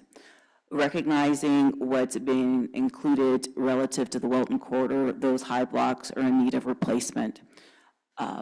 In the midst of doing a level boarding assessment, that will help us garner information relative to a path forward. Quite naturally, we would need to procure rolling stock. There is a mechanism in which there could be a hybrid, using the current rail cars that we have going forward. But as we look at the useful life of our rail vehicles, we still have some useful life with said vehicles. And so first and foremost, recognizing that we have to do an assessment to determine a path forward, the repairs to the high block are just that at this juncture. Thank you. Director Rusha? Thank you. So my second question, somewhat related to the first, and it's regarding ADA improvements along the Welton corridor. I made an inquiry via email to our GM CEO, and that was also sent to the board. So there's more detail in your inbox. But RTD has stated that we might defer certain ADA improvements along the Welton corridor, just pending review of contractor assessments.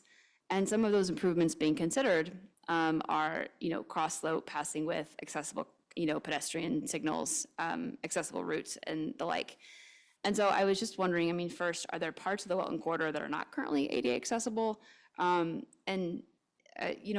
were accessible features highlighted as a possible, deferred installation? Any context there would be helpful. Mr. Chair? Please. So just for everybody's edification, I did receive the correspondence from Director Rusha late Sunday night, and I did share on Monday that I would be doubling back and providing a response as soon as practical, no later than Monday. So Monday, March 4th, so I wanted to provide that context. To answer your question, yes, our transit network is ADA accessible and ADA compliant, first and foremost. Once again, as we talk about the language that has been leveraged, we're doing an RFI as we are able to garner a better understanding for best practices. I would be remiss to not state that RTD quite naturally does not own all the infrastructure and things of the like. That sort of goes into conversations that we've had relative to the accessibility of our bus stops, because we don't have auspices over arterials, sidewalks, and things of the like. And so recognizing that we are working with jurisdictional partners, and this is not to put any entity in a precarious position, but recognizing that some elements as relates to certain laws could have been grandparented in. The point of the matter is we will do everything that we need to do. We're working with cities, and that was just a generalized statement as we go forward. But rest assured that we are in compliance with the American with Disabilities Act of 1990. Thank you, Ms. Johnson. Director Rusha, further questions? Yes, if I may. Thank you for that, GM CEO, Ms. Johnson. And if this is something that might come in the subsequent memo, I understand. But I guess I wonder, because we don't necessarily, it was implied that some of the rail ties are underneath the platform. I would guess I was just wondering if, because we don't know what we don't know, if that might also trigger additional, regulatory requirements as far as the ADA and current accessibility guidelines for the, public right of way. Ms. Johnson? Yes, thank you so much. I will delve into this a little deeper, recognizing that I did see your email yesterday midday.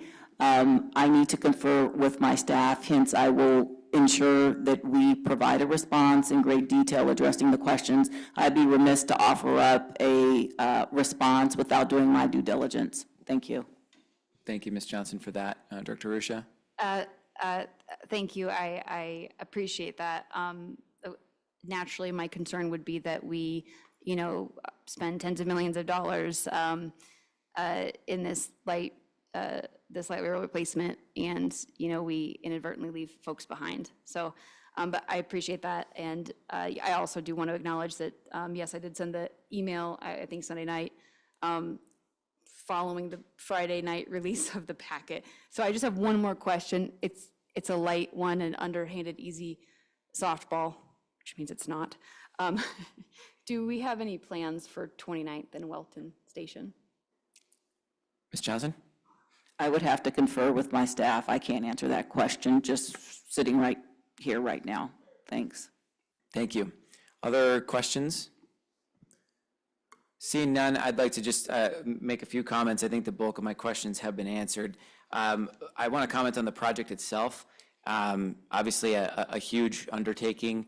I think something very important was said earlier, which was learning lessons around the communication, around our coping panels, and around previous maintenance. I just wanted to acknowledge that and say thank you for that. Mr. Summers, thank you for being here late and presenting this to us. I think the communication plan is strong, and I look forward to following along with this. And thank you for breaking it down the way that you did. I think communication obviously is key in this, so thank you. I just also want to thank all of staff who's been involved in preparing this. This is a significant undertaking. I think it's very notable, and we talk about workforce around here and specialized skill sets. There is this RFP for project management support, consultant services, and understand the need for that, and thank everybody from staff for identifying where we need to fill in and working on this. So big undertaking. I just want to summarize a few things that I heard. So of decisions that were made. So Ms. Johnson, thank you for the willingness to bring forward updates at the board meetings. I think given, of course, the nature of this, look forward to having monthly discussions and check in on this. I did hear, quite a bit of discussion around delegation of authority with respect to contracts. I think the idea here is the repair and maintenance portions that are the most significant. The board has my commitment to work and understand what needs to be done, what's possible to fulfill the needs that I think I understood here, and work in collaboration with staff. So I thank everybody for this discussion here, and yeah, look forward to taking on state of good repair, which is, as we see, more than just a phrase and critically important. So with that, thank you very much for the presentation. We will move on, and at this time we are past the 4-hour mark, so I would entertain a motion to extend the meeting if there is one. I would move to extend the meeting to complete the agenda with the hope that it won't take long. All right, I hear a motion. Do I have a second? Second. I hear the second is Guzman, and the motion. Are there any objections to extending the meeting to complete the agenda? Seeing none, we will go ahead and extend the meeting to complete the agenda. I will just remind everybody when we get there on the report of directors' activities and other matters. We'll keep that very, very brief. With that, we're going to move to the next discussion item, which is the May 2024 service change discussion. General Manager and CEO Deborah A. Johnson, would you like to introduce this item? Yes, thank you very much, Mr. Chair. We have our very distinguished, deliberate, intentional, and just caring individual being our senior director of, senior manager, of service development, who will provide you all information relative to the forthcoming service changes from May of 2024, which of course incorporates a large portion of what I discussed this evening regarding the rail reconstruction project. With that, I will yield the floor to Mr. Carter. And not to mention patient, so yeah. Patient, that's why I was like, we have to extend the meeting. He's been sitting here for hours. Thank you for being here, sir. The floor is yours. Thank you, Chair. Always picked last, but, that's okay. And thank you, GM CEO Johnson. That was a very thorough explanation. Sorry, that was a very thorough explanation of the project, and actually pointed out where some of the key points of which kind of shaped the May 2024 service change. So what we effort to do with the service change was try to provide and maintain access to the different parts of downtown that are definitely impacted by the fact that the DH and L are somewhat impacted, redirected as far as the D and the H are considered, and discontinued temporarily as far as the L line is considered. So with that, we have notable service changes that include the reduction of the free mall ride, but at the same time, the reintroduction of the free Metro ride. You might remember that's a service that runs up and down 18th, 19th Streets. We introduced it in 2014. That service doesn't stop at the same frequency as the mall ride. The mall ride you could look at as like a horizontal elevator where it stops at every single stop, whereas the free Metro ride has designated stops and therefore operates at a higher operating speed. So by doing that, we're hoping to provide decent access to those who have been diverted to Denver Union Station via the D and the H line, and give them an alternative in the free Metro ride, and also still maintain the free mall ride. That does reduce the service that's on the free mall ride to 10 minutes, and we're hoping to provide midday service as well as peak service on the free Metro ride. I will also say that, and sorry, I'm going to go a little bit off script in that I did hear the public comment, and once again, thank you for coming, and thank you for providing your input, that it is very important for the public process to occur. And at the same time, I do want to point out there are some very big differences between the free Metro ride and the vehicles that we use on it and the 16th Street Mall. The 16th Street Mall is designed to go very straight, and it doesn't like to turn so much. And that's a little bit different from the free Metro ride. The free Metro ride uses an articulated coach, and our Artics actually turn better than our 40-footers. So as we go through these detours, we are likely to see times in which we're going to require those services to make multiple turns. And so once again, that's another reason why we were looking at the free Metro ride versus the free mall ride. If we had the bandwidth and the headcount to actually provide higher levels of service, we would, but we have to be mindful of the workforce challenges that we still do have at this point. I don't want to skim over or skip the fact that this is a May service change, and what's customary with the May service change is the turn down in our school service. The seasonal school service gets turned off for summer, and that also includes things up in Boulder like the NB going to Eldora Ski Resort, so we're turning those services off. But there are a number of other service changes that aren't as related to the detour that will occur, and that includes the reduction of service span on light rail. There are a number of routes, if you looked at it, a number of lines that were reduced the span of service, and that's because with light rail, we currently only have 2 hours of time when the system is completely powered down to provide maintenance. And we certainly need more than that. So with this proposal, the recommendation is expands that to between 4 and 4.5 hours for maintenance. And I think it's something that's absolutely necessary for us to consider, again, looking at asset management and making sure our service can run. So with that, I'm going to try and make this brief, and with your permission, Chair, I would like to open for questions. Thank you very much, Mr. Carter. Appreciate the clarity and explanation there. I'll open up for any questions from directors. Yes, Director Lewis, please. Yeah, I'm still trying to find the nexus between the big project that we're doing and service changes. You know, I see a lot of communities like, and if I may, Director Guzman, talk about an area that's outside of my district, but I'm concerned about the place like Osage. Now, Osage has a train stop, but there's no buses that stop there. So during this construction, if that particular stop is eliminated because of the construction, are we going to provide buses to that particular area to get those people to and from north and south? Because I know a lot of those low-income people like to go south to use Walmart and other grocery places outside of Denver, you know, Inglewood and areas like that. So that was kind of like I was asking you earlier what the nexus was between adding some bus lines and drivers to help fill in those gaps for the big project that you're talking about. Chair, if I may. Yes, please, Mr. Carter. Okay, for clarification, and I apologize, I wish I had a presentation that had a diagram of the actual system, but 10th and Osage is before the Y, before we actually go over to what's considered the Central Platte Valley. So it will have a stop, but we do have concerns about, you know, connections from that area. And one of the proposals that's in the current paper is the Platte Valley Flex Ride.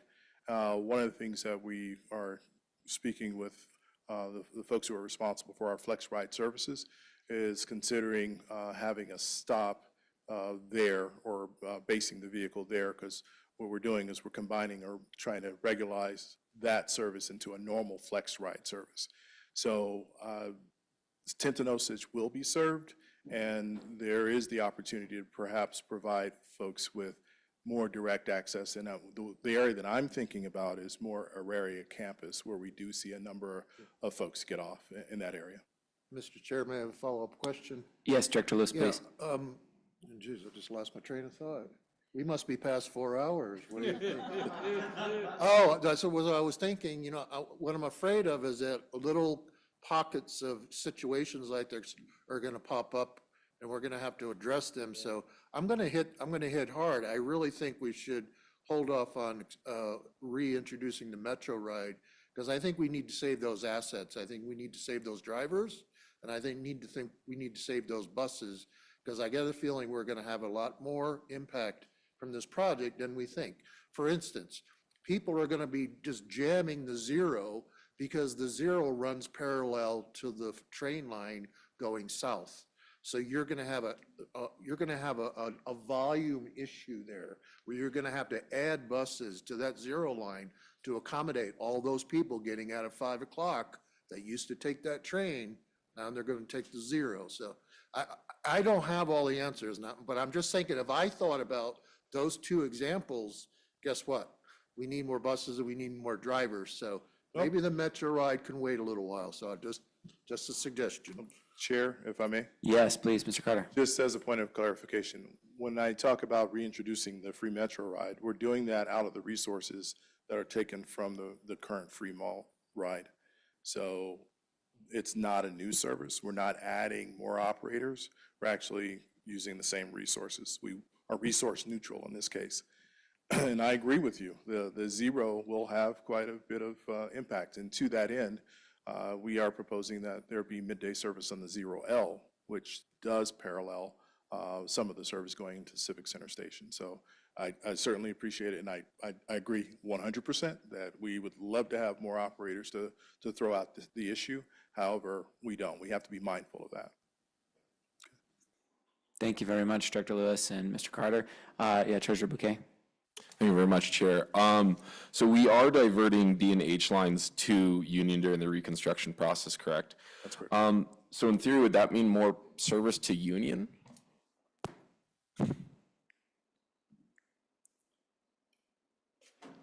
I'm going to have to give that an unequivocal yes. It's more service to Union.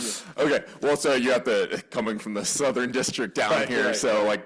So for folks, that's going to look good for them if they want to catch a baseball game or whatever. So I guess the question would be then, how do we accommodate that during the reconstruction process? So for instance, will we display that the H and D are designated for Union now?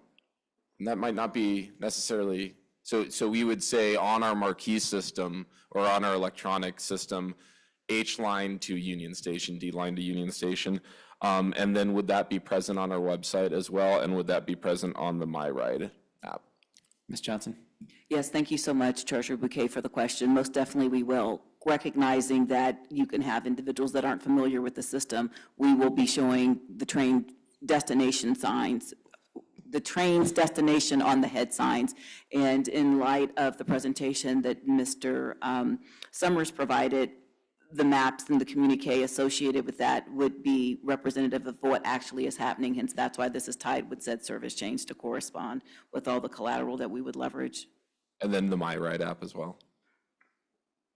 Okay. Yes, indeed. Okay, perfect. And then I guess, sorry to play devil's advocate real quick, but for folks who are potentially exposed to light rail for the first time, that H and D is associated with Union, would we just, I'm assuming, I guess we just have to be, we would acknowledge that folks who might ride the light rail for the first time and think, oh, the H line goes to Union and the D line goes to Union during this reconstruction process, just having that transition ready, that these are actually designated for 18th in California, so.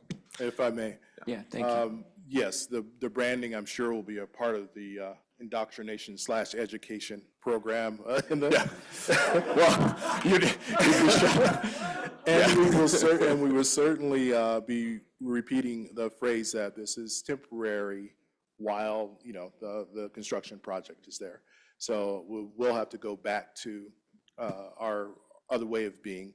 But of course, we will create the correct head sign, the correct language, and print it and repeat it again. Okay. Thank you, and Ms. Johnson, please. Yes, so if I may, I just want to qualify for the board and for those listening in, this is customary. And I don't want to put a couple of people on the spot, but just like last year, Chair Geisinger, when we were in DC and the yellow line was under construction and you had to navigate on the blue line because they had shut down the station, it's the same element. So in the sense of providing information relative to customers and the general public about what we're operating, we would do the same thing on the flip side, because we're not going to leave that to somebody to deduce what was as opposed to what currently is. Appreciate it. Because from my perspective, again, this is us geographically representing our areas as elected board members.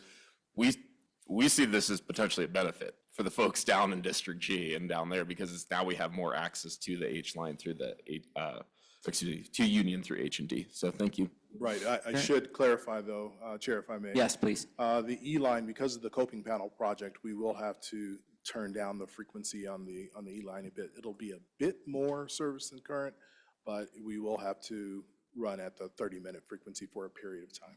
Okay. Okay. I'll take a bit, though. All right. Thank you. Thank you, Mr. Carter. Director Rosenthal. Thank you, Mr. Chair. Thank you, Mr. Carter, for your hard work and your team. So quick question about the 105, which goes along Havana. So my understanding is that there will, first of all, what is the running time analysis? What does that all entail? Okay, so in the board report in attachment A, when you take a look at it, there's an area that's highlighted in gray, and it talks about its on-time performance, right? So if we look at the Route 105, you will note that the Route 105 is currently 77% on time. So that's below our standard for, a good service. So what we're planning to do is a running time analysis, evaluate it, and then add time where necessary in the correct places to increase the on-time performance. And it says estimated cost impact up to 1 FTE. So that means you're adding an FTE, is that right? 1 full-time equivalent, yes. Oh, okay. And then finally, so in terms of the R line, apparently in order to assist with the coping panel project, that will cost 3.5 hours per week in order to make sure that that project is done on time. Is that right? Well, at this point, the R line, what's stated as a cost savings is because of the span reduction. So we're going to be pulling in earlier. It's what we're proposing, is to pull in earlier and pull out later. So as far as our line is, the schedule changes, we're trying to jockey our line in and around the new schedules that are being impacted by coping panels. Okay, and then, and as was stated in the memorandum, the document, let's make sure that the discussion item, May 2024 service change proposal, this is all discussed with the Amalgamated Local Transit Union Local 1001, is that right? At this point, what's customary before, or right around the time that we come to you, we have what's called a pre-run board committee meeting where we get together and discuss upcoming changes, and I hear from them some of the issues about the current run board, and that sometimes is additive to our process as to other routes that we need to look at. So, for instance, the Route 105 that you mentioned, those are things that came up from operator suggestions. So, looking at the list of on-time performance, we agree, and that's something that we're taking a look at. Thank you. Thank you, Mr. Carter. Thank you, Director Rosenthal. Director Ruscia. Thank you, Mr. Chair. So first question, not to rub salt in anyone's wounds, but I have to ask, what's the current ridership on the mall ride right now? Roughly, how are we faring compared If I to? may? Yeah, please. Yeah, that is salt in a wound. Keep in mind that the 16th Street Mall is under construction. So with that, we are down to about 4,600 boardings per day on a weekday. May Director Ruscia. I? So what does that mean, say, how does that compare to previous years or before construction or before COVID? BC? BC, before COVID, okay. Before COVID, before construction, what is that, what does that mean in Okay, numbers? the free mall ride was one of our largest bus service, or is our largest bus service. So in the heyday, in the good old days, it was carrying about 48,000.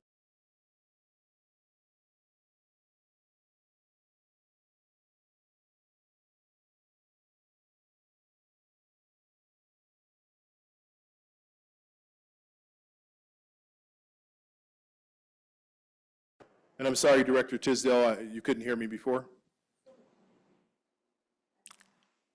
Director Tisdale, can you hear us? Thank you very much. Yeah, that's the third time tonight that the audio is cut out for a period of time. Thank you. Thank you, Director Tisdale. I understand we've had some internet connectivity issues this evening, but we're okay right now, and the recording has continued. So thank you for the patience. I appreciate that. And please note, but for car troubles, I would be down there with you through this whole thing. Thank you. Please continue. So pardon the interruption, Mr. Carter. Okay, no problem. So with that, we are down on ridership, but that is completely understandable given the fact that it's not operating in its normal corridor. And right now, when you look at downtown working population, we're down quite a bit, somewhere between 30 and 50% is the numbers that I hear on a regular basis. So with that, we still want to provide the best access and the best opportunities we can for those who are impacted. So the folks who are no longer able to get into center of downtown and have easy access to the southern part of downtown or the northern with the D or the H line, but instead we want to provide that service and the quicker opportunity with the free Metro ride. And again, that is temporary. Thank you, Mr. Carter. Director Ruscia, further questions? Yes, okay, so Metro Ride to the rescue, it sounds like. Thank you for that, and I apologize if someone could get Mr. Carter some water for the salt I rubbed in the wound. I didn't mean to do that. So I just wanted to make a general comment, and maybe, I don't know who would be best to respond. In looking at the previous presentation, I was a little bit concerned about our communication schedule. I think I noted that messaging at stations and service alerts will start in May. And so I think given that this is a lot of disruption for many, and these are some major changes, even if they're some temporary upgrades. I want to put out there that I think we need to communicate earlier and more often. Thank you, Director Arusha. Further questions? Secretary Guzman? Thank you for the hard work. I think Mo is probably the person helping with the 44 and the 8. Shout out, those bus routes really needed some help, and I'm tired of waiting for them late every day. So it's nice to see that that's being addressed. I appreciate all the hard work. I read through the materials thoroughly, and I think that this is a really solid plan. So continue on with the good work, and send our congratulations to your team on their hard efforts. We appreciate it. Thank you. I will let the East team know. Thank you very much. Thank you, Secretary Guzman. Here. Mr. Carter, thank you very much for joining us and one last thing, hanging out. if I may. Please And go I'm ahead. sorry, I didn't mention it. We are having this, we're planning for the service change meetings starting March 6th, 12 noon virtual, and at 5:30 here at Blake Street, and also March 7th at noon virtually. Thank you very much for that. Okay. Thank you, Mr. Carter. All right, with that, we are going to complete the agenda. I will just ask that we do a very abbreviated report of director activities, which is what we're moving to next. Just ask for only things that really are urgent or needing attention from fellow directors. I will note that I actually had planned to address in other matters that I would like to use report of director activities for some of our external appointments. Those of us that serve, such as with Dr. Cog, et cetera, would like to be able to hear relevant updates. With that being said, my plan was to invite directors to share information from those external entities at the March board meeting, just to start preparing those reports. So with that in mind, I'll open up for report of director activities. Just please, anything that needs to be highlighted, I'll look for hands at this time. Director Tisdale. Thank you very much. I just wanted to say that at the executive committee meeting, we discussed issuing a letter of commendation to retiring administrator of the Federal Transit Administration, Nuria Fernandez, the sorority sister of our general manager CEO. And we got a head nod in favor of that. And I just wanted to indicate that the letter has been drafted and that apparently the board chair and the GM CEO will be signing that and sending that out to our good friend Nuria Fernandez. Thank you. Thank you, Director Tisdale. Other report on director activities? All right, we're going to move to other matters. I did just want to briefly touch, and Director Rosenthal, I'm looking at you here, just on other matters. The board was very saddened to hear the news of the passing of a former RTD board director, Bill McMullen, who I think was the predecessor of the predecessor, and I'd like to just briefly open the floor to Director Rosenthal for a word or two. Thank you, Mr. Chair, and thank you for giving us a little time to remember Bill McMullen. For those of you who remember him, he was a good man, and he was a friend of mine. As we were very involved, I know this is not a partisan group here, but we were very involved in the Democratic Party. He was a captain, and he was one of my mentors, someone I looked to who really did a lot of organizing, and he did it with such flair. He did it with such a good sense of humor. Our party is not the easiest one to organize, but he did it with, incredible leadership skills. And when he was a board member of RTD, he distinguished himself. And one of the things that he did when he was a board member, and there were some labor issues, and he went out to be with labor when they were protesting. And that took a lot of chutzpah to do, a lot of guts. And I admire him for that. Just at this time, I'm remembering Bill. I know he was also a good friend of former director Angie Malpiede and others. So thank you for that opportunity to remember Bill. Director Rosenthal, thank you for your comments in remembering Director McMullen. Any other matters to come before this board? Director Arusha. Thank you, Mr. Chair. I just wanted to ask, given that we heard so much public feedback regarding the on-demand changes, if that was something that our GM CEO could address in a follow-up email to the board. General Manager, do you want to comment? Yes, thank you very much, Director Rusha, for the question, and Chair Davidson for allowing me to address it. Most definitely, this is something relative to us discerning what type of services we're providing. This is part and parcel of what I shared at the board retreat, why I am commissioning a peer review, recognizing that Access on Demand was supplemental to our paratransit services. And I think throughout the pilot program, deducing some elements and want to ensure that we're being good fiduciaries and finding out what works best holistically. And I will be preparing a briefing for you all coming forward. Thank you. It may be greater than a memo. I think it warrants having a conversation. So that's why I was sort of hesitant to just say a memo. Thank you. Thank you, General Manager. Thank you, Director Rusha. Any other matters to come before the board? Move to adjourn. Seeing none, we will adjourn as of 10:17 p.m. Mountain Standard Time.